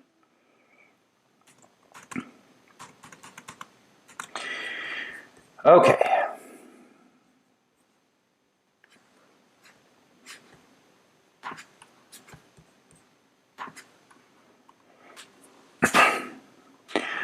So now we're going to do the same thing where we're just going to take the track title and the genre and going to connect that together. So we select this. We need to join from one table, join to the genre table with an on clause. And so we're going to make those connections. And the only thing we're going to look at is the title and the genre name.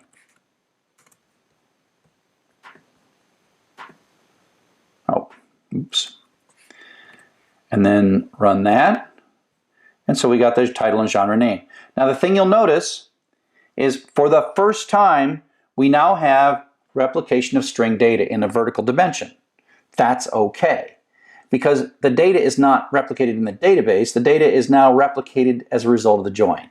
And so we are going to reconstruct what the user wants to see, which the user originally, all the way back to the beginning, wanted to see the duplicate information in the vertical axis. But now we're reconstructing it. We didn't waste the space or performance in our database, but we still have to show them. And so now the next thing we're going to do is a monster. We are going to reconstruct across all four tables.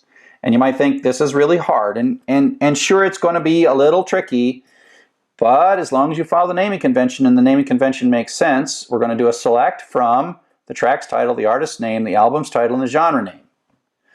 From the track, join genre, join the album, joined artist. And so the joins follow the little arrows, right? And then the on clause qualifies each of those arrows, when to follow the arrow. And then this becomes pretty easy. It's a foreign key. The track's genre ID, that's a foreign key, equals genre.id. That's primary key, that's a foreign key because I name it that way. And I know that this goes to that genre table because I name it that way. And track's album ID is equal to the album's ID, foreign key, primary key, and album's artist ID is equal to artist ID. After a while, you can type these pretty fast as long as you follow a naming convention and you know the naming convention. So this looks like it's really hard to do, but after a while, it's really just a pattern. So let's go ahead and run that one. And it will, assuming we've done everything right, replicate all the data. So there's all kinds of vertical data now being replicated. Every column has vertical data. Again, it's not in the database. The select and the join are reconstructing vertical data as it needs to be shown to the user. And so, if you've been following along, probably a couple hours later now, we started with a picture that was our mock-up of what we wanted our user interface to look like, and it had vertical stuff, and we're like, oh, we can't put that in a database model. And then we carefully built a database model that didn't have the data, and then we're like, we got to reconstruct it. So we used join to reconstruct it. And so after all that, we went here with a clean little model with 4 tables all beautifully connected together, and then we had to join it all back together. So join reconstructs it. And again, the key is the storage is efficient, the scanning is efficient, and we still use the join to produce the output that we ultimately want with all the sort of vertical vertical replication that our users really want to see. So there's one more kind of relationship. That was called a one-to-many relationship. That was actually 3 one-to-many relationships. And the other major relationship is what's called a many-to-many relationship.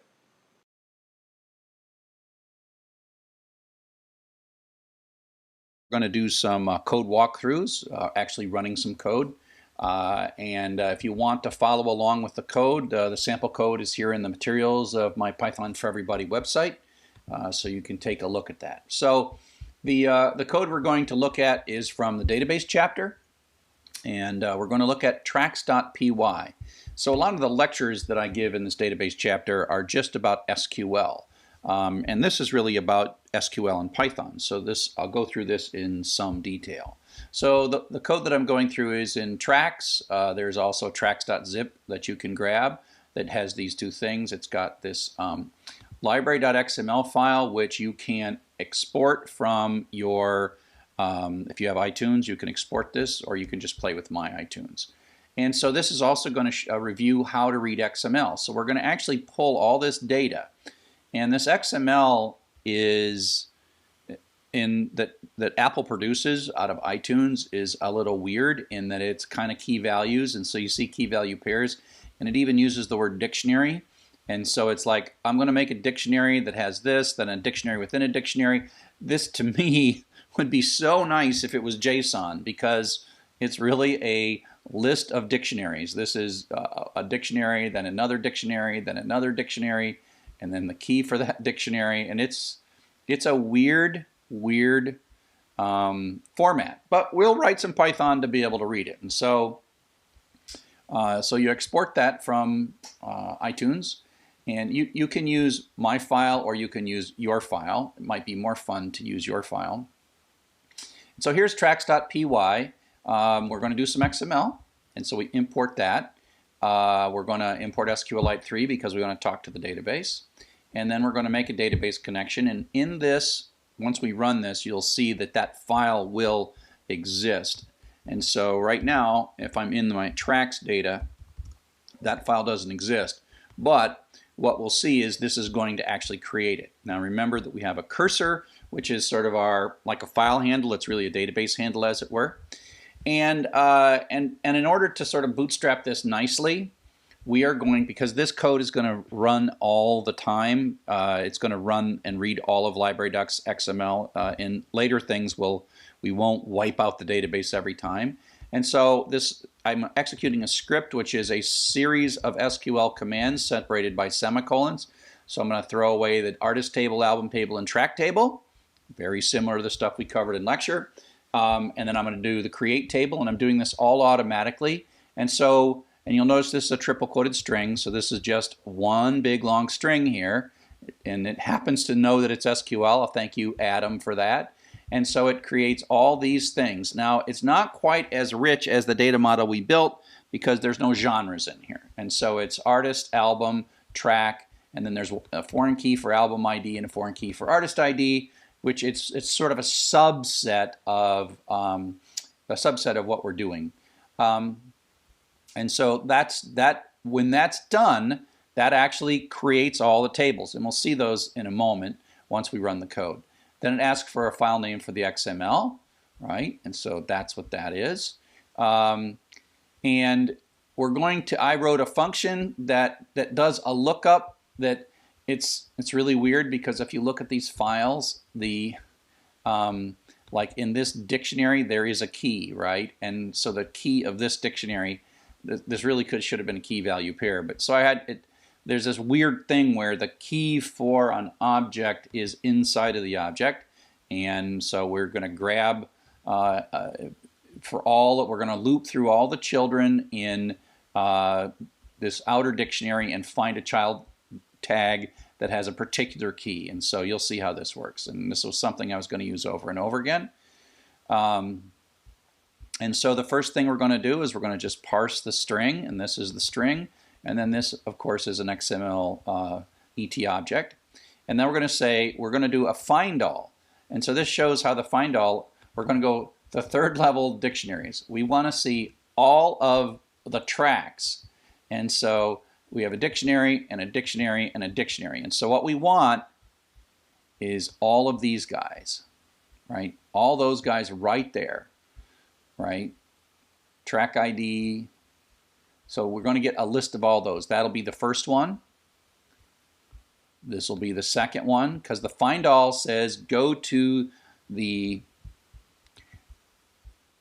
find the dictionary key, then a dictionary key, a dictionary tag within that, and a dictionary tag. So and then we'll tell how many things we got, and then we're going to loop through. And entry is going to iterate through each of these. And see, we'll get our name and our artist. Another one bites the dust, a queen, and away we go. And then the next time through the loop, we'll hit this one.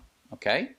So then what we're going to do is we're going to go through all those entries, and if there's no track ID, and if that's this track ID field, where are you hiding? Track ID. If we don't have that, we're going to continue. And then we're going to look up the name, artist, album, play count, rating, and total time. Okay? And so here they are, play count. A lot of those things that we had in the sample lecture that I did. And we're going to look those things up, and we're going to do some sanity checking. If we didn't get a name or an artist or an album, we're going to continue. We're going to print them out, and then we are going to ask for, remember how you have to get the primary key of a row so you can use it? So the way we're going to do this is we're going to do an insert or ignore. And so this or ignore basically says, because I said that the artist name, go up here, I said the artist name is unique, which means if I try to attempt to insert the same artist twice, it will blow up, okay, because I put this constraint on that, except when I say insert or ignore, that basically says, hey, if it's already there, don't insert it again. So what I'm doing here is insert or ignore into artist. So this is putting a new row into the artist table unless there's already a row in that artist table. And this syntax right here, you know, the question mark is sort of the where this artist variable goes, and this is a tuple, but I have to sort of put this comma in to force it to be a tuple. So this is the way you have a one tuple. And then what I need to know is I need to know the primary key of this particular artist row. Now this line may or may not have actually done the insert, and so I need to know what the ID for that particular artist is. So I do a select ID from artist where name equals. Now it either was already there or I'm getting it fresh and brand new. So I do an artist ID equals, I fetch one row, and it's going to be the first thing given that I only selected ID. And so this artist ID is going to be the ID. Now I have the foreign key for the album title, right? And so now I'm going to insert into the title artist ID. This is the foreign key to the artist table. And I got this value that I just moments ago retrieved. And I got the album title. But this also is insert or ignore, because now if you look, I have unique on the album title. Yep, unique's on the album title. So that'll do nothing. It doesn't blow up. Or ignore says don't blow up, just do nothing, because this next line is going to select it. And I grab the album's foreign key for either the existing row or the new row, and then I'm going to insert or replace. And so what this basically says is if the unique constraint would be violated, this turns into an update. Now not all SQLs have this, but SQLite has this that basically says insert or replace. Some SQLs are totally standard. Some things we do, like this select statement is a totally standard part of SQL. Then insert is totally standard, but insert or replace and insert or ignore is not totally standard. But that's okay. It works for SQLite, which is what we're doing. And so we have the title, album ID, length, rating, and count. And then we have a tuple that does all that stuff. And of course, the title is unique, right? The title is unique in the track table as well. And so we've inserted that. So the clever bit here is both dealing with new or existing names in these three lines, and we see that pattern twice here where we're doing that. Okay, so there's not much left to do except run this code. Hopefully it runs. Python 3 tracks.py and library.xml. Whoosh. Okay, so that is my So we found 404 of those dictionaries, 3D dictionaries, and now it's starting to insert them, insert them, insert them, insert them. And we can take a look at, so we do an ls-l or dir on Windows, we'll see that we made a track database.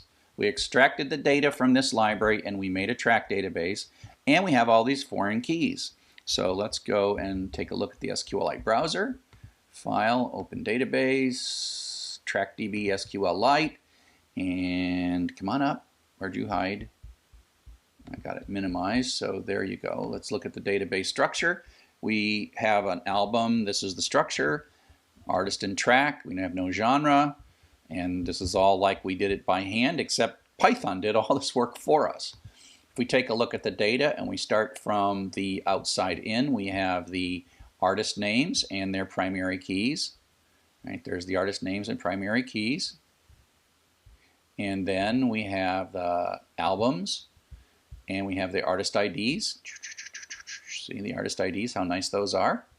So we have the primary key here and the foreign key there, and then we have the title. And if we get to the track, we have the album ID, and away we go. So if I was clever, I could be able to type some SQL. Oh, great. If I was smart, I'd have had this in a paste buffer. So, select track dot title, album dot title, artist dot name. I think artist has names and albums have titles. Yes. Okay, so I can do that from track join album,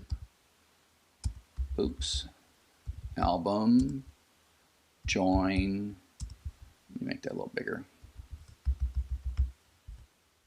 bring that over here, album, track join album join artist.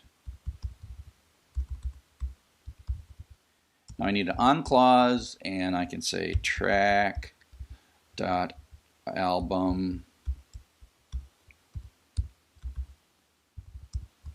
ID equals album. Notice how I know the name that I named these things, and album dot artist. This is so great when you use a naming convention, artist ID.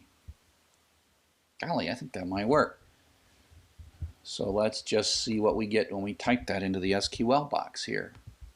Execute SQL. Run. Yay! I got it right the first time. Right, so that's basically my nice little joined up track list. Oh, I'm so happy that I got that right the first time. Okay, well, you can play with this yourself. Play with this tracks, maybe make an export of your own iTunes library and run it with that. And so I hope that you found this particular bit of code useful. Okay? Cheers. So our last major topic is called many-to-many relationships. And up till now, everything that we've done is what's called a one-to-many relationship. And that is, there are many tracks associated with one album. There are many albums associated with one artist. There are many tracks associated with one genre. And you can think of labeling, and as you look at data models, they put little labels on each arrow that tell you which end of the arrow is the many and which end of the arrow is the one. And so in this case, the foreign key is pointing to, there are many of these rows over here, many rows that point to one row over here. So it's a many-to-one relationship. There are various ways. Sometimes I'll put two arrows at this end and one arrow at that end. But whatever it is, this kind of thing we've been showing is a many-to-one relationship. And that's probably the most common thing. But there are times when you just can't model things with a one-to-many relationship. So like if you have a mother and children, well, that's a many-to-one relationship, and it's just fine, and that works fine. But sometimes you have a many-to-many relationship in that there might be many books. One book has many authors, and each author has many books. And so you don't have like the one side. There's no one. And so you have to end up building a table that what we call it, I call it a connector table. They call it a junction table on Wikipedia. But we need a little table that allows us to break a many-to-many relationship into, in effect, two many-to-one relationships in a connector table. And so this is a connector table. So you could think of this as, you know, there are many links here, but we don't have a way to model the many over here to here.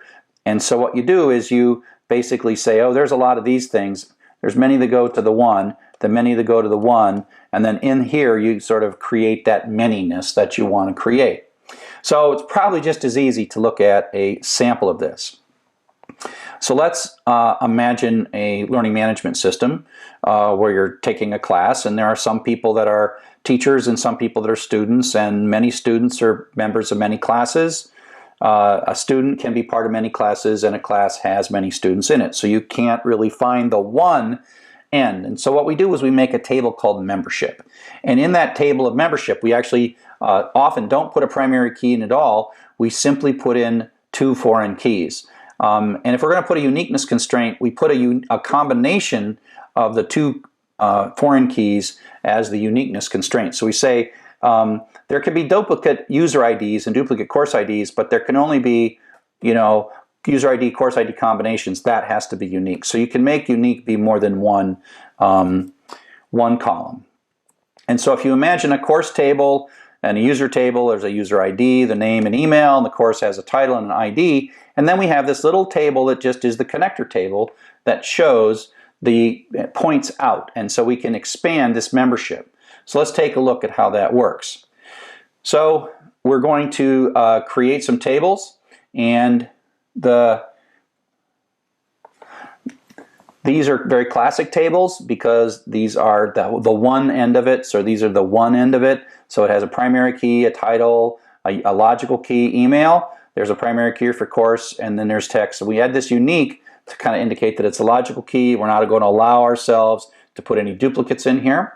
Now the connector database here is a table member, and it has 2 foreign keys, user ID and course ID, and you can even model some data here. So I'm going to model role, which is going to be 0 equals student and 1 equals instructor. And then I'm going to indicate that the primary key or uniqueness constraint is the combination of the user ID and a course ID. Now when we say the primary key, it both limits our ability to insert duplicates, but it also allows the database to optimize its scanning because it knows that that combination is always unique, and so it can organize its disk structure and storage structure to understand how to look things up more efficiently, knowing that once it's found a user ID, course ID combination, it doesn't have to look any farther because they're unique. And so all of these contracts that we add speed things up, save storage, and makes things more efficient, but in ways we don't always know exactly how they happened. And so let's go ahead and make these. Let's go ahead and make these guys.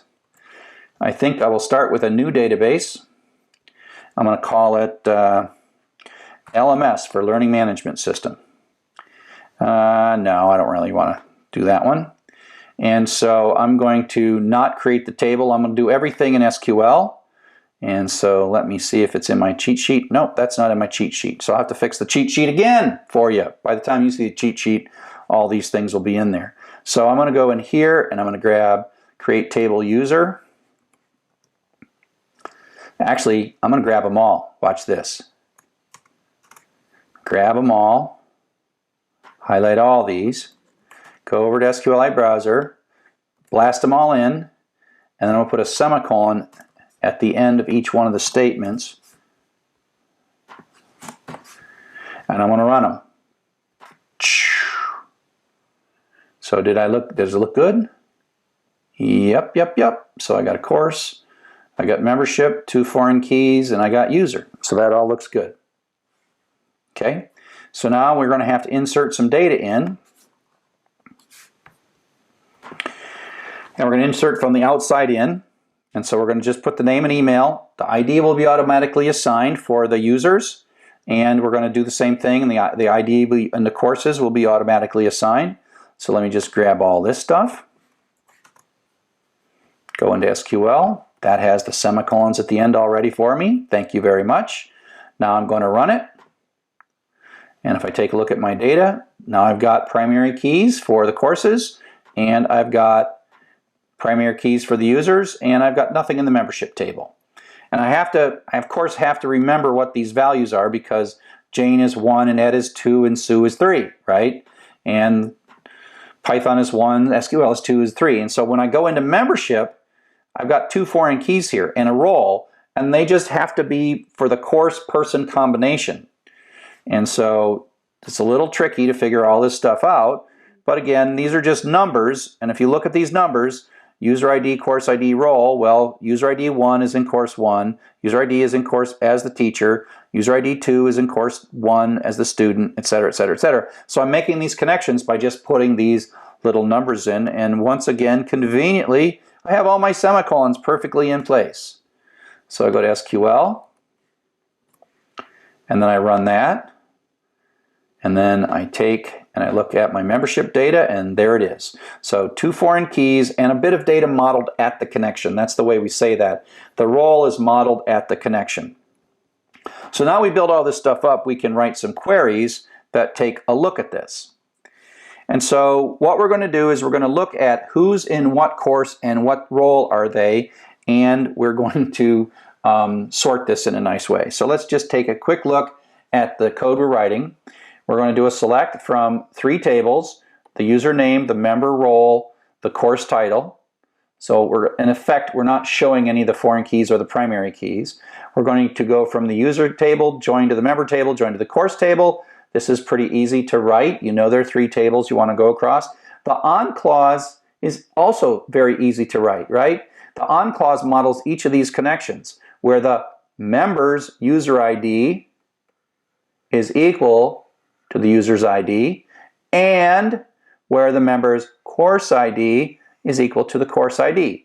So we're going to concatenate all 3 of these tables together, but we're going to only keep rows where it matters. Now that this role doesn't participate, but we're going to print that out. And we're going to order it by the course title first, and then the member role second, and the name third. And so let's run that.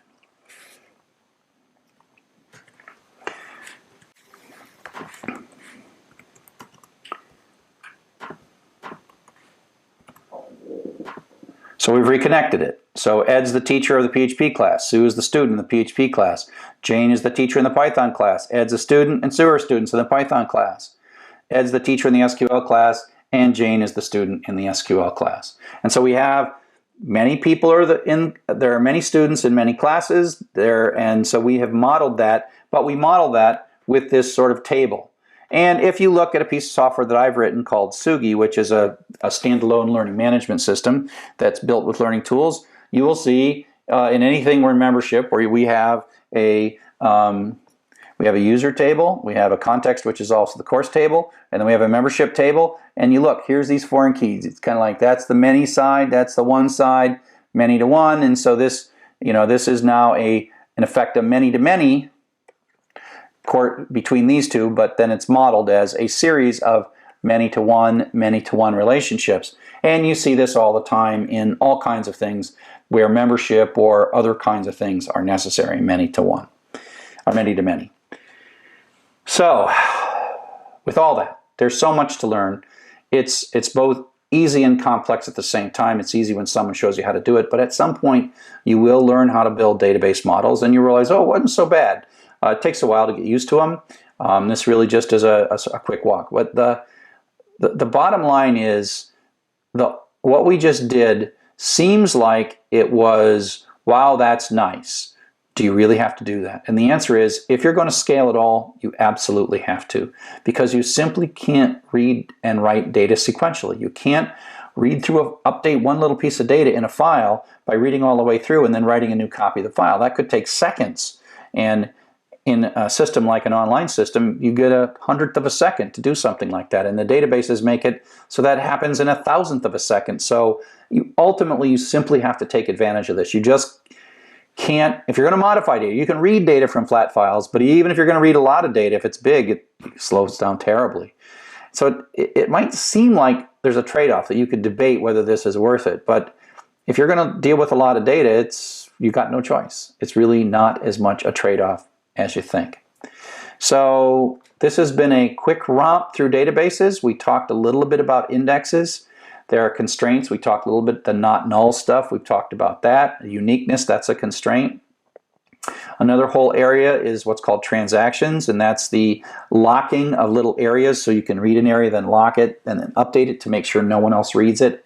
and so they make sure they either get the version before you looked at it, or before you change it, or after you change it. And so that's how you make sure that you can't do things having to do with bank account balances and get yourself in trouble. So these are a lot of SQL. It's really fascinating. SQL is a fascinating thing to use and learn and performance tune and enjoy.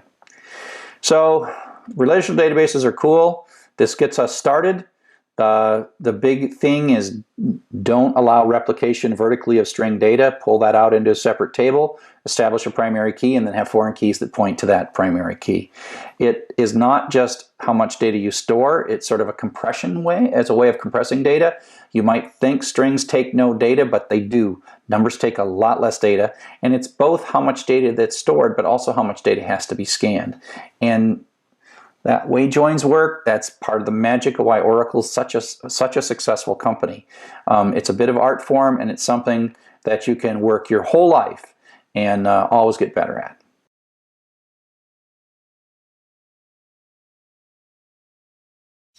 Hello and welcome to our code walkthrough on the roster code. So the learning objective of this is to do a many-to-many table. And so the idea is that we're going to, just like we talked about in lecture, we're going to have a set of users, we're going to have a set of courses, and then we're going to have a connector table or a many-to-many table that basically has two foreign keys. So we are going to use the integer not null primary key auto increment unique as the way to get auto assignment of the primary keys in the user table and the course table. And then we're going to say that the name, which is like a logical key, and then the course title, we're going to mark those as unique. And we're going to take advantage of that in a moment. And so you'll see how we take advantage of that. So what unique means is if you try to insert the same string into this column, like Chuck twice, then it's going to fail the second time because it's going to refuse to create a new record. And so if we just kind of like take a look, we're going to get our roster data from this sample JSON, which is just an array of arrays. And this is the person's name, the class that they're in, and whether they are a teacher or a student. And so we're going to read that. So we need the JSON library and the SQLite library. We make a database connection and we get a cursor. The cursor is kind of more like the file handle. You send SQL commands to the cursor and then you read the cursor to get the data back. The connection can create more than one cursor so you can have more than one set of commands. But the cursor is generally like the file handle to the database server. And we are going to execute a big script, and you'll notice this is a triple quoted string that goes all the way down to here. And so some people would just give this to you in a text file and have you cut and paste this and then go run that in your SQLite browser to create them. But that's okay, because what we're going to do is we're going to set this up. It will either reconnect to existing file name rosterdb.sqlite, and if I look where I'm at, I do an ls, we find that that file is not there. So the first time I run it, it's going to create it. But I want this to start fresh every time, so I'm going to wipe out the tables if they exist. That way you can run it over and over and over again in case you make a mistake here. Now I don't have a mistake, or hopefully I don't have a mistake on this. So we're going to drop 3 tables, and we're going to create 3 tables. And here we're going to create the table that has 2 foreign keys, user ID, course ID, that are sort of going outwards from the member table. And then we're going to model a little bit of the data at the role. And again, this is straight from the lecture. And the primary key is actually a composite primary key, because we're going to look up, and it's going to force this to be the combination of user ID and course ID to be unique. But there can be many user IDs and many course IDs, but only one particular combination of a value for user ID and course ID. And so that's what we're basically saying. You can be a member of a course, but you can only do that once. You can't be like a member of the course a bunch of times. So we're going to, that should be roster data sample. That's okay to, fix a bug. Save that, roster data sample. And so that's just this file, and it's really just an array, and then each row is an array, and it's a way for us to get this roster data in. And so once we do load S on JSON, we're parsing it, and then this is going to be an array of arrays. And so for entry in JSON data, so entry is going to be one of these things. So entry itself is a row. So an entry sub 0 is the name, and entry sub 1 is the title. Name, that's the sub 0, and that's the sub 1 of the particular entry that we're looking at. And we're going to print it out just for yucks as a tuple. So we make, that's what the two parentheses are. This inner thing is a two tuple. And we're then going to take the person and we're going to do an insert, and this is new, or ignore. So what the or ignore means is if this insert would cause an error, please don't blow up. Don't just ignore that I tried to insert it. And so this is our trick, and it's a beautiful trick. It's like a gorgeously beautiful trick here. If we insert the name Chuck twice, or ignore will just mean that nothing happens, meaning it's already there. Okay, so if it's already there. If it's not there, it'll put it in. And the unique will guarantee that it only goes in once. So we just, in effect, always attempt to insert it. And if it's been there once, then it's all set. And so this insert or ignore is a super powerful mechanism. I use it all the time. And we have a placeholder in the form of a question mark. And then we have, so one of these days we'll have two things that we're asking for. As a matter of fact, here it is. There's a tuple down here. But this is kind of a tuple with one item in it, name. And that name is then going to substitute in for there without, while avoiding SQL injection. So this runs. It may or may not insert a new record, but if this Chuck or whomever the name is not there, it will give us a new record. And then we are going to get back the ID. And so this is the logical key, and this is the primary key. And that primary key is going to be auto constructed for us, and so we need to know what it is. So we say select ID from user where name equals, and then that same name. So that's Chuck, and so that gives us one. And then what we do is we're going to fetch one record from the cursor, because that's a select and it gives us back a cursor. There's only hopefully one record there because it's unique. I could put a limit 1 in there, but that'd be kind of redundant because it is the name is a unique key. And then the sub 0 just means if there were more than one thing that I was selecting, which we'll see in a bit, the sub 0 is just the first thing. And so this is going to give us the integer user ID that was assigned, or if we're coming through later for Chuck, Chuck later, Charlie later, that will be the old one. So this is inserted if it doesn't exist, and this is get the newly created ID field or the original ID field. And so part of this works by having both a logical key and a primary key. The primary key is auto-generated, but the name is a logical key and it's unique, and so that's our trick to get that assigned thing. Before, we just looked at it in the user interface of SQLite browser and wrote it down, but this is how we do it in code. So we need to know what that key is, whether it was new or not. And then we do the exact same pattern for the course, except we're inserting the course title, so that's no big deal. And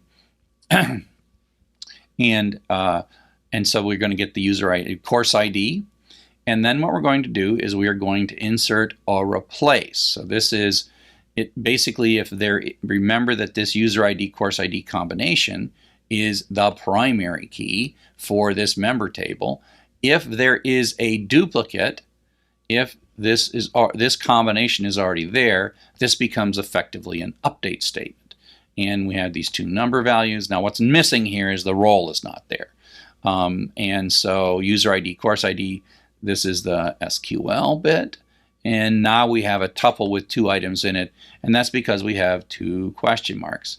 And then we commit it. And as I mentioned before, sometimes you want to commit every time through. The commit it turns out that these things are less costly, but that's because it's not always writing all the way to disk. Whereas when you enter the commit, it's going to go and write everything to disk, pause until it's complete, and then your program doesn't continue. So sometimes we don't run this every single time through. Okay, so let's just go ahead and run this. The only thing we're going to see is the output of the name and the title as it's running. So if I do Python 3 roster.py, hopefully I can hit enter. So you'll notice, by the way, that this SQLite now exists, right? And it has no data in it. So let me see if I can open this database and see it.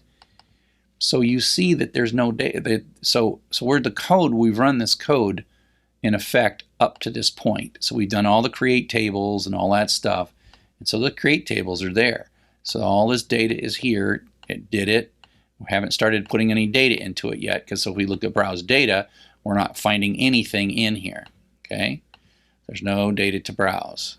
Now, hopefully we won't have locked ourselves, because we are sitting right here, and when I hit enter over here, then it's going to go, it's just going to run really fast. So I'll hit enter, it'll read it, and so it inserted all of those things, and now it's been changed. And if I hit refresh over here, we will see in the user it just sort of assigned user IDs, right? The columns auto assigned.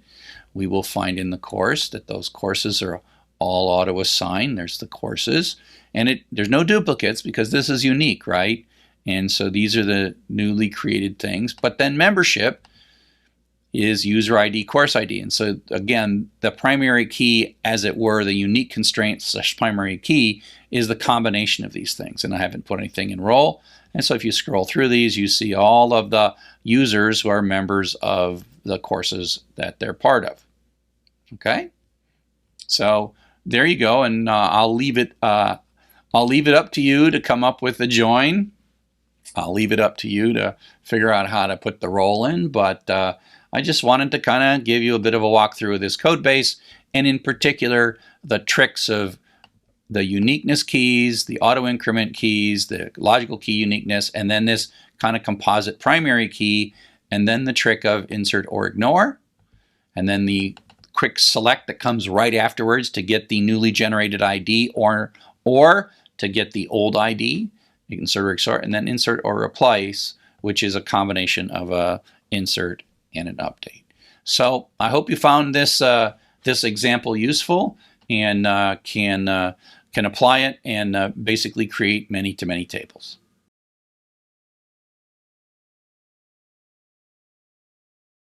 We are doing some code walkthroughs. If you want to follow along with the code, you can download the source code from Python for Everybody, the Python for Everybody website. Okay?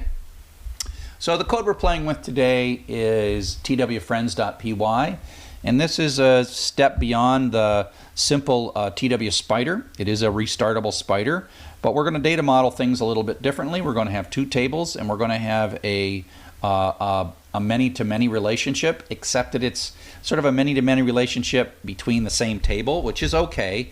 Friends is Twitter friends are a directional relationship, and so we start out here in twfriends.py. Remember that the file hidden.py, I'll show it to you, but I'm not going to open it because I've got my keys and secrets in it.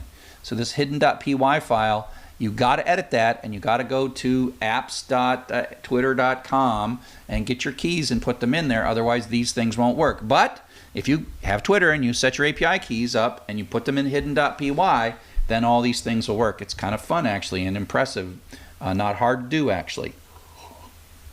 So the Twitter URL, that's my library that reads hidden.py and augments the URL and does all the OAuth stuff. JSON and SSL because because Python doesn't accept any certificates, even if they're good certificates, so we kind of crush that. Here's our friends list that we're going to hit. We're going to make a database, friends.sqlite. Now here we're doing create table if not exists. So what this really is saying is I want this to be a restartable process, and I don't want to lose the data. We're starting out, we do not have SQLite, any SQLite files, and so this is going to create the database and create these tables, but the second time we run it, we're not going to recreate the tables. We're going to be able to restart this because we're going to run out of rate limit before we finish this, but so we just have to wait however long the rate limit takes to reset, and we'll watch the rate limit go down. And so we're going to have a people table, and we're going to have a primary key and the name. The name is going to be unique, and whether or not we've retrieved it. And that's kind of from a previous one. But then there's the who follows who, the from ID to to ID. And so this is a direction, and we're going to put a uniqueness constraint in, just like we do in many-to-manys, that basically says the combination of from ID and to ID has got to be unique. We don't allow ourselves to put duplicates of the combination. So from ID can be 1 in many records, and to ID can be 1 in many records, but 1 is only allowed once. And this is the crud we have to do to convince Python to accept the Twitter certificate. And so this is similar to some of the other stuff that we've done. We're going to enter a Twitter account or quit. And if we hit enter by itself, then we will actually go and retrieve a record that was not yet retrieved. And now we're actually pulling out 2 values, ID and name. And so we will grab fetch1 is going to give us a 2-tuple basically, and we're going to store that in ID and account. Of course, that's like this is coming back with a 2-tuple, first of which is the ID from the database. Limit 1 means we're only going to get 1 of these or 0 of these. If there are 0 of these, that means there are no unretrieved Twitter accounts. Retrieved equals 0. Well, you'll see in a second that all the new accounts we put in are the ones for which we haven't retrieved. And again, given that our rate limit, we want to know which ones we've retrieved. Okay, and so what we're going to do next is we're going to check to see if the person that we just checked, which means the length of the account is greater, that we just were entered, we're going to check to see if they're already there. Okay, and we're going to select ID from people where name equals, so that's the one we just entered. And we're going to fetch 1 and grab the first thing, because we only got one thing in the select statement here.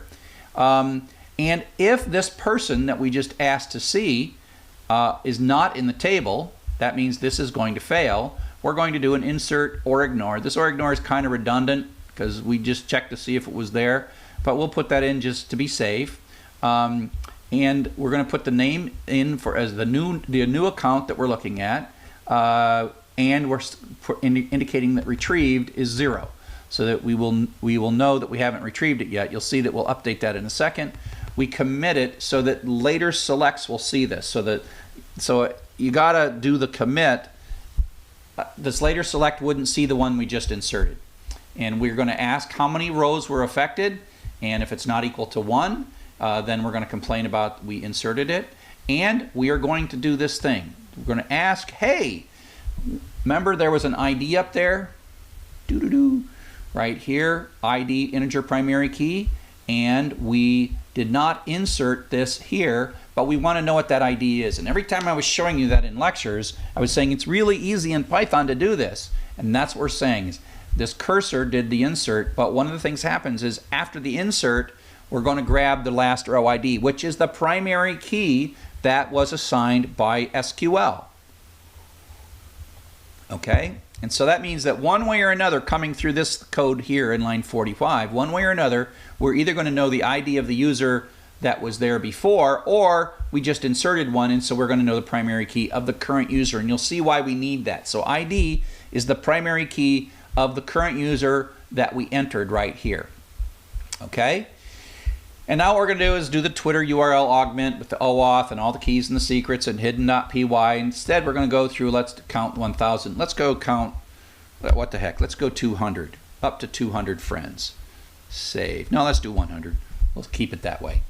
And then we're going to retrieve it, and we're retrieving the account. We're not going to print the nasty URL out. We could. Then we're going to open the URL with a connection, and then we're going to read that, and we're going to get the UTF-8 data from this, and then we're going to decode that, and we're going to have the Unicode data. So the data string is a internal Python string with all that data representing all the wonderful characters. And of course, we're going to ask URL open to give us back the headers as a dictionary using this call, and we can see what how many we have left for the remaining, right? What's the remaining rate limit that we have, okay? And so then what we're going to do is parse the data with JSON load S. If, oh wait, I need a continue in here. Continue, okay, save. If we are going to parse this data, we'll print it out, right? So that means that this died, which means it's not syntactically correct JSON, basically. And who knows if we're ever going to see that, but at least when it blows up, it'll print this data out. We'll have to catch it, and then it'll continue. Actually, I'll make this a break, because if that's blowing up that bad, we should quit. Now, I don't yet know what happens when this rate limit says you can't have it. And so, but I do know that I expect when it's successful that there will be a key of users in this outer dictionary that we're going to get. And if this outer dictionary that if users is not in the parsed dictionary, then I'm going to dump out this data so that at least I can debug what happens when I've got some broken JSON. So the difference between this code is going to fail when the JSON is syntactically bad, meaning a curly brace isn't right or whatever. This code will trigger when I get good JSON, but I don't have a user's key in it. Okay? So then, once we've retrieved it, we're pretty happy with it. We're going to update for our account that we are retrieving. We're going to set this is one of our retrieved accounts. Okay? And then what we're going to do is write a loop that goes through all the friends of this particular user that we're asking and gets their screen name, prints it out, and then we're going to check to see if this one is already in our people database, because this is a spider. We're grabbing accounts, and so we'll do a friend ID and do a fetch one, grab the sub-zero thing, and if that works, if this person's not in there, this fetch one is going to blow up, which means we're going to drop down to the accept code. But if it does work, we have friend ID is the, that they're there and they're already in our database, right? They just weren't retrieved. Okay, and so now if the friend ID wasn't there, we're going to do an insert into setting retrieve to 0, and then we're going to commit, right? Now, remember, row count is how many rows were affected by this last transaction, cur.row count, and we're going to die if that insert doesn't work. This is unlikely, unless somehow we've ran out of disk drive or something. And we're going to grab the friend ID as the key, the last row that was inserted. We're only going to insert one row, so it's basically the primary key of the row that we just inserted. So if you look at this code right here, it comes out the bottom one way or another with friend ID successful, right? Friend ID is either they're already in our database or they're not. And if we insert them, then we have it. And so now, this count new and count old is just so I can print out a nice printout. Now we are going to insert into the friend table, which is called the follows table in this case, from ID and to ID. Those are the two outward pointing foreign keys. And we have the ID of the account that we are retrieving the friends of, and then this particular friend. And so we're inserting the connection from this person to that person. And then we commit it. We want to commit these again so that later selects, when the loop goes back up, later selects get all of that data that's going on. Okay, so we do want to commit from time to time, and then we close the cursor at the very end. Okay, so let's run this and see what happens. Okay, so Python twfriends.py. Oh, of course, I am a refugee from Python 2, so I always forget to type Python 3. Okay, so we're going to start. If we take a look right now, I'm going to start another tab over here, and ls-l star SQLite. Now that SQLite file is there, right? And it's actually made the tables. If you go up here, it ran all this stuff. Create the tables, yada yada, and we're sitting right here at this line. As a matter of fact, I think without causing too much trouble, I can open that database and get into this database right here, and there is no data in the follows table, and there is no data in the people table. It's completely empty. Okay, so we're waiting for the first one, and I'll go with mine, Dr. Chuck. So it's retrieving the 100 friends, and they all were brand new. They're all inserted, right?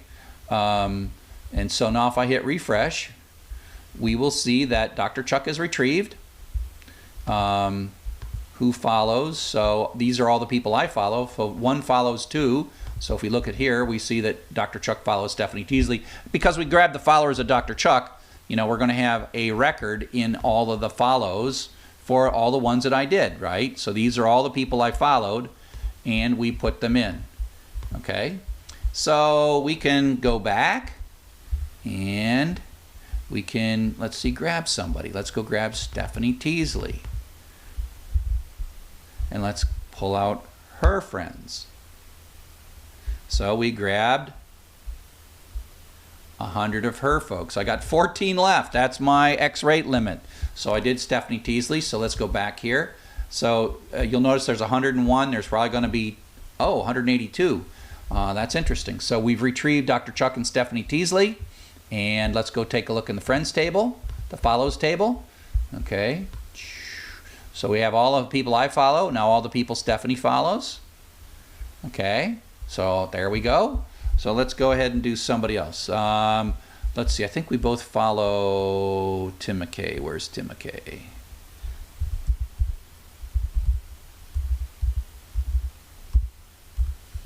Yeah, let's follow Tim McKay. Let's see who Tim follows. See if we can get like an overlap.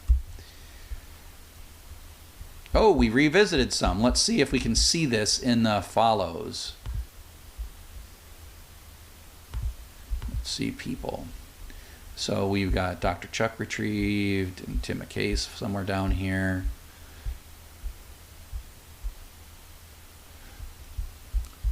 Yeah, it might take us a while before we get any really good overlaps. Let's see. Let's do a database call. Let's see, let's do a database SQL.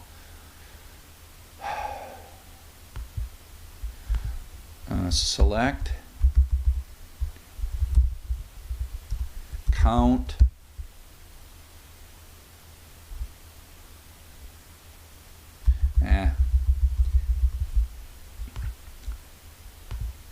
Okay, so let's just run this some more. It's clearly working. Now, one thing I can do here is I can hit enter and it will just pick one randomly. So it grabbed Live EDU TV, and now I can, and let's see how many I got left. We got 12 left, and now I can hit enter again and it picks another one. That was the next one. I was kind of picking them in order. Is it picking them in order? Let's go to people. Yeah, it's picking these. So it's gonna, we can see that it's gonna just do the first unretrieved person, who's Nancy. Let's let it retrieve Nancy. So it grabbed Nancy, new. So we're finding some, and this table's getting really big. And so if we look at the people table, we now have 455 people, and we have 467 following records. And so there we go. Oops. Hit enter, it does another one.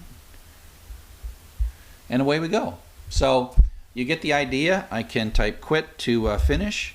And just to give you a little interesting bit of code to show you how to do selects, I'm going to do this TW join. Now you'll notice that we're not talking. Oh, let's show you one thing. ls-sl friends star SQLite.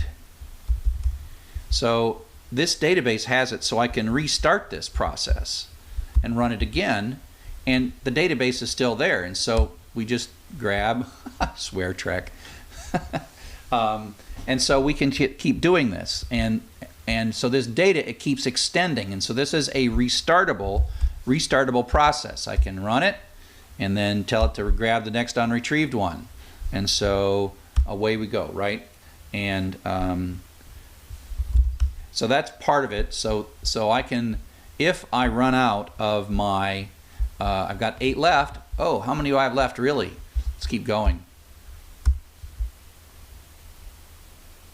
How many do I got left? I got 5 left.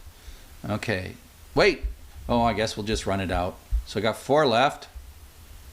You know what I should do is I can't change the code. Yes, I can't change the code. I can stop the code and I can quit the code. So what I'm going to do is I'm going to change this code a little bit really quick. And I'm going to print the headers of rate limiting at the beginning and at the end.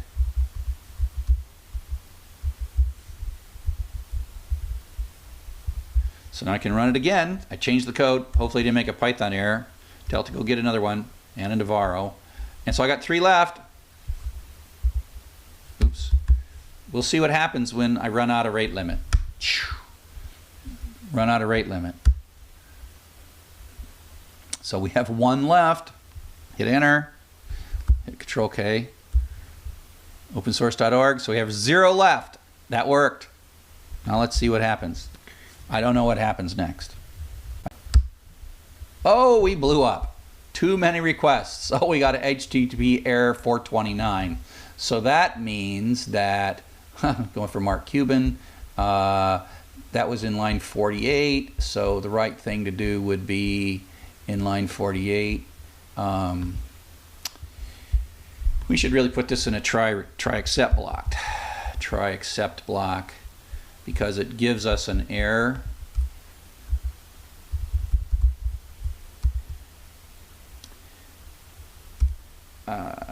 Print, oh fiddlesticks. How do I print the exception message? I always am forgetting. Print failed to retrieve. Okay, so we'll put that in. Now if I run it,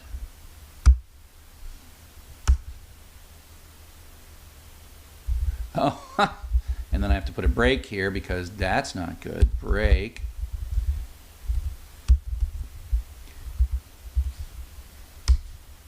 Failed to retrieve. Now I got to figure out, oh, I never know how to print out the error message. Yeah. So I have to, I never see, that's the weird thing about stuff, is that I don't ever remember enough. I don't remember the syntax, what I say here, to print the error message out. So I'm going to go to Google and I'm going to say print out the exception message in Python. Print out the exception message in Python. Oh, Python 3, hello.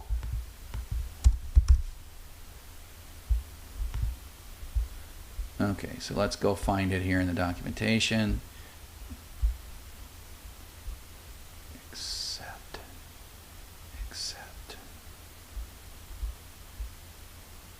Is this it?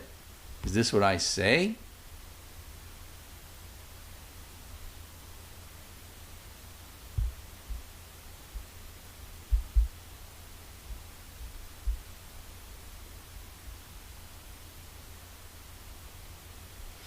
I just want to print out the message. Ah, that's it. Accept. Let's try this.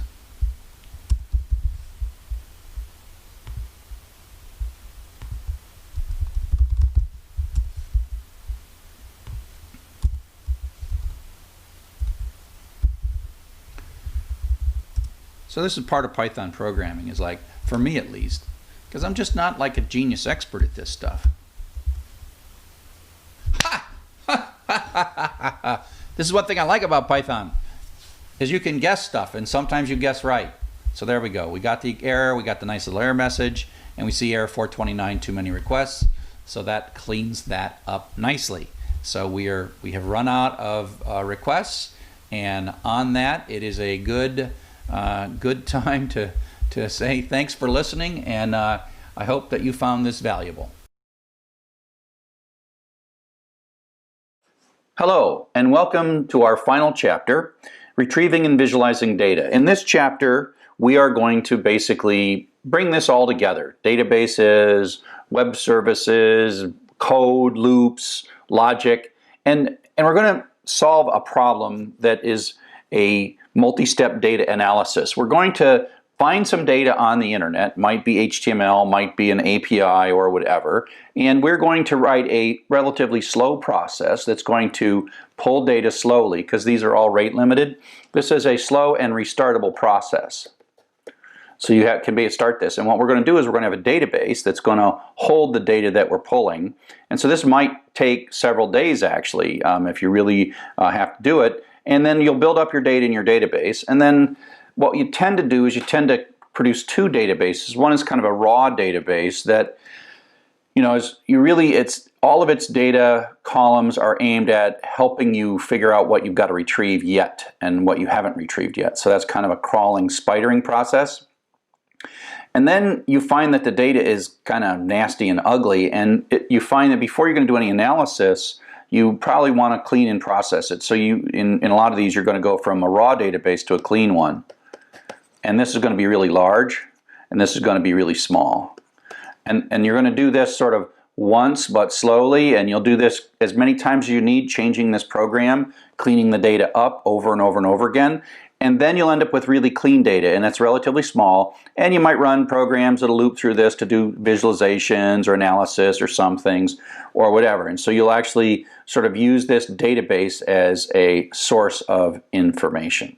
Okay, so that's the basic pattern of what we're going to work with. Now, this is what I call personal data mining, and if you're going to do this seriously, Python is used in lots of data mining activities, but if you're going to do data mining seriously with really, really large data sets, we're doing small to medium-sized data sets, as you might do sort of for individual personal research versus like an organizational research where you're processing the logs of a web server or something like that.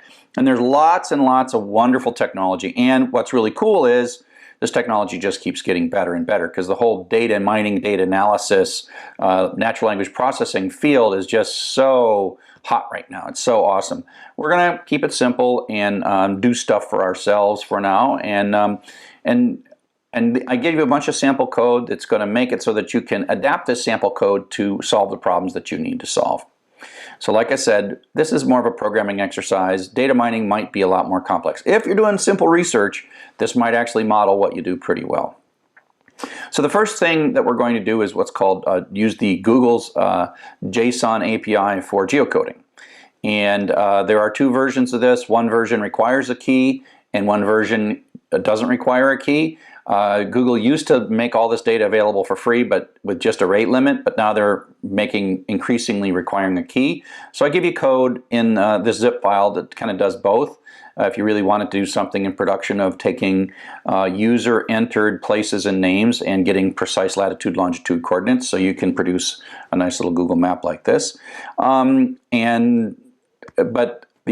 Since Google has made a rate limited API, I've actually pre-spidered a copy of the Google data, and I have my own sort of fake Google API, and so you can do your assignments and test all your code using my fake API, which has no rate limits and has no problems, but it's only a limited set of the data. And so this is the basic process, and it's one of those things that it follows that basic personal data modeling, personal data mining pattern.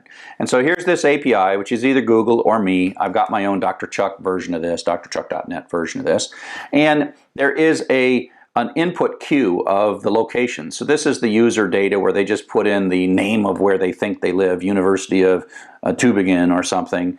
And so this is the queue of the things that are to be retrieved. And in my case, when I built this map for the first time, there was like 15,000. And it took me days to get this. And so it would stop.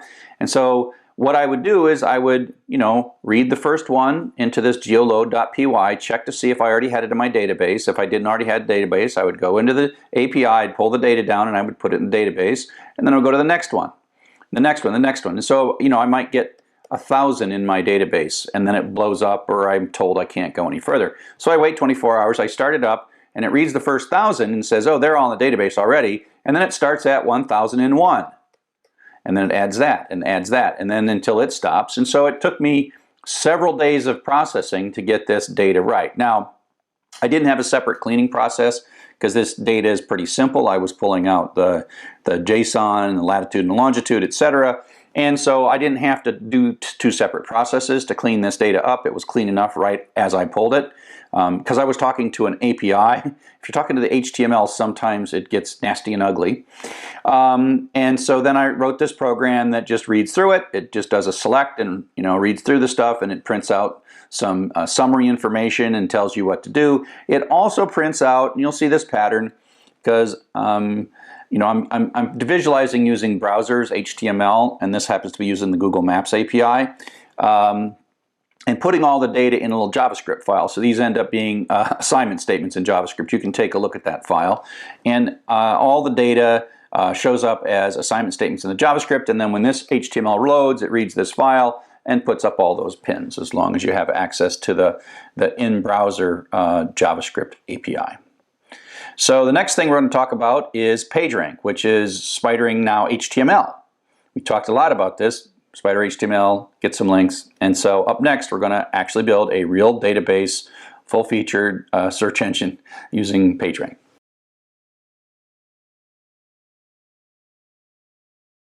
This is another worked code example. You can download the sample code zip file if you want to follow along. And the code that we're working on today is what I call the geodata code. And that is code that is going to pull some locations from this file. We're simulating or using the Google Places API to look places up, and so we can visualize them on a map. And so this is the basic picture.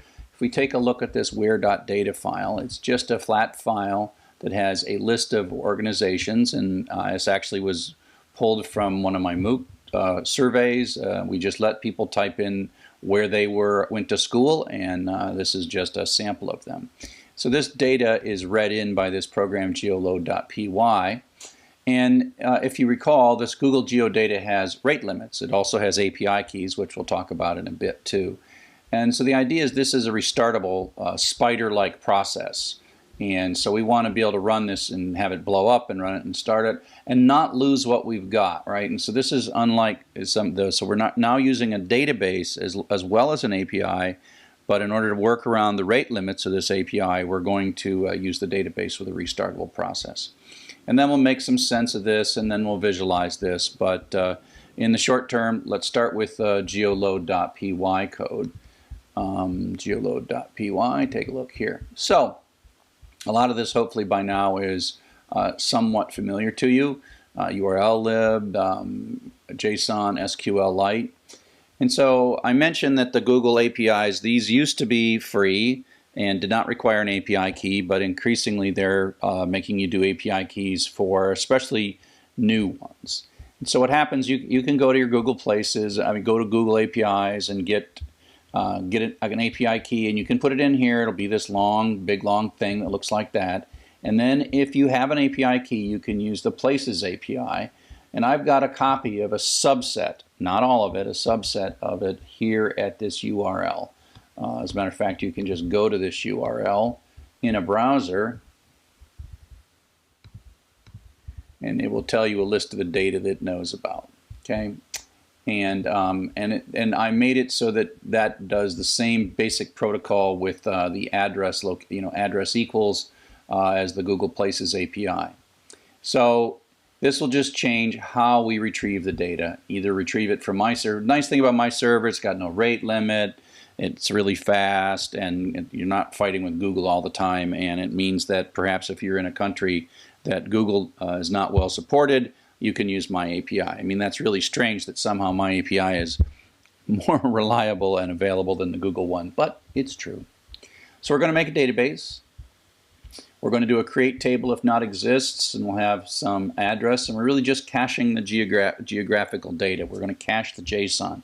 One of the things we do when we build these processes is we tend to simplify these things and not do all the calculation and parsing of the JSON. Just load it and get it in, and load it and get it in, and fill the data up in this database. And so that's what we're going to do. Because Python doesn't ship with any legitimate certificates, we have to sort of ignore certificate errors. We're going to open the file, and we're going to loop through it and pull out the address from the file, and we are going to select from the geodata where that address is the address. Let's move this in a bit, and so we're going to do a select and pull out that address. And the idea is if it's already in the database, we don't want to do it, so we do a fetch one and pull out that first thing, which is that will be the JSON right there. If we get that, we'll continue up, otherwise we'll keep going. Pass just means don't blow up, so we accept and we just do a pass. That's like a no op.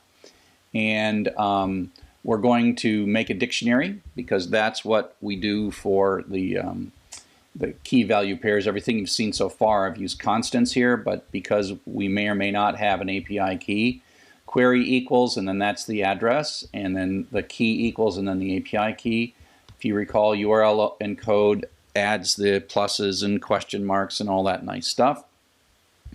We're going to retrieve it we're going to read it and decode it, print out how much data we've got, and add a count. And then we're going to try to parse that JSON data and print it if something goes wrong. And as we've seen, at this top level of this JSON data from this geocoding API is an object, which we'll see a little bit of it in a bit. And it has a status field in it. And the status is okay if things went well. So if the status is not there, that means our JavaScript is not well formed or not how we expect it. If the status is not okay or not equal to 0 results, then print out failure to retrieve and then quit. And then we're simply going to insert this new data that we just put in, and then we're going to commit it. And every 10th one, this is count mod 10, we're going to pause for 5 seconds, and we can hit Control-C here, and then we're going to do the geodump. Okay, so let's just run this. Geodata Python. So let's do an ls. So we don't have, oh, we do have, let's get rid of from a previous test, geodata.sqlite. So we'll start with a fresh set of data and run python geoload.py. Of course, I'm always forever making the mistake of forgetting Python 3. So you can see that it's running and it's adding the query, and in this case I don't have the API key, and it's putting the pluses in, and that's this part here with all the pluses. That's the URL and code. And you notice it's pausing a bit. Now, it depends on how fast your net connection. This may or may not go so fast, but this is not that much data, so it's like only 2,000, 3,000 characters. And so it's working and talking to my, my server. And the interesting thing here is I can blow this up. I'm going to hit Control-C. In Windows you'd hit Control, in Linux you'd hit Control-C, and in Windows I think you'd hit Control-Z, depending on what shell you're working in. But I'm going to hit Control-C, and you see I sort of blew it up, right? And causes a traceback, a keyboard interrupt traceback. If I do an ls-l, you can see that now this geodata is there. Now in the name of restarting, I will restart this, and you will see that it checks and skips, and so it runs this code here where it's right here. It grabs it and finds it in the database. So you'll see it say found in the database really quick, chop, chop, chop, and go really fast, and then it'll go back to catching up where it left off. And so all those up there, they did not actually retrieve it because it knew about those things. And so now it's catching up and doing some more and doing some more and doing some more. And then I'll hit Control-C. It has a little counter in here that basically, if it hits 200, it stops and you have to restart it. You could obviously change this code. You could make it so it didn't sleep. Doesn't hurt to sleep for like a second after every 100 or so if you want. You could change that code. And now let's just hit Control-C and blow it up, ls-l. And there is another bit of code, and this code, it's always good to write these really simple things. And so now we're going to import SQLite and JSON. We're going to connect ourselves up. We're going to open, except this is a UTF-8 because it's a UTF. We're going to open this with UTF-8, and we're going to read through. And in this case, we are going to decode. We did select star from locations, and if you recall, locations has a location and a geodata. And so the sub-0 will be the location and the sub-1 will be the geodata. And we're going to parse it, convert it to a string, and then parse it. If something goes wrong with the JSON, we'll just keep skipping it. We'll check to see if we have the status in our JSON. Let me run the SQLite browser here.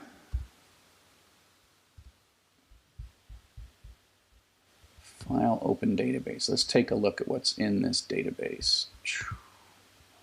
Oh, where are we? Code 3, geodata SQLite. So this is the data we've got. So if you make this a little bigger, if I can I make that bigger? Yeah, it's not going to show us much. So you can see that these are the addresses in the geodata. That's just the JSON. So that's the JSON that we got, and it retrieves it. And so this is a really simple database. That's just a sort of spidering process, run, run, run. But now we're going to run the geodump code, which is going to read this and dump this stuff out and print where.js. So it's going to actually parse this stuff. And that's code we've seen before. And so we're actually reading it. And this line goes into the results. Results is an array. So if we go into results, results is an array. We're going to go grab the 0th item in that array. And then we're going to go find geometry, and then location, and then lat and long for the latitude and longitude. And then we're also going to take the actual address out of the formatted address right here. So in this bit of code, we're actually parsing the JSON, and we're going to clean things up, get rid of some single quotes. This kind of data cleaning is just stuff after you play with it for a while, you realize, oh, my data is ugly or does this. I'm going to print it out, and then I'm going to write this out, and I'm going to write it into a JavaScript file. And so the JavaScript file is this where.js, and this, I'll show you what it looks like. It's going to be overwritten. This is the one that came out of the zip file. It'll have the latitude, the longitude, and we're going to use JavaScript to read this in this where.html file. It's going to actually read this right there and pull that data in, and that's how we're going to visualize. I'm not going to go into great detail on how the visualization happens,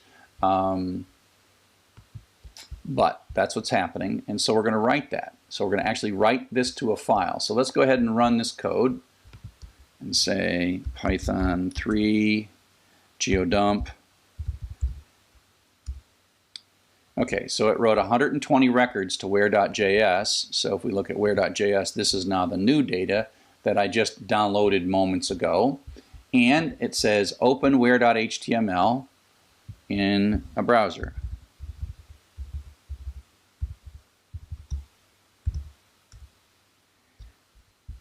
Now this will, you'll need the Google Maps API, and you might not be able to see this depending on where you're at, but here you go with Google Maps locations, and I think if you hover over this, you can see, and you see the UTF, why we there in that particular thing, why we had to use the UTF-8 when we wrote the file, so that we didn't end up with trouble writing the file out. And so there you go. And so that is a simple visualization, and just a simple visualization. It wrote this where.js. If you are smart with HTML and JavaScript, you can look at this where.html file. It's really just reading through a bunch of data and putting the points. That's all there is, but I'm not going to go through that. So, at least not in this. And so I hope that this was useful to you, and thanks for watching. So now we're going to write a search engine. Do some of the things. We're going to do PageRank, and we're going to visualize it in a web browser and show the weights. We're really only going to do PageRank on one page because you want to have links that more than one page that points to a page, so that you can figure out which pages are more or less important. And then we'll visualize it. We'll run the PageRank algorithm, and we'll separately do all this.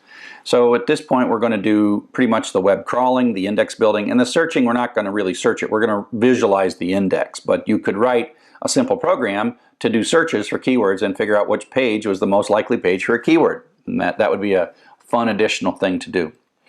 So the web crawler is this program that hits a page, pulls down the HTML, parses the page, looks for links, makes a queue of incoming links that are as yet unretrieved, and I'm going to do this in a simple SQLite database, and starts out with, the database basically starts with one link as the starting point, and then it retrieves that page, and then you see the database end up with lots of unretrieved pages, and then it goes back in and picks a random page and retrieves that one, and then it just expands and expands. This code that I've built that you're going to play with only stays on one website, otherwise it would go crazy. But of course Google doesn't use an SQLite database running on your hard drive. But you'll get the idea. You'll see this thing exponentially gain links, and you'll run it for a while, pull down 1,000 web pages or whatever. But of course, make sure that you don't violate any terms and conditions. And again, I've got some data sources that you can use, and they're not rate limited, but you can also use things like Wikipedia, which I think they sort of discourage you, or drchuck.com, which has no rate limit, or who knows what, right? So just be careful. Don't do this on Facebook, and don't do it on Google. Don't get yourself in trouble. And if you're using, you know, a internet connection where you're paying for bandwidth, be careful. So this is the idea of the web crawler, and this isn't my picture. This is the classic picture of a web crawler.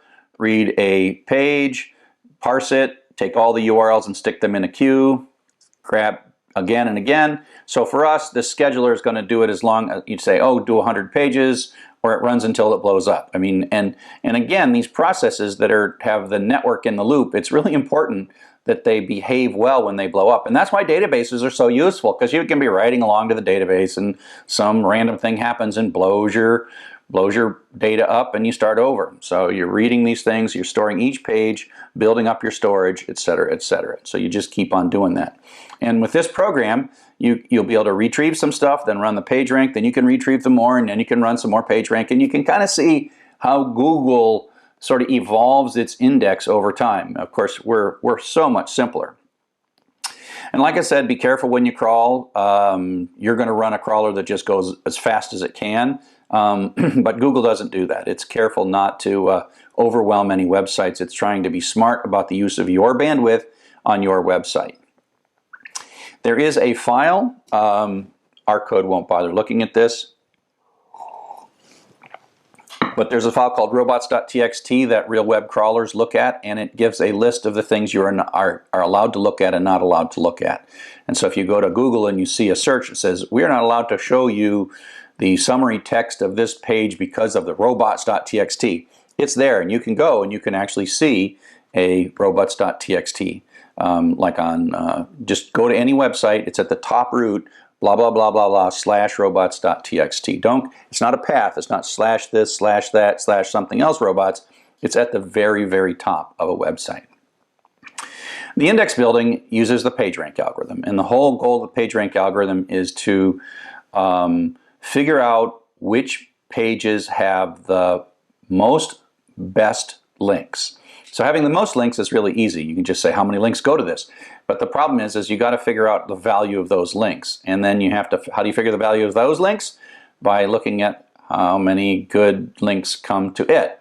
So it turns out that it's an infinite problem. It's an infinitely difficult problem to use PageRank. But you can approximate it, and what happens is after a while it converges to a reasonable value. And so we're going to run the search index, and each time it runs, you're going to see that it says, you know, how much did these numbers change? And what happens is, in the beginning, they change very wildly, but quickly they flatten out. And it has the best way to think about the PageRank is think about how water runs, where you have a small little stream going by a house, and sometimes it rains, sometimes it's dry, and sometimes, you know, and there's like a little lake, and the stream is always running, and it doesn't go up and it doesn't go down. It might go up a little bit if it rains a lot, but in general there's sort of a steady state, meaning that whatever water's coming in is about the same as the water going out. So we think about this in terms of web pages.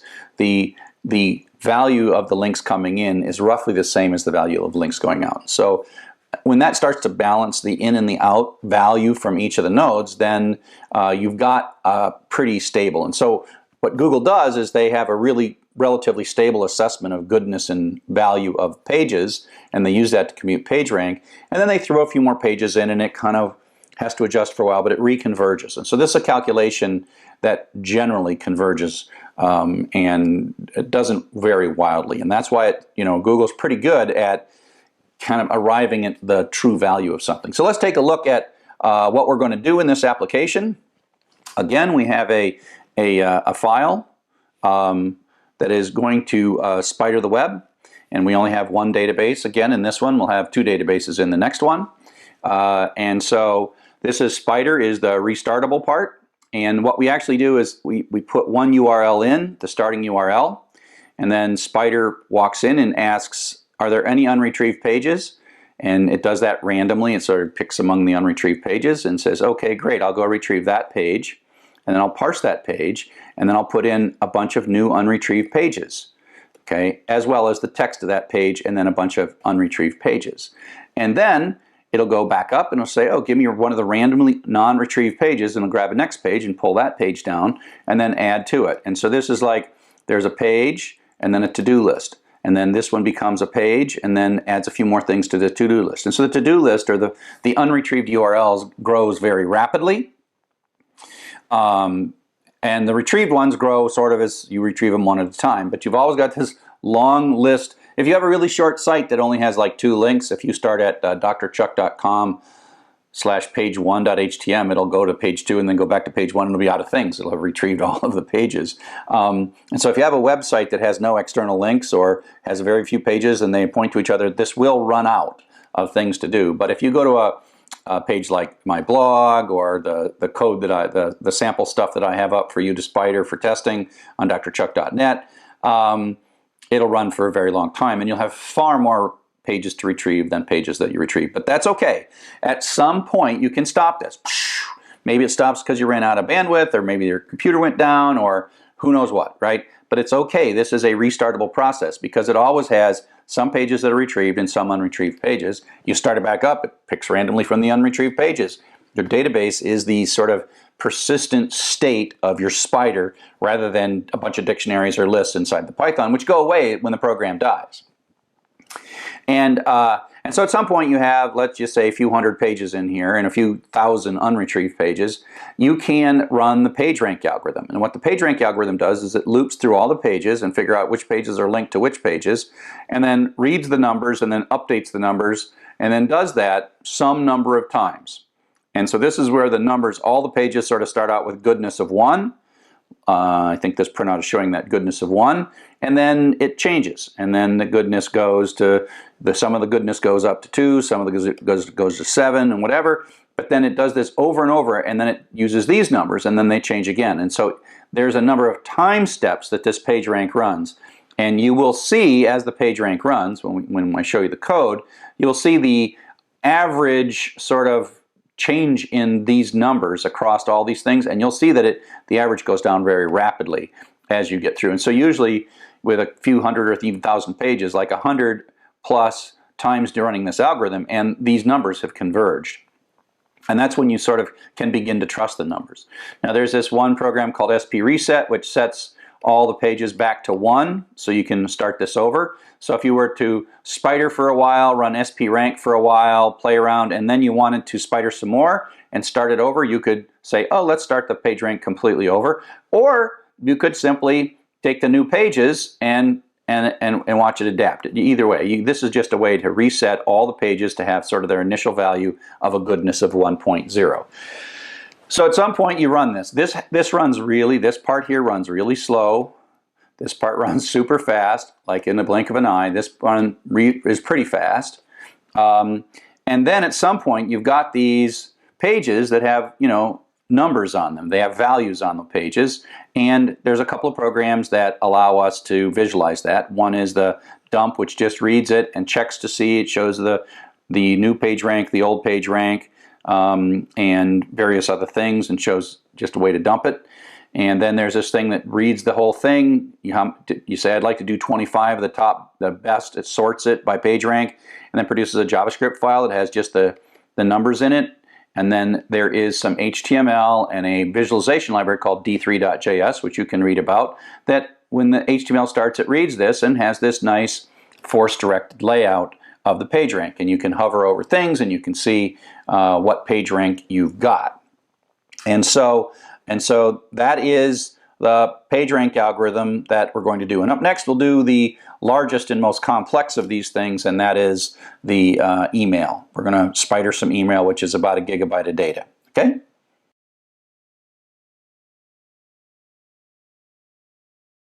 We're doing a bit of code walkthrough, and if you want to, you can get to the sample code and download it all so that you can walk through the code yourself. What we're walking through today is the PageRank code. And so the PageRank code, let me get the picture of the PageRank code up here. Here's the picture of the PageRank code. And so the PageRank code has 4 chunks of code that are going to, 5 chunks of code that are going to run. The first one we're going to look at is the spidering code, and then we'll do a separate look at these other guys later. So the first one we'll look at is spidering. And again, it's sort of the same pattern of we've got some stuff on the web, in this case web pages. We're going to have a database that sort of just captures the stuff. It's not really trying to be particularly intelligent, but it is going to parse these with Beautiful Soup and add things to the database, okay? And so then we'll talk about how we run the PageRank algorithm and then how we visualize the PageRank algorithm in a bit. Now, the first thing to notice is that I've got to put, I put the Beautiful Soup code in right here, okay? So this is, you can get this from the bs4.zip file. There might be a README, no, but there's a README somewhere. But you got to use Beautiful Soup, you got to put this bs4 zip, or you have to install Beautiful Soup for your stuff. So I provide this bs4.zip as a quick and dirty way if you can't install something for all of the Python users on your system. So that's what it's supposed to look like. You're supposed to have it unzipped right here in these files, and I don't know what dammit.py means. That came from Beautiful Soup. If you look, it's in their source code. So I'm not swearing. It's Beautiful Soup people are swearing. I'm sorry. I apologize. Okay, so the code we're going to play with the most is, in this first one, is called spider.py. And, you know, we're going to do databases, we're going to read URLs, and we're going to parse them with Beautiful Soup. Okay? And so what we're going to do is we're going to make a file. Again, this will make spider.sqlite, and if you're here, we are in PageRank, and else-l. Spider.sqlite is not there, so it's going to create the database. We do create table if not exists. We're going to have an integer primary key because we're going to do foreign keys here. We're going to have a URL, and the URL which is unique, the HTML which is unique, whether we got an error. And then for the second half, when we start doing PageRank, we're going to have old rank and new rank, because the way PageRank works is it takes the old rank, computes the new rank, and then replaces the new rank with the old rank, and then does it over and over again. And then we're going to have a many-to-many table, which points really back. So I call this from ID and to ID. We did this with some of the Twitter stuff. And then this webs is just in case I have more than one web, but that really doesn't make much difference. Okay, so what we're going to do is we're going to select ID URL from pages where HTML is null. This is our indicator that a page has not yet been retrieved. And error is null, ordered by random. And so this is our way, this long bit of stuff. And this, not all this SQL is completely standard, but this order by random is really quite nice in SQLite. Limit once is just randomly pick a record in this database where this true is true, and then pick it randomly. And then we're going to fetch a row. And if that row is none, right, we're going to ask for a new web, a starting URL, and this is going to fire things up, and we're going to insert this new URL. Otherwise, we're going to restart. We have a row to start with, and otherwise, we're going to sort of prime this by inserting the URL we start with, and insert into it. If you enter it, it just goes to drchuck.com, which is a fine place to start. And then what we do is what this does is its PageRank is it uses this webs table to limit the links. It only does links to the sites that you tell it to do links. And probably the best for your PageRank is to stick with one site. Otherwise, you will just never find the same site again if you let this wander the web aimlessly. And so I generally run with one web, this should be probably called websites. And I pull in all the data, and I read this in, and I just make myself a list of the URL, the legit URLs, and you'll see how we use that. And the webs is what are the legit places we're going to go? Because we're going to go through a loop, ask for how many pages, and we're going to look for a null page. Again, we're using that random, order by random, limit 1. And then we're going to have we're going to grab one. We're going to get the from ID, which is the page we're linking from, and then the URL. Otherwise, there's no one retrieved. And so the from ID is when we start adding links to our page links, we got to know the page we started with. And that's the primary key. We'll see how that primary key is set in a second. So otherwise, we have none. And we're going to print this from ID, the from ID and the URL that we're working with. just to make sure, we're going to wipe out all of the links because it's unretrieved. We're going to wipe out from the links. The links is the connection table that connects from pages back to pages, and so we're going to wipe out.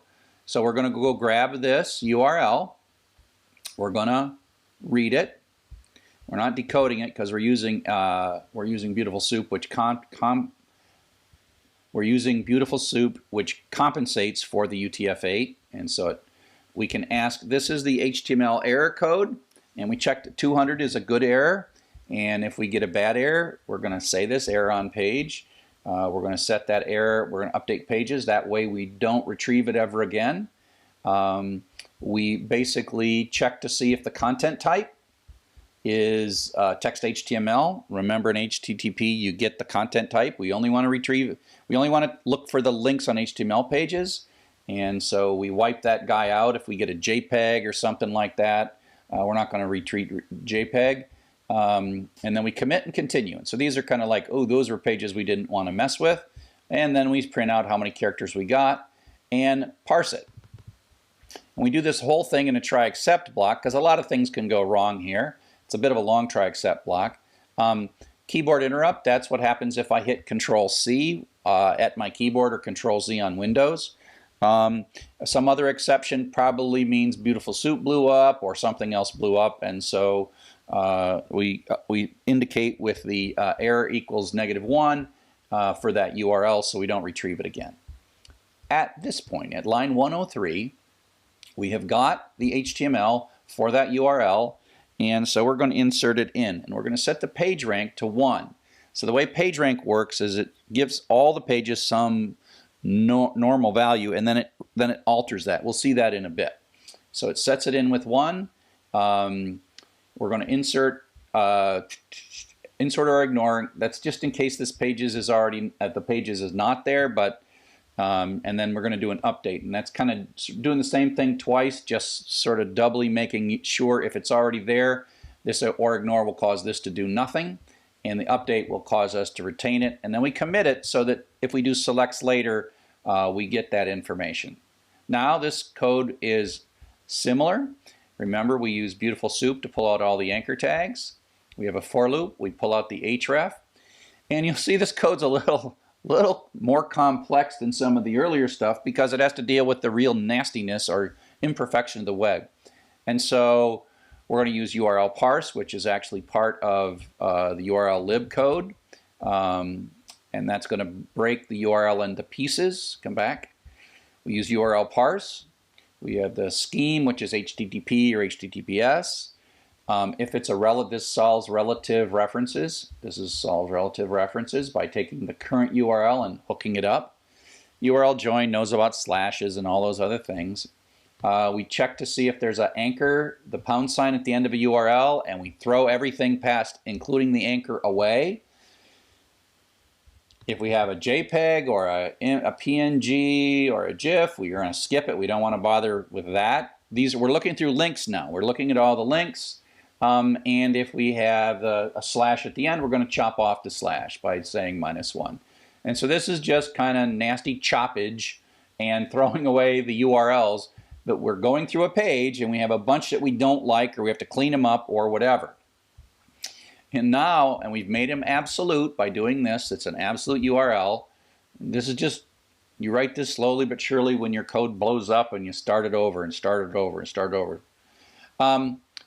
Then what we do is we check to see through all the webs. Remember, those were the URLs that we're willing to stay with, and usually it's just one. If this would link off the sites of the sites we're interested in, we're going to skip it. We are not interested in links that leave the site. So this is like link that left the site. Skip it. But now we finally, here at line 132, we are ready to put this into pages, the URL and the HTML, and it's all good, right? And that one's going to be null right there because we haven't retrieved the HTML. This is null because this is a page we're going to retrieve. We're giving it a page rank of 1, and we're giving it no HTML, and that way it'll be retrieved. And then we commit that, okay? And then we want to get the ID, so we could have done this with one way or another, but we're going to do a select to say, hey, what was the ID that either was already there or was just created, and we grab that with a fetch one and say retrieve to ID, and now we're going to put a link in, insert or into links from ID to ID, which is the ID, the primary key of the page that we're going through and looking for links. To ID is the link that we just created, and away we run. So it's going to go and go and go and go. Let's go look at the create statement up here. From ID and to ID right there. Okay, so let's run it. Python 3, Python 3 Spider Python. So it's fresh, and so it wants a URL with which to start, and I'll just start with my favorite website, www.drchuck.com. Now this first one you put in, it's going to stay on this website for a while. Okay, so I'll hit enter, and let's just grab let's grab one page just for yucks. Okay, so it grabbed that, and it printed out that it got 45 characters, and it printed out that it got 6 links. So if I go to this and open database, and I go to code 3, and I go to PageRank, and I look at this, let me get out so it closes. So notice this SQLite journal. That means it's not done closing, so I'm going to get out of this by pressing enter. And so you'll notice now that that journal file went away. Otherwise, we would not be getting the final data. There we go. Okay, so Webs, let's take a look at the data. Webs has just one URL. That's the URLs that we're allowing ourselves to look at. You can put more than one in here if you want, but most people will just leave this at one. Pages. So we got this first one, and we retrieved this, and this is the HTML of it, and we found 6 other URLs in there that are drchuck.com URLs, right? There was lots of other URLs in there, but there were only 5 other ones that we found, okay? And so, and what we'll find is if we go to links, we'll see that page 1 links to 2, links to 3, links to 4, links to 5, links to 6, because the links is just a many-to-many table. So page 1 points to page 2, page 1 points to page 2, page 1 to 3, page 1 to 5, okay? So that's what happens when we have the first page. So let's retrieve one more page. Now we could have started a new crawl, but it's gonna stay on drchuck.com, and I'll just ask for one more page. And so now it went and grabbed. It randomly picked among these null guys, and I'm gonna hit enter to close it, and then I'll refresh this. And so it looks like we retrieved OBI sample, and we didn't get any new links. And so the links page, no, we didn't get any new links. So that page, whatever that was, OBI sample, had no external links. So let's do another one.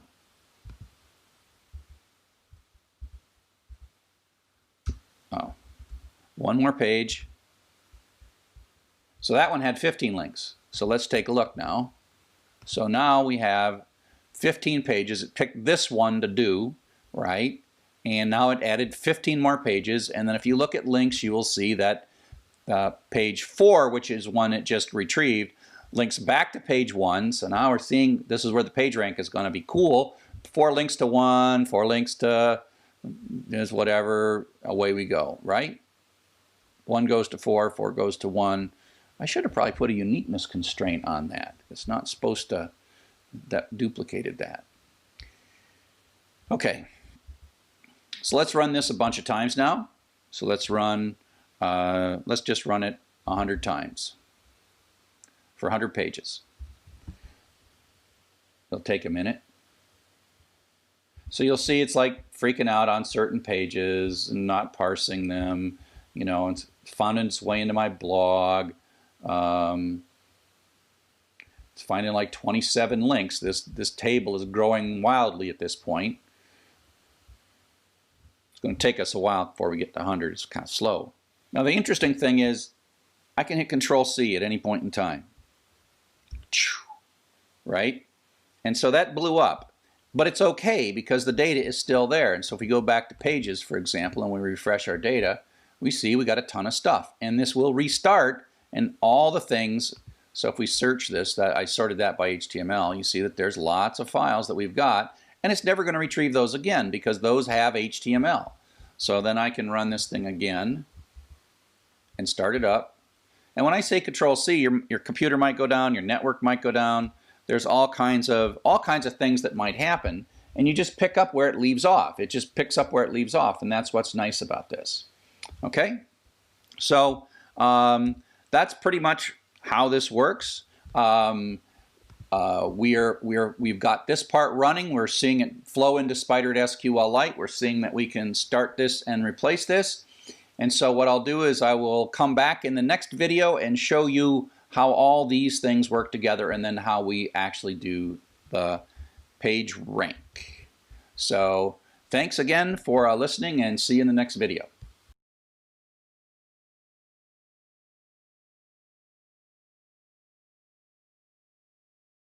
We're picking up in the middle here where we are running a simple Spider that's retrieving data and putting it into running this spider.py file, and it's cruising around and doing things. And the beauty of any of these Spider processes is I can stop anytime and just hit Control-C. And so we take a look at the spider.sqlite file and retrieve it, and it looks like we got 302 pages. I don't know how many we got retrieved. 70. Okay, there we go.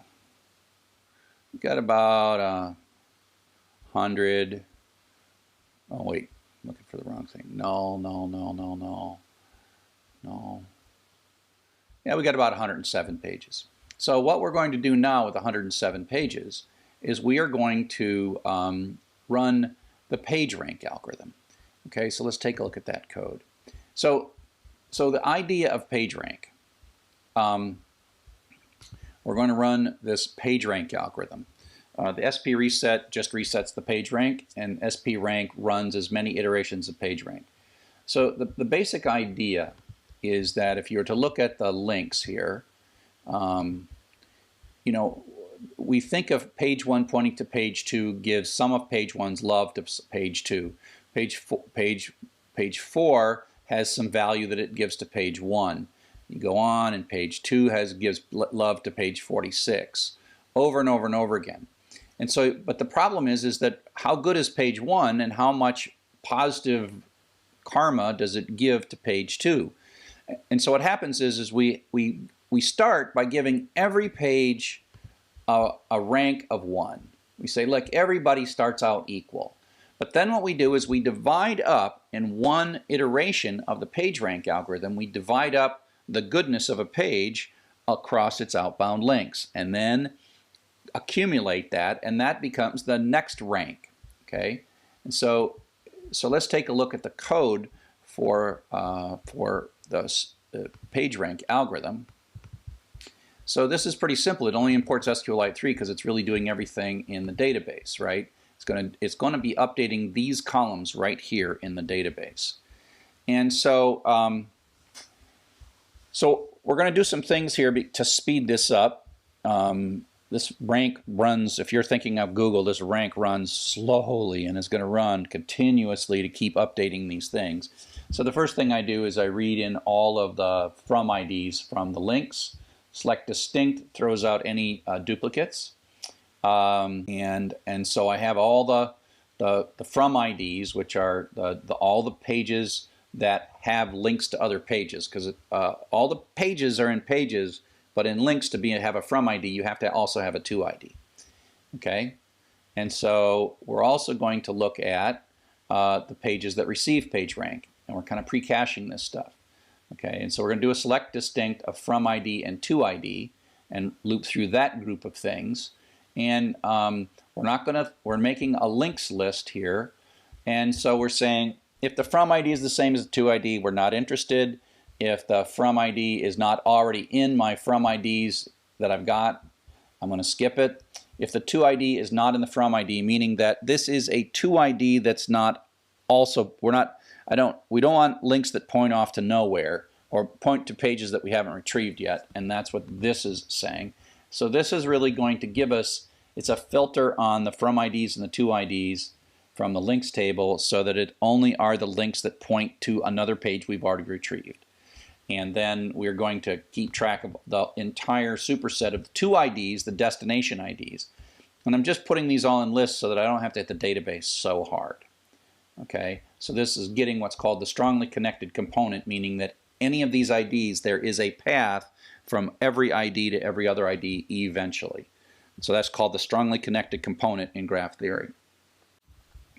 Then what we're going to do is we're going to select new rank from pages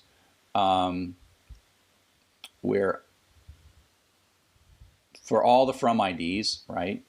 And so we're going to have a dictionary that's based on the ID, the primary key, that's what node is, equals the rank. And so if we look at our database, that means that for the part of the strongly connected component in links, we're going to grab this number and stick it into a dictionary based on the primary key of this, based on the primary key, this number right here. So we're going to have a dictionary that's this mapped to that. Again, we want to do this as fast as possible. Now we're only doing one iteration at the beginning, so it asks how many times you want to run it. Okay, so we just make an integer of that. We check to see if there's any values in there. If there are no values, we are bad. And now we're going to go I equals 1 to range many. This is going to be 1 to 1, so it might run however many times. And then what it's going to do is it's going to compute the new page ranks, and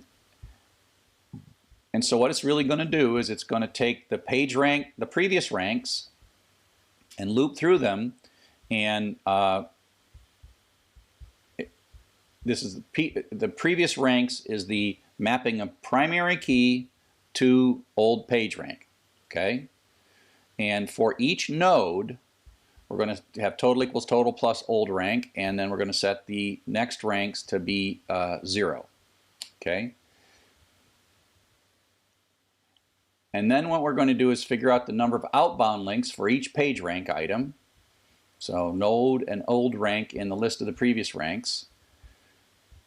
These are the IDs we're going to give it to. And so for this particular node, we're going to have the outbound links, and we're going to go through the links and not link to itself, although we made sure that doesn't happen. We make sure that this, but then we're going to make a list called give IDs, which are the IDs that node is going to share its goodness. And now what we're going to do is we're going to say how much goodness are we going to flow outbound based on our previous rank of this particular node and the number of outbound links we have. So that's how many that's how much we're going to give in our outbound links. And then what we're doing is all the IDs we're giving it to, we started with the next ranks being 0 for these folks. These are the receiving end, and we're going to add the amount of page rank to each one. So whatever this is, so we'll go through all of the links, give out fractional bits of our current goodness, and it's accumulated in each one. And so eventually all the incoming links will have granted each new link value. Okay. Now I'm just going to run through and calculate the new total, and this is this evaporation. The idea is that you can't. It has to do with the PageRank algorithm that there are dysfunctional shapes in which PageRank can be trapped, and this evaporation is taking a fraction away from everyone and giving it back to everybody else. And so we add this evaporative factor, and then we're going to do some computations just to show some stuff, and that is we're calculating the difference, the average difference between the page ranks, and you'll see this when I start running it, and that is telling us, this is going to tell us the stability of the PageRank. So from one iteration to the next, the more it changes, the least stable it is. And you'll see in a sec that these things stabilize. And then we'd say, what's the average difference in the PageRanks per node, which is what this is.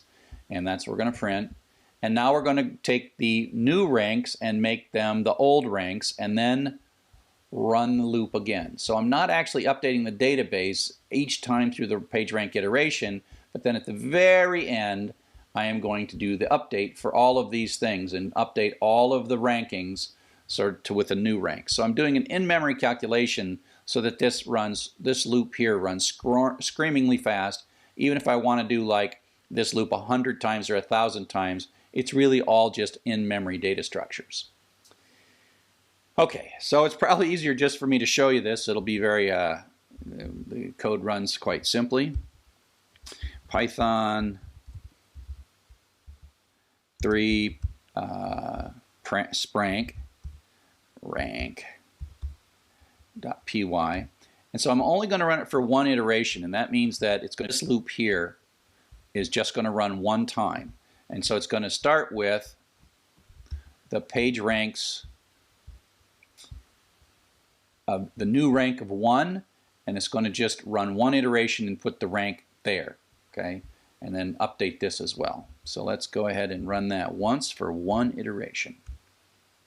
Okay, and so it ran one iteration, and the average change between the previous rank and the new rank is 1. So it's actually quite crazy. So I'm going to refresh here, and you'll see that the old rank was 1, and the new rank went way down, way down, way down, way down, down a little bit, down, down some, up a whole bunch, down, down, up. So you see that they went down and up. Now the sum of all of these numbers is going to be the same, right? Because all it did was like floated out and recalculated it. And so that's what happens with PageRank. And so what will happen is if I run one more PageRank iteration, these numbers will be used to compute the new rank, and then these will be calculated to the old rank. And so you'll see that these will change again. So I'll just run it one more time. So I'm going to run one iteration, and then I'm going to hit refresh. So you see all these numbers got copied over, but now there's a new rank that's computed based on these guys. And so they're getting, this one went up. This was 0.13. That's gone up a little bit. This one's gone up some more. This one's gone up. This one went down, right? So this one went down from 6 to 8. And you can see that the difference is now the average difference between this number and this number across all of them went from 1 point something to 0.41. And you'll see that with these very few pages, this PageRank converges really quickly, okay? So let's run it again. And I'll just run 10, and you will watch how this converges. Okay, so there you go, it converges. So, and you're seeing now after like 12 iterations that the difference between the old rank and the new rank, well, that's because it's that old rank. I'll run one more iteration so that you can see. So this old rank is less than, 0.005, so now you can see that these numbers are sort of stabilizing. This is the average, that 005 number is the average difference between these two things. Now, if we're going to pretend to be Google for a moment, we can say Python 3 spider.py. So let's just do 10 more pages. Now what's going to happen here is these new pages are going to have PageRanks of 1. Okay? So let's get out. So if I do a refresh now and I look at new rank, so there's these guys that have high rank. What you'll see, I hope, yeah, okay. So you see new pages, right? These are the new ones that we just retrieved. I don't know if they're linked or not, and they all got 1. So some old pages are way up, 14. Some pages, if we go downwards, are way down, right? So these are like useless pages. They point to somewhere, but nobody points to them. That's what happens with these PageRanks, okay? So what happens is the new records get this 0.1, and so if I run the ranking code again, and I run, let's just run 5 iterations, you'll see that the average delta goes up just briefly as it sort of assimilates these new pages, and then it goes right back down again. And so that's what's happening with Google. It's sort of running the spider to get more pages, then running the PageRank, which gets disturbed a little bit, but then it reconverges very rapidly. And of course, they've got billions of pages, and we've got hundreds of pages, but you get the idea. Okay, and so I can run PageRank like 100 times, and after a while, it just sort of hardly is changing. So that's 2.7 to the negative 10th power. So now, let me run it one more time to update the stuff. And if I refresh this, you're going to see, look at how stable these numbers are. 14, 9, 4, 3, 5, 9, 1, 5, 6, 7. The difference is there in the 7th one. So that's why this whole PageRank is really cool. It seems like it's really chaotic when it first starts out, and away you go. Okay? So that was just this, SP rank, right? SP rank. And SP reset, we can look at that code. I won't bother running it.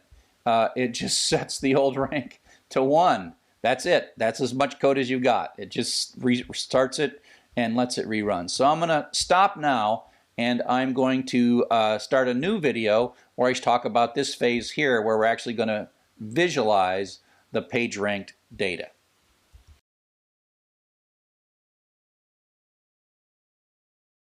And what we are in the middle of is we're in the middle of the PageRank code, and we just got done running the PageRank, and so we have spidered the code, we've run PageRank a bunch of times. SP reset allows us to restart the PageRank algorithm if we want, but we're not going to play with that. We're just going to play with SP dump and SP JSON and do the visualization, which is the fun part. So I'll go into SP dump. So this is simple code because it's really just running a SQL query and then printing stuff out, right? So we connect to our database, create a cursor, and then just do a select count, and we're going to just show the number of links. We're going to order by the number of inbound links descending, so we see the most linked things, and we'll see the top 50 of that. So this is just a sample. You'll tend to write little helpers like this that make your life easier just to show you the kinds of things that you want. spdump.py, and like you just kind of test to make sure that's like, oh, this looks right to me, and so here is the number of inbound links. So that's my blog that has the most inbound links, followed by my uncategorized, whatever that is, and these are the number of inbound links within my own blog somehow. I don't know, because this is not looking at the whole internet at all. So there we go. So that's SP dump, pretty straightforward. And now we're going to go through the visualization process. And so this is going to look at all that data and produce some file, a JavaScript file. It's going to write a JavaScript file that will then be fed into my visualization using D3. And SP.json is going to do a big long join. It joins the links with the thing, and where HTML is not null and error is not null. Order by the number of inbound links. So we're looking at the things that have the highest number of inbound links. We're going to read all this stuff. We're going to read through all those rows and pull out the page rank for each one. We are looking for the highest and lowest rank because these numbers can vary quite widely. They go all the way from 0.000 to 20 or 30. And so it asks how many do you want to do, so it only does the top like 20 or something, and you'll see why we need that in the visualization. And so this is just checking. And so we're going to write out a file. We'll see what the format of this is. It's just a JavaScript file, and we're going to write out. We're basically normalizing the rank.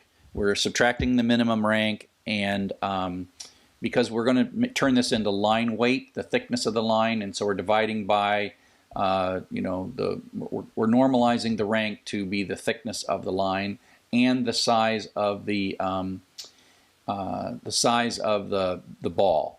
You'll see all this, and so this is really just writing some JavaScript with the little strings and stuff like that, and then we're going to finish the JavaScript, and then we're going to write all the links out. So these are the balls that you'll see, and this is showing what this is drawing all the lines, and this is again normalizing things for thickness and printing these things out. Now I don't want to go through this in tremendous detail, but so I'll do Python spjson.py.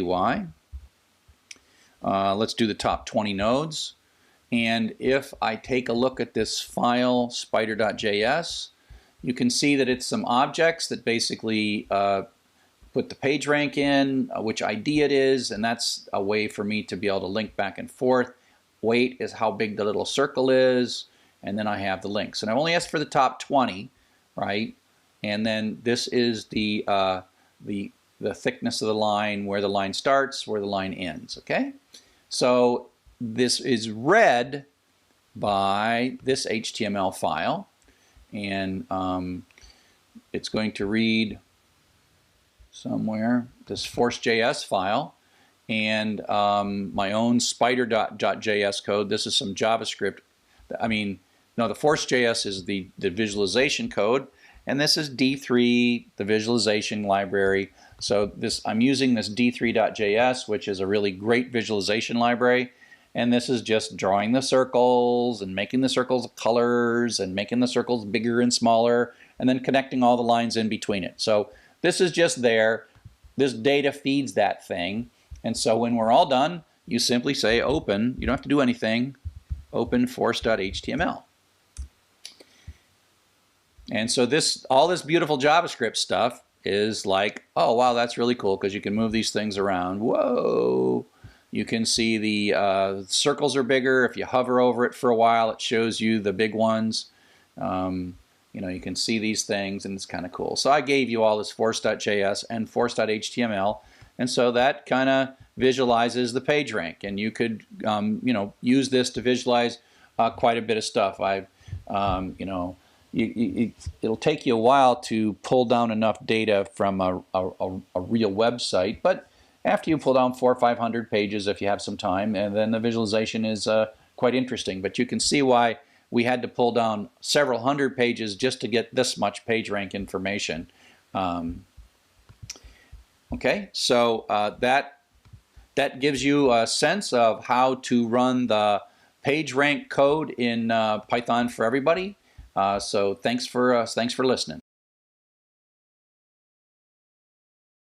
The last visualization application that we're going to take a look at is mailing lists, and that's kind of ironic. We started with the mailing lists, and we're going to end with the mailing lists. The mailing lists, of course, are from my open source Sakai project, which I love and very proud of. And so what we're going to do is we're going to crawl the archive of a mailing list, and then we're going to do two visualizations. One is a activity visualization, and another is a word cloud. So it's probably the more important thing is when I do the demonstration of how the software works. So this is a large data set, so you got to be careful.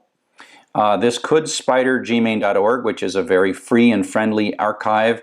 This data originally came from gmain.org, but I've got a copy of it. And so gmain.org is not rate limited, but if everyone who is watching this starts spidering gmain.org at the same time, you will crash it.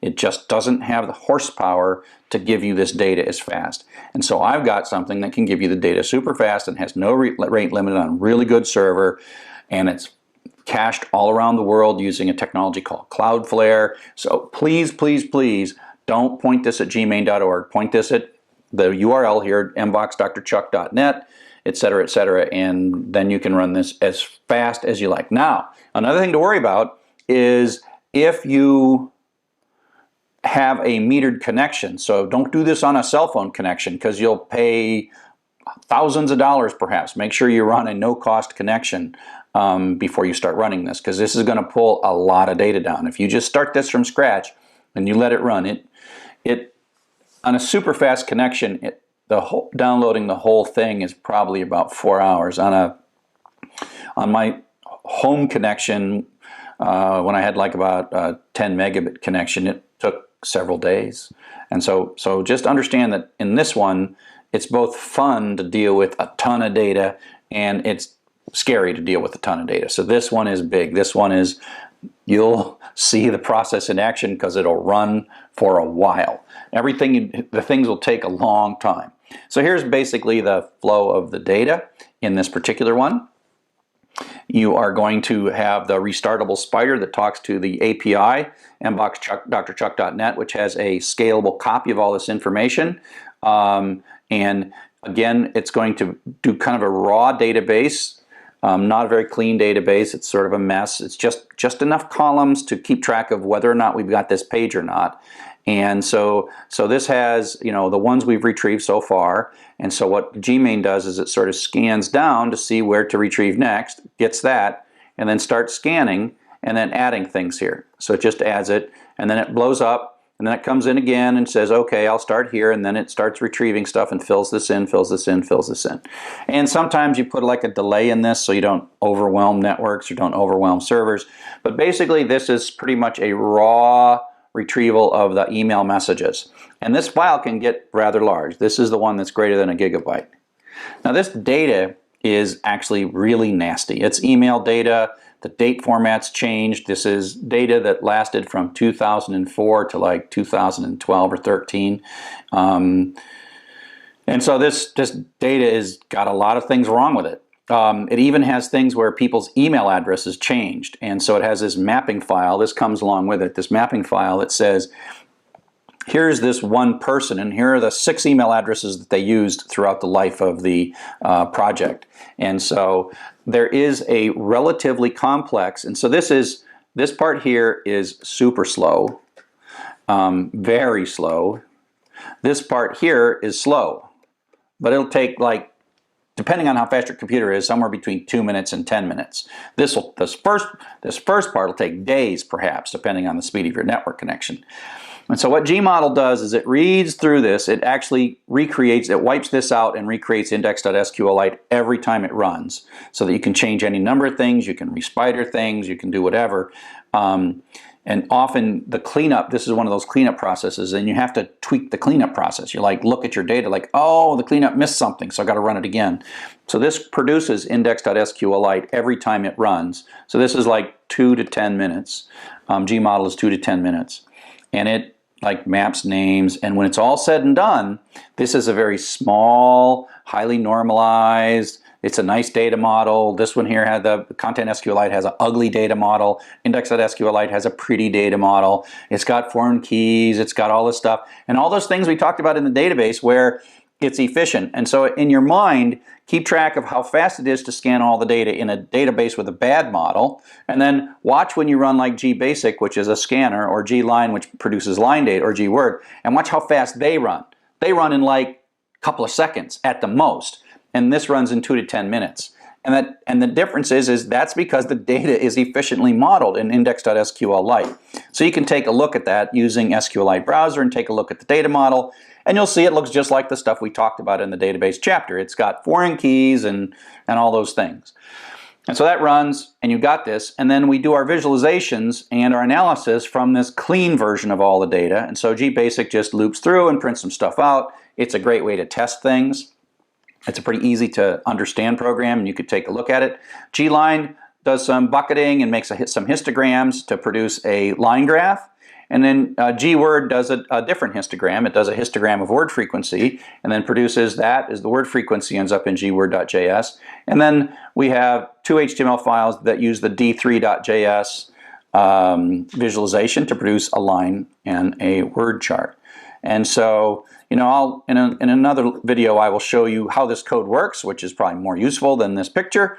But this is a whole bunch of good stuff in this particular application, and if you really understand everything in here, you can build a pretty sophisticated data retrieval and analysis pipeline. And so that's it. I thank you for watching all these lectures, and look forward to seeing you on the net.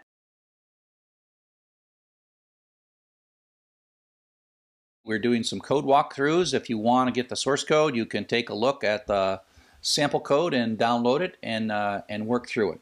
And so what we're working on now is doing some retrieval and visualization of email data. It's kind of ironic. We're going to now look at the email data that we look at the email data that we started with. It's the same Sakai developer list email data. And so there's this service called Gmain. And Gmain archives developer lists and various email lists. And I've made a copy of their data because all the students in my class hitting their server with their API would crush it. So in order to be a nice guy, I put up a much more powerful server with just the data from this one list. And it's about a gigabyte of data, so be real careful if you're paying for network. So the basic process we're going to go through is we're going to have a spidering process that's a simple, restartable, focused on the network problems, data pulling to pull content.sqlite, and there's going to be a database there. And then we're going to have a cleanup process. This database is going to get large, about a gigabyte. And then we're going to have a process that kind of grinds through this data. It takes a while. And so then it's going to read this mapping, and I'll show you that when it comes, because things like people's names have changed over all these years. And it does a cleanup and makes a really nice, highly relational version of this data. And then we visualize from here. And so this could take you several days to finish this. This will take like a few minutes to run, and then this will just take seconds to run. And so this is a multi-step process where if you were doing something like running something for 2 days to produce a visualization and it blew up 3/4 of the way through, it would do you no good. And so that's why we break this into simple parts. But right now we're just going to focus on this part right here and take a look at the mail bit. The mail bit and retrieve the mail, and then we'll have another video to talk about the rest of this stuff. Okay, so let's take a look at the code. So here is gmain.py. That is the basic code, and it's hopefully this stuff is starting to look familiar. The thing that's weird here is we've got to do some date time parsing. And there is code that's out there, but you may have to install it. And I had to write my code in a way that didn't assume that you could install the datetime parser.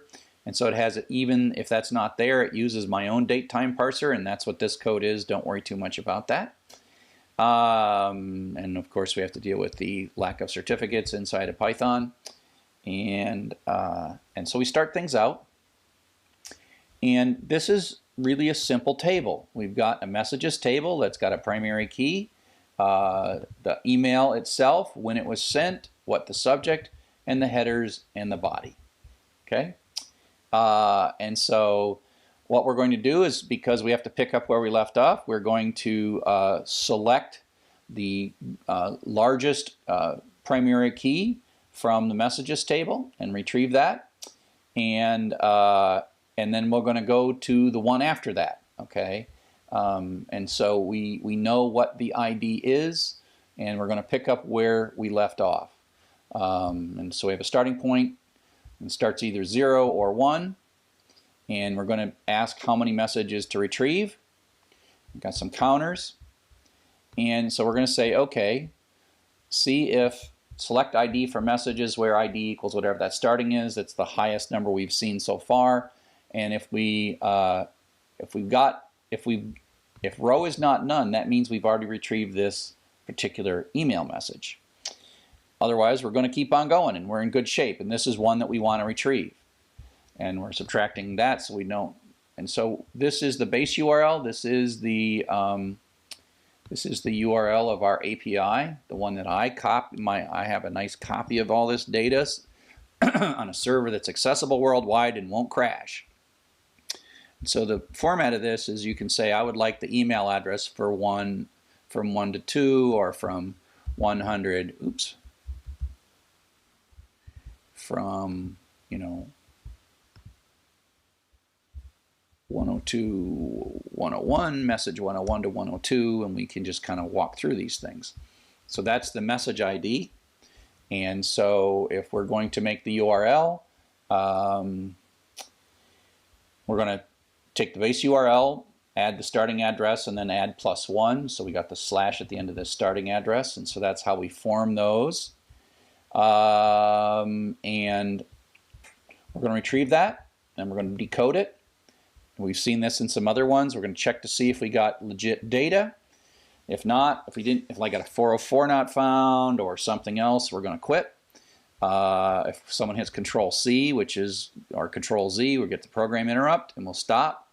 If there's some other problem, right, we're going to, complain and keep going. And if we have 5 failures in a row, we're going to quit, but it will just keep on going because these things do have glitchy bits here. And so at this point, if we've made it this far, we've retrieved the URL and we've got the number of characters we've retrieved. And if we get bad data, if it doesn't start with from, because this is a mail message, right? And they all start with from space. If it's right, it starts with from space. Then what we're going to tolerate up to 5 failures there for bad data, because it could be bad. And then we're going to find a blank line, because that's the new line at the end of one line and then a blank line. And then we're going to take and break this into the headers, the mail headers, mail headers is this stuff right here, up to but not including the blank line, and then the body is everything after that. Okay, and so we'll just break that into pieces. Otherwise, we'll complain and tolerate up to 5 characters. And then we're going to use a regular expression, kind of from the regular expressions chapter, to pull out an email address from the from : line somewhere in these headers, from : right there. It's going to go find a less than and then pull this stuff out up to it. So you got the less than, you got the parenthesis, you got 1 or more non-blank characters followed by an @ sign, followed by 1 or more non-blank characters, and we'll get back a list of those. We should only get 1. If we find 1, we're going to grab the email, we're going to strip the lowercase, and if we got some little nasty less than sign in there, we'll tolerate that as well. So this is kind of cleanup, and you get used to this where you're like, oh, how come all those email addresses have this other stuff in them? And then we also look for it if there are no less than signs, and we do this way. And that's different. Some mail messages have it this way, and others, again, you write this code after you watch it for a while. You're like, oh, it's crapped out and giving me bad stuff. And I make them all lowercase so they match better and get rid of bad characters. Well, now I got an email address. Then what I do is I look for the date of this. So I'm going to graph these by date. So I look for this line and use a regular expression to pull that out, right? So I'm looking for a date, followed by a blank, followed by any number of characters, followed by a comma. So I'm not interested in this Wednesday bit, so I'm skipping that bit right there and going and grabbing everything after that comma space. And so it's really here to the end of the line. So that's the new line. And so it's going all the way. It's going to pull this bit right here. That's the text. And this is where we're going to say, oh, that's kind of a funky looking date, and we want to standardize that date. So we're going to, let's see. Yeah, we're going to chop it off at the 26th character. Apparently, I don't know why we care about the 26th character, but we chop that off at the 26th character. And then we're going to parse it, and that's going to give us back a nice clean date, sent at date. Otherwise, we're going to complete, we're going to quit. And if we can't parse it, then we're going to tolerate 5 bad email addresses in a row. Then we're looking for the subject line using another regular expression. Subject line, regular expression. That's pretty easy. Up to but not including, right? There's a blank there. It's the subject.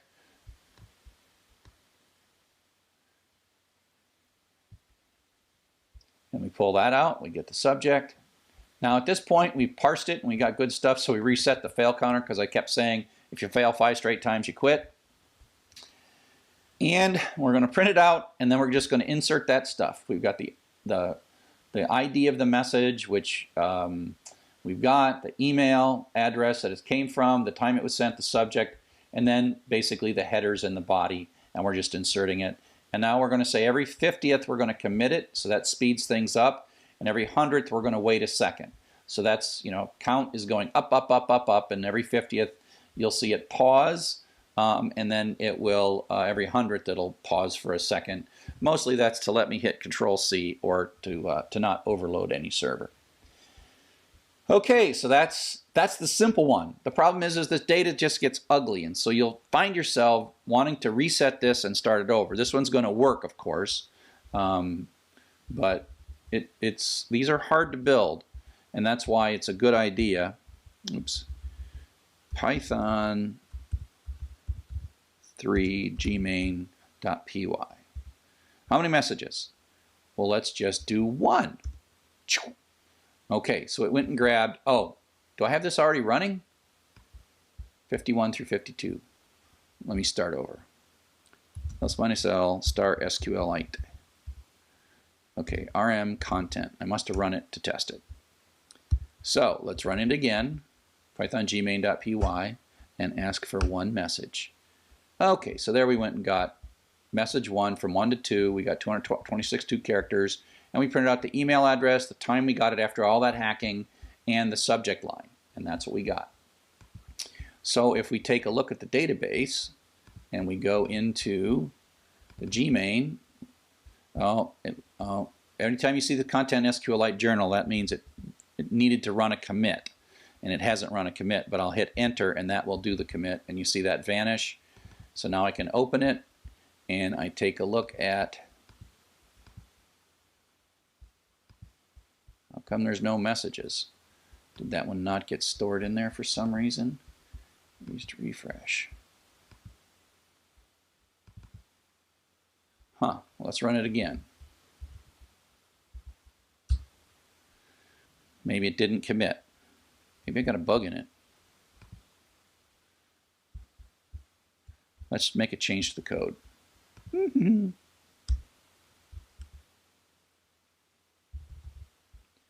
I'm going to see this connection.commit. See that?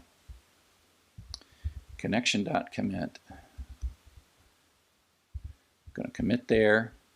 And the other thing I'm going to do is every time I stop to read, I'm going to commit right before I read it. So I think we should, I hope that doesn't blow up. We'll see.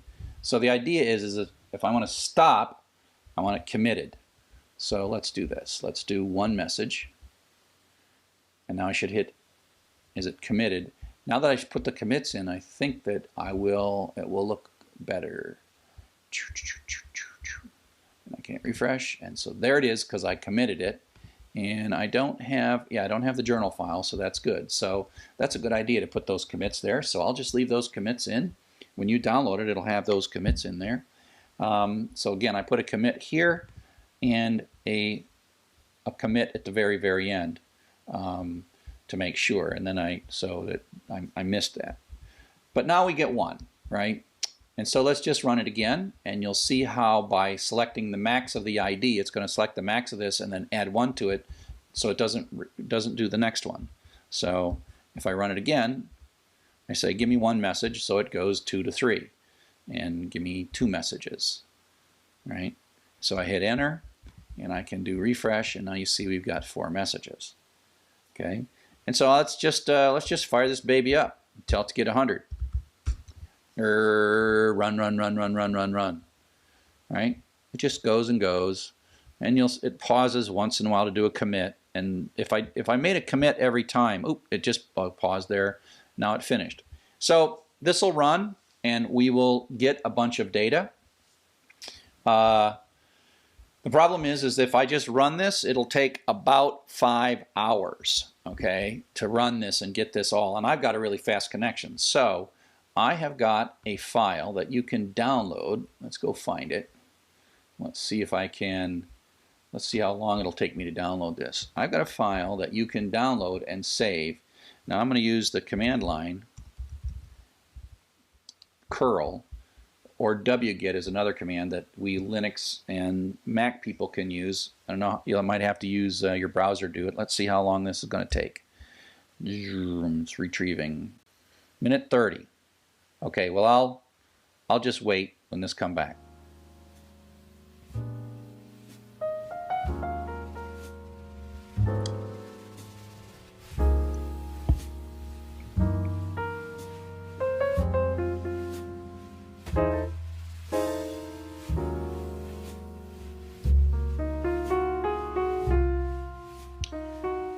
Okay, so now that's done. I was averaging 10 megabits a second. I downloaded about 600 megabytes, 10 megabits a second. That will probably be slower for you. But so now if I take a look, you're going to find that that content.sqlite is 624 megabytes. Now what happens is I've pre-spidered this, and so now if you run gmain.py and ask for 5 more messages, it will pick up where I left that one off. So it's up to message 59,000. And I think that, oh, you saw an error. See, you saw a bug in that one. I don't know what's wrong with that one. So let's see if, so at this point we're going to have most of the data. It might find its way to the very end. Once you get this, it should be not too much more. I don't know, maybe it's like 63,000 or something. So what we'll do is we will let that run, and we will come back when that one's finished, and run the next phase after it's got all of its data. Okay? So thanks for listening.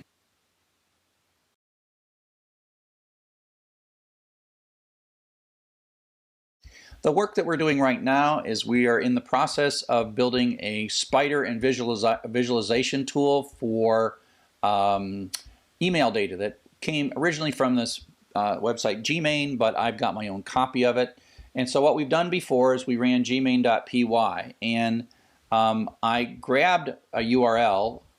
I have a URL that has all this data, and I downloaded that, and then I ran Gmain again to catch up. So it took quite a bit of catching up, but by the time I get to, remember how I said it tries to fail 5 times? Well, it ran out of data at 60,421, and then it started failing, and then it quit. And so we pretty much have all of our data now. We have finished this process in content SQLite.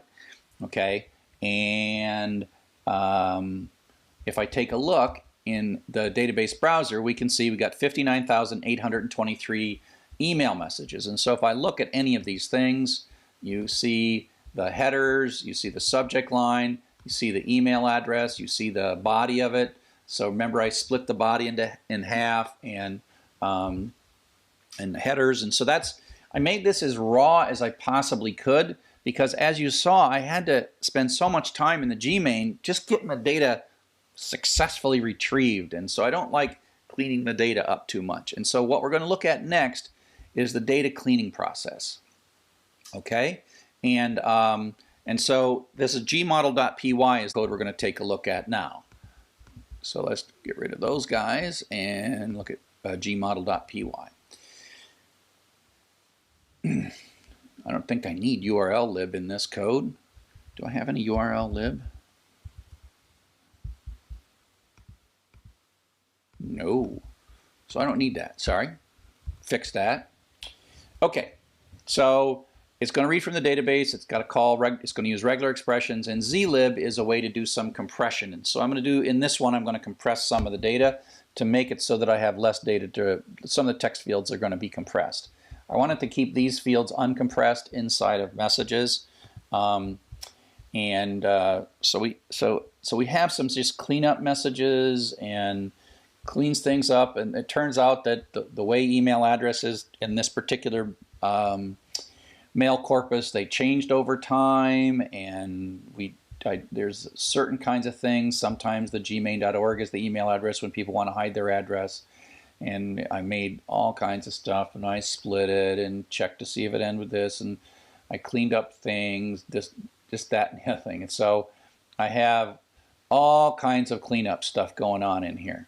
And I have this mapping and DNS mapping that I'll talk about in a bit, where organizations sometimes sent email with different addresses over time, and people sent email from different time.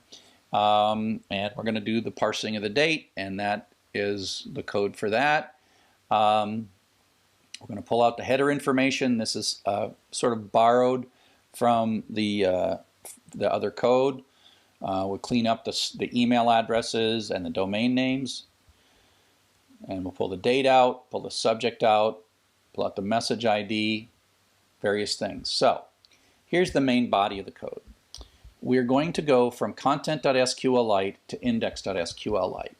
And what I'm going to do every time is I'm going to wipe out index.sqlite and drop the messages, senders, subjects, and replies. So this is a normalized database in that it has foreign keys. So there's a messages table here with an integer primary key, the GUID for it. The GUID stands for Global Unique ID, sent time, sender ID, and it's going to have a blob. These are blobs, binary large objects for the headers and the body, because I'm going to compress them in this database to make them. And then the senders, each sender has a key, and then subjects, each subject line is going to have a key, and then replies are a connection from one message to another, and so this is like a many-to-many. Now, I also have this file called mapping.sqlite, and so we can take a look at that one, mapping.sqlite. And so what happened is this has two tables that I hand deal with, and so sometimes this was a email address that mapped to that. So indiana.edu, that's a way to take that's the email address, and then these were a bunch of people that had email addresses changing throughout the project, and I sort of kind of mapped them in a way. And so this is just sort of like I pull this in really quick, and I read all this stuff from the DNS mapping, and other than stripping and making this lowercase, etc., I just am going to make a dictionary. DNS mapping, which is the old name to the new name, and the email address mapping from the old name to the new name, and I'm using fixed sender. Fixed sender is because the email addresses, even within Gmain, were kind of funky. So don't worry so much about this. Okay, and so now what I'm going to do is I opened up a connection just to read all that stuff in, and now I'm going to actually open the main content. And I'm asking it to open this a little trickier. I open that read only. That was so that I could potentially be running the spider and running this at the same time. I get a cursor, and so I'm going to read through. So in the content file, this is the big one. I'm going to read through and go through every one and write all of these things in. And I'm going to take all the email addresses and I'm going to put those in a list. So I loaded that. I've got the mappings loaded. And so now I'm going to go through every single message. I got all the senders, all the subjects, and all the global unique IDs. So I read in each message. So now I'm going through content one at a time. I parse the headers. I check to see if the sender's name, email address, after it's been cleaned up, is in my mapping.get sender, and the default is I get back sender. That's what that's saying.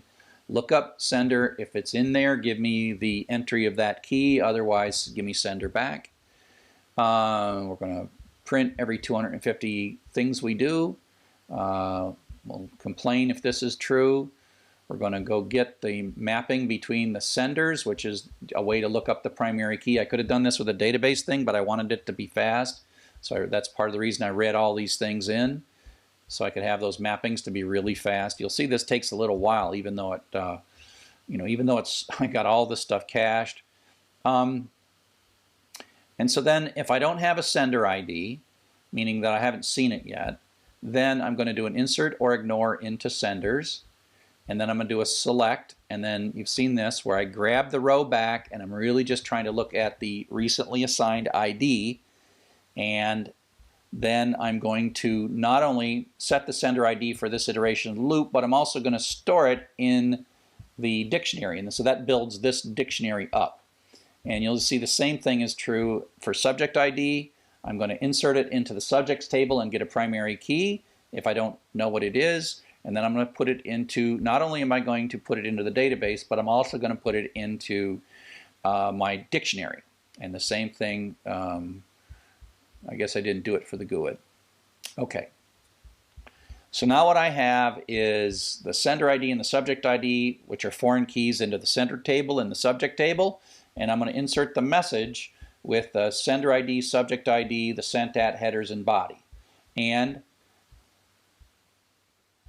the values here are the GUID, sender ID, subject ID, sent at. Now this here is zlib compress. So what I'm taking is the message, the header, and the body, and this little bit ends up with a compressed version of this stuff, and you'll see it in a second. And this keeps the size of these text things down at the cost of the computation of, at the cost of the computation to compress and decompress when we want to read it, okay?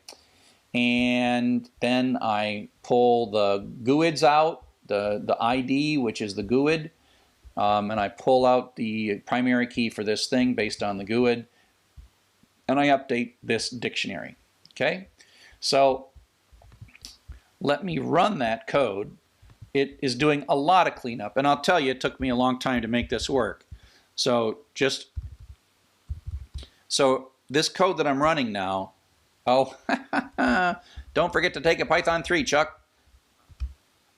So this is going to run every 250. So it did all this pre-caching, so that's how long it takes to do 250. Now there's 60,000 in here. And so this is really busy. The reason it's bouncing back and forth is that every time it makes this journal file, and then does a commit. So you can kind of see that it's busy making journal files and committing, and there's a lot of activity going on here. Just so happens that Adam shows me these files.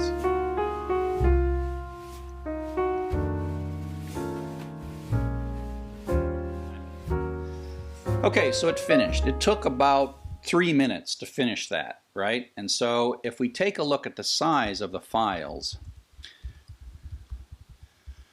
we will see that the index is much smaller. It's fully normalized. It's still 263 megabytes. It's all compressed. So let's take a look at that in the browser. So it's 200 megabytes, but it loads up a lot faster. There we go.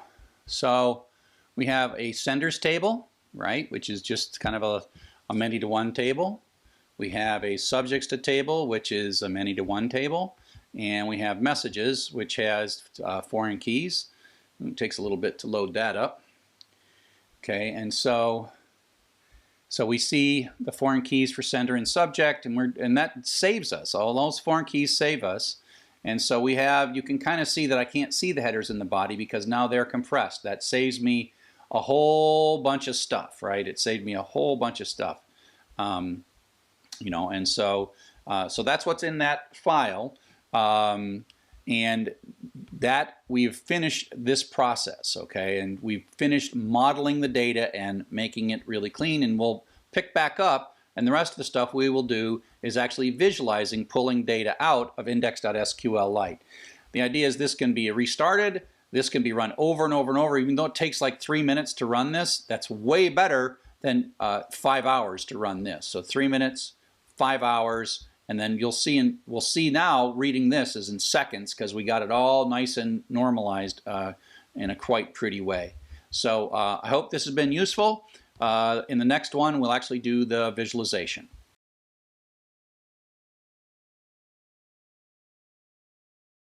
We are in the process of retrieving data from this Gmain server, one that I've made a copy of. And we have so far spidered it all. Ended up with 600 megabytes of spidered information. We have ran a rather complex cleanup process that you probably don't need to fully understand. You can look at it for patterns, but in general, the cleanup process will be very sensitive to the data. And then we have this index.SQLite, which is 260 megabytes right now. And we're going to now do the fun, easy bits here, where we're going to run little queries that just pull data out. And so these are much simpler. So part of what I wrote when I was doing this is I wanted to do some simple basic calculations on the data to make sure. I really was sort of looking for anomalies, right? What was working, what wasn't working. So I wrote a series of really simple things like this GBasic. The GBasic code just give me some basic data, right? So I wrote things down and I counted things, and so do I need URL lib request in this one? I don't think so. Let's fix that bug. It's not there. No reason to put any of that stuff in there. So it reads that index.sqlite, which is our cleaned up data. It reads through and makes a dictionary. This pattern you're going to see a lot, where I'm going to make a dictionary of ID to senders, save myself repeatedly looking at things. I'm going to grab the subjects. I've cached them all. I could have done this all with SQL, but I just wanted to do things faster. And now I'm going to go through each of these messages and make a dictionary of them. I'm going to put a lot of stuff in memory, and then I'm going to do some counts. I'm going to see who is sent the most, right? The organizations. And so now I've got to go through the all the messages. I am not actually, so you'll notice that I'm not selecting the body or the headers here. I am just getting sender ID, subject ID. I probably could have done this with a join. It would have been cleaner. You can do that. You can make that change. Do that with a join so it's cleaner. So I'm going through all the messages except not the body, so this is going to be really quick. And I'm pulling out the sender's ID. I'm breaking the sender into pieces. See, my data is clean now. I cleaned it all up in the previous processes. And if I don't have two pieces, I continue and I get the domain name. So I have the person. I'm doing a basic dictionary histogram for the people and the domains. And then I'm going to sort them, right? With a sorted, and we're going to grab the key. We're going to sort it by the how many there are, reverse, and then print out the top few of the organizations and the top few of the people. Okay, so we'll just run that code. Python gbasic.py. Let's dump out the top 10. So we loaded 59,000 messages, 29,000 subjects, and 1,800 senders, and figured out the top 10 people and the top 10 organizations. And you can write various things like that that just sort of scream through your data, and it's good to get sanity checking on your data. Okay, so that's gbasic. Now I want to do gword.py, because that's kind of fun. gword.py. I don't need URLlib. Why do I keep putting URLlib in all these things? So we'll get rid of that. So this is really simple because I'm just going to go for the words in the subject line. And so I go through index.sqlite. I read in all of the subjects. And I make a dictionary of those. And then I go and find all the subjects. And then I'm doing this code right here. I'm pulling out the subject based on the message, and I'm doing this so that when the subjects are used more than once, I count the words more than once. This stir make trans, I talked about that in an earlier chapter. This basically throws away a punctuation in numbers, so that when I make my words, I don't end up with words that are like dashes. It compresses them down. Then I strip it, I convert everything to lowercase. This is basically just to keep too many words from showing up. Then I do a split, and then I got a dictionary. So this is a no punctuation, no numbers dictionary count. And then I just take and do a dictionary, and then I sort them in reverse order. And then I figure out what the highest and lowest is by running through I could have probably done this with a max and a min if I felt like it. And so now I have the highest and the lowest. Yeah, I should have done a max and a min on that one. Why did I do that? But oh well. And now I've got to spread out the size, and so I'm going to produce this file gword.js, which is needed by the visualization because it's going to use d3.js, a word visualizer, and gword.js. I have to tell it how big the text is, and so I'm doing some text normalization. Took me a little experimentation. So if I run this now, and I say Python gword.js,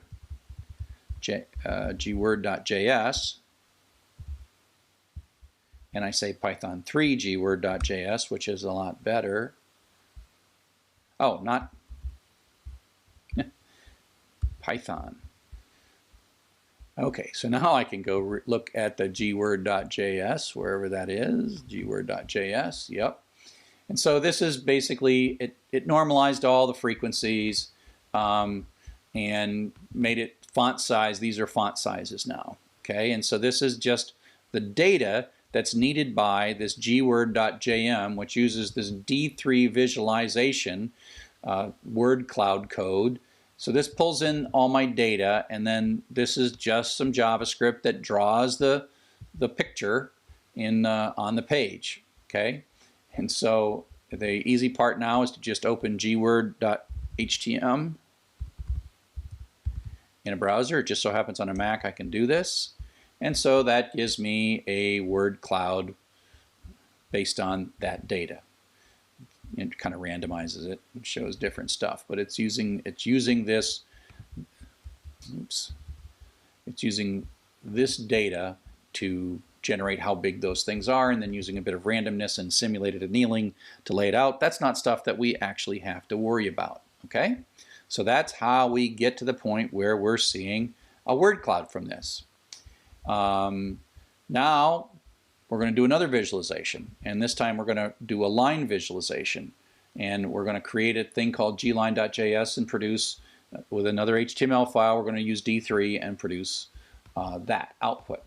So let's say goodbye here, goodbye, goodbye, goodbye, goodbye. So gline.py, get rid of that file. So again, I'm going to preload all of the senders in this case. And again, I could have done this with a join, probably should have done this with a join. I'm going to preload all the messages, the sender ID, subject ID, etc. I'll load those up. And now I'm going to read through. I'm going to have the sending organizations and the senders. And I'm going to split the senders, and I'm going to have the sending organizations, and then I'm going to do a simple dictionary as I accumulate the sending organizations by splitting the person's name into @ signs, and then based on the organization I accumulate it, and then I sort them, and I pull out the top 10 organizations, print those out, and now I'm going to produce break this down into months. And I'll show you what this looks like in a second. Let's go to the gline.js. So the month looks like this. Okay, so the month looks like that. So that's the first 7 characters of the date. So if we look at the date looks like that, and the month is the first 7 characters. And this is the data that I've got to give it. We'll clean that up in a second. That data will look better in a moment. Go back to gline.py, and so this is we're doing the key is a tuple, which is the month, and which organization that did it, and it's only in the top 10 organizations. And then we're going to do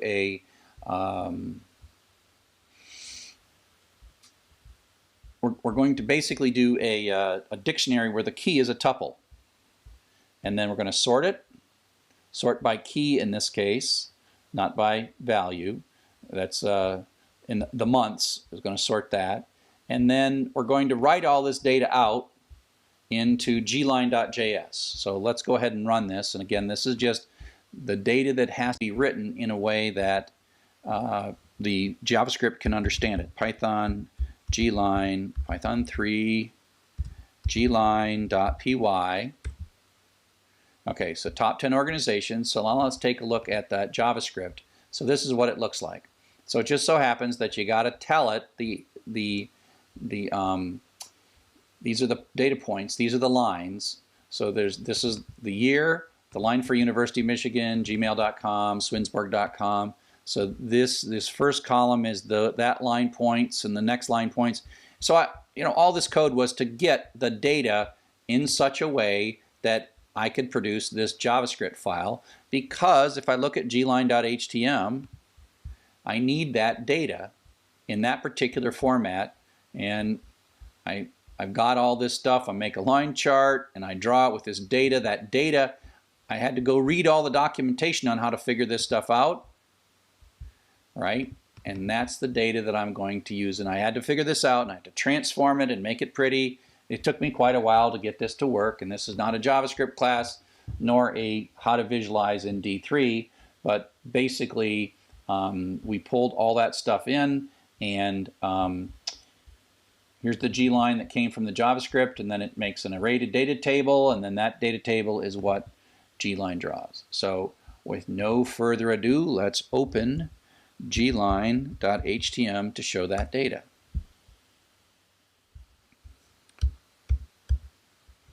So there you go. That's the Sakai developer participation from 2015 through 2005 through 2015, based on which organizations did the most commits in Sakai. And so I know that I haven't done this all this code full justice. There's a lot of code here. The fun is just to kind of run it and see it, and then when the time comes to come back and see the techniques that are used when you're trying to build your own visualization pipeline. So I hope that you found this useful. You know, this is a lot of code, hard to explain in 15-20 minutes, but I hope you take some time and look it over, and I hope you found all these videos. This is kind of the last walkthrough video for chapter 16 of the book, and so I hope that I will see you on the net.